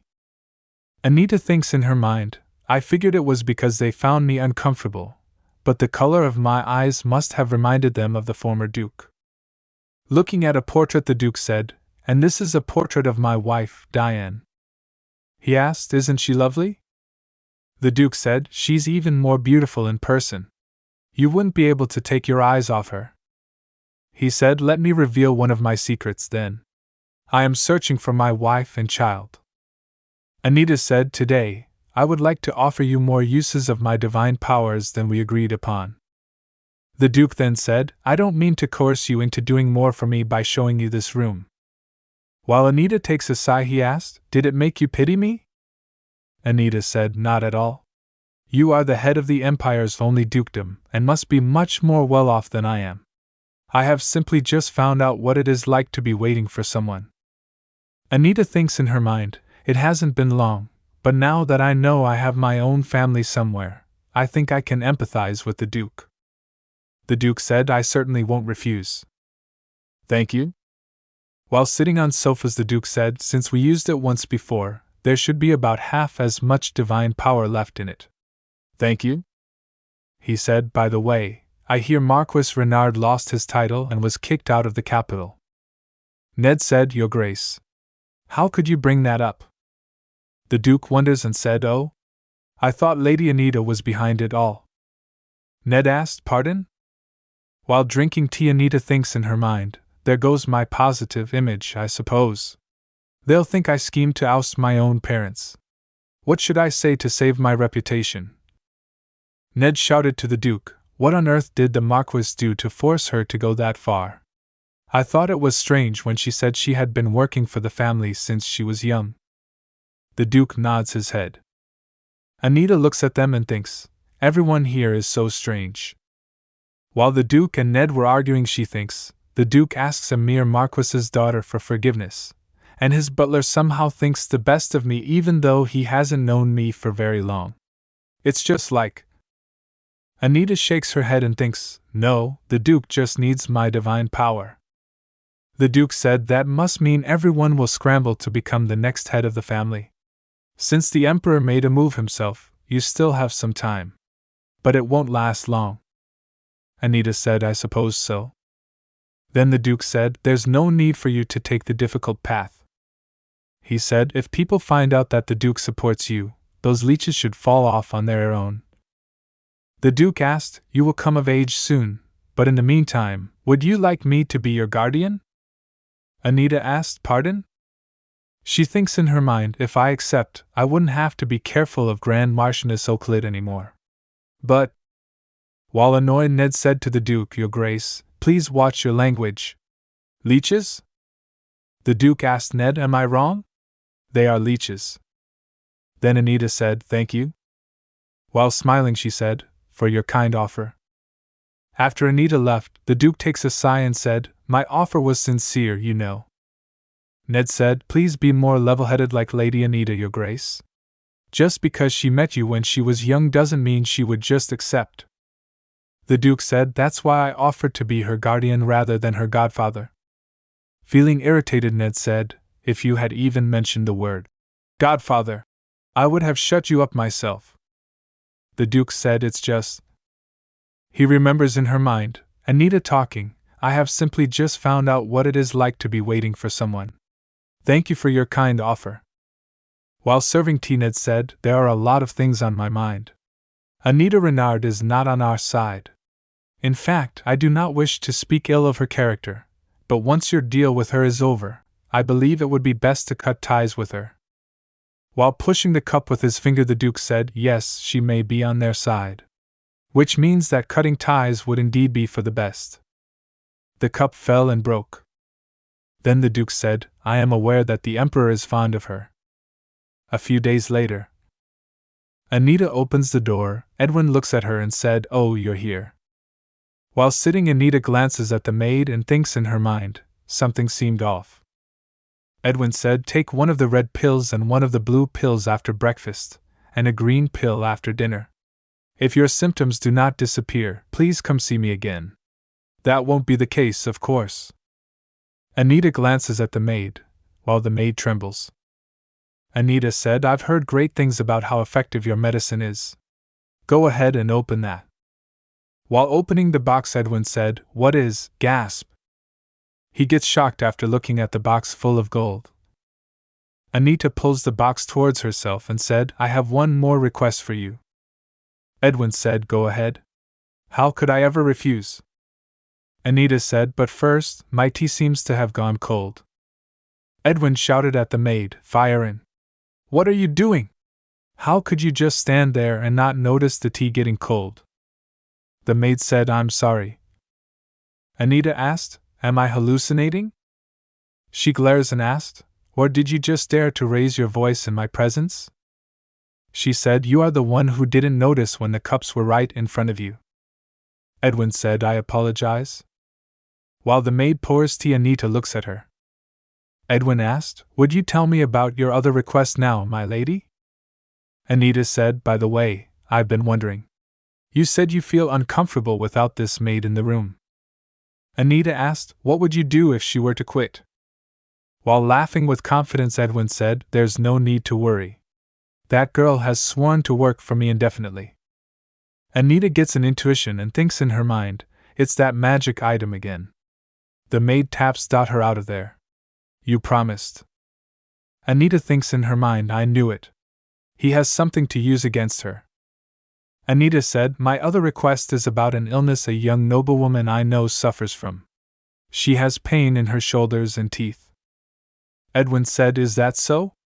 Please give me a moment to think. I told you she's fine. It's not easy to get her out, you know. She's become the young lady's new favorite playmate.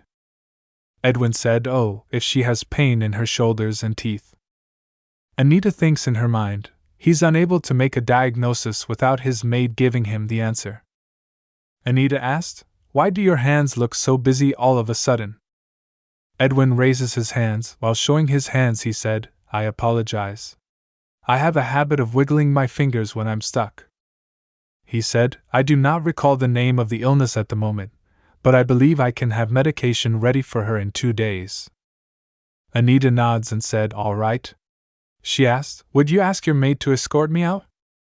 She told I didn't bring my own, so I may need someone to show me the way to my carriage. While sweating, Edwin replied, Oh, yes. Of course. Thank you. While following the maid, Anita said, What a strange way of communicating. It must have taken a while to come up with. Fire and gets shocked after hearing that and stops. Anita said you would be better off trusting me than that swindling pharmacist. Firen asked, how did you? Anita smiles and said, I find it stranger that no one ever suspected anything. Fiorian said, most aristocrats don't pay attention to a mere commoner. She bows her head and said, you seem to know your way to your carriage, so I will take my leave. While Firen was going, Anita remembers their conversation. Her out of there. You promised. I told you she's fine. It's not easy to get her out, you know. She's become the young lady's new favorite playmate. Anita said to Firen, if you change your mind, just let me know. 3 years ago. Firen said, me? In your stead, sir? Edwin said, yes. You're a woman but not particularly skilled, so no one else will want you. He said, this is a fantastic opportunity for you, isn't it? All you've been doing so far is menial chores, and I'm sure you don't think yourself too good for it. Firen said, but she thinks in her mind, he's the one who made me do all of that menial labor until my hands were raw. She thinks no. Remembering her past, she tells, he took us in when we were roaming the streets with nowhere to go. He even taught me how to make medicine. She thinks he may have taught me just so I could sort out medicinal herbs for him. She said, but still.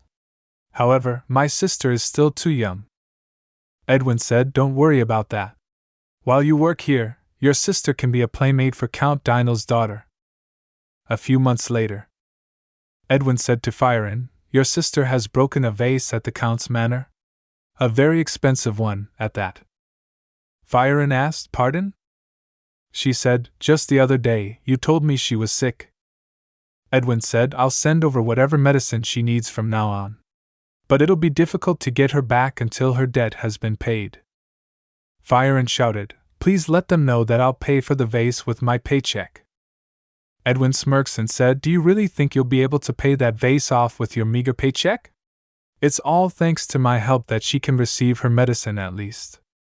He said, all nobles are terrible, Firen. Tears start dropping from her eyes. While rubbing her face, Firen thinks in her mind, but why haven't I heard that she's doing better after receiving the medicine? She remembers Anita's words in her mind, you would be better off trusting me than that swindling pharmacist. She said to herself, don't tell me. She thinks in her mind, no, I can't believe I suspected Mr. Edwin in favor of a noble. He'd be heartbroken if he found out. All nobles are terrible, after all. While crying, she thinks in her mind, but it's already been 3 years. When will I finally be able to see her again? Lima. Meanwhile, Anita wonders, Lima? Vanessa said on the telephone, yup, her name is Lima. She's the little sister of Edwin's maid. She turns 10 this year. Edwin recommended her to Count Dynal himself, and because she happened to have pink hair, which is his daughter's favorite color, she started working there as a playmate right away. Anita said, oh, that shouldn't keep her from seeing her sister though, should it? Vanessa said it shouldn't, no. She asked, why did you want me to do a background check on that maid anyway, master? With a serious face, Anita said, because that pharmacist seems to be even worse than I thought. Meanwhile, Edwin said, I heard she had become the new head of the Renard family. I suppose she's too young to know the value of money. While Firen was collecting cups, he said, but something about her seems strange. Firen asked, pardon? Edwin said, Marchioness Renard. Oh, I suppose she's Grand Marchioness now. Anyway, she had some anxiety medicine prescribed by me in the past as well. Firen said, yes, I remember. Edwin said, perhaps Lady Anita needed the medicine for her then. He said, the rumor that she kicked her parents out of the capital must have just been a rumor. Don't forget to prepare medicine for the symptoms she described. Firen replied, yes, sir. Edwin pats on her shoulder and said, remember, the crux of the matter is this. Will she or will she not need the medicine long term? Firen asked, excuse me? Edwin menacingly said, that young lady will return with bags of money every time she visits. You understand what I mean, don't you? He turns and said, I have to meet the Count today, so if anyone comes to see me, Tell them to come back tomorrow. Fiancé said, "Yes, sir." Fiancé took out a small bag from her pocket and said, "Lima needs this. It's exactly the amount she needs, so please be careful not to spill it." Edwin snatches the bag and said, "Ah, yes." He asked the servant, "You there?" The servant replied, "Yes, sir." "Will you be leaving shortly?" Edwin shakes the bag and said, "Pass this on to your master's daughter's playmate. I will call for you again once I'm ready to leave." The servant said, "Yes, sir." While bowing her head, Fiancé said to the servant, "You work for the Count, don't you?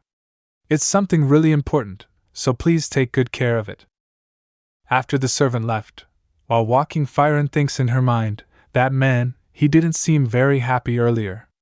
But I'm sure he'll deliver the medicine." Fiancé saw the servant walking in front of her. The servant drops the bag in dustbin. Fiancé picks the bag from trash and thinks in her mind, "Did any of the medicine I've sent ever make it to Lima?" She wonders, is Lima even alive? At the Duke's manor. The Duke asked, "She'll be happy, don't you think so?" Ned replied, "Oh, yes, Your Grace." Looking at the Duke, Ned thinks in his mind, he was cold toward her just the other day. What's gotten into him? Though I suppose His Grace is the only person who can be entirely rational when it comes to Anita Renard. The servant knocks on the door and said, "Lady Anita Renard has arrived." The Duke said, "Send her in." Anita came and bowed her head. The Duke said, "You're finally here? I just received some news that you will be happy to hear." He said, "We have tracked down that holy relic. It will be up for auction in 2 days." Anita said, "I'm glad to hear that." The Duke said, "I expected you to be happier." Anita said, "I am. Thank you." The Duke said, "I see. You are not very expressive, but I think your emotions are easy to detect if you know where to look." He said, "That is why I think we make such good business partners. Finding the holy relic was part of our deal, so you need not thank me for it." Anita said, "All right." The Duke said, Also, the auction house seems to think the holy relic is just a pretty trinket." He said, "The auction house can get busy, so you should really send someone in your stead." The Duke shows a letter and gives it to Anita and said, "Please accept this as a small token of my appreciation." At the auction house, the guard asked, "You must have an invitation to enter." Anita gives the letter and said, "Here." After confirming, the guard opens the door and said, "Thank you. Please come in." Anita pulls his robe and thinks in her mind, "I feel a bit bad since the Duke went so far as to get me an invitation. I couldn't keep my promise of sending someone else." She thinks, because only I can check whether the holy relic is authentic or not. The presenter said, "Thank you for your patience. We will now begin the auction." The presenter pulls the cloth and said, "First off, we have an intricate music box. A legendary mermaid is engraved upon this work of art." Anita thinks, the eye of oblige reacted to it. That's a real holy relic. The presenter said, "We will begin with 50 gold pieces." The people bids 55. 60. "We have 60 gold. Anyone else?" 500 gold. Anita bids 500. As sold. To the young lady. People whispers, "She's buying that old piece for 500 gold? She must be a rich collector with no eye for real value." Presenter said, "All right. Now on to our next item. The wind spirit is carved on this ring, and the blue gems on it have a mysterious glow." Anita wonders, the wind spirit. She remembers the spirit saying, "I really want to tell you my name someday." People bids 160 gold. 170 gold. 180 gold. Anita was going to bid, but someone else bids 490 gold. Anita turns and looks at that person. He's Axion. Axion smiles. "Sold."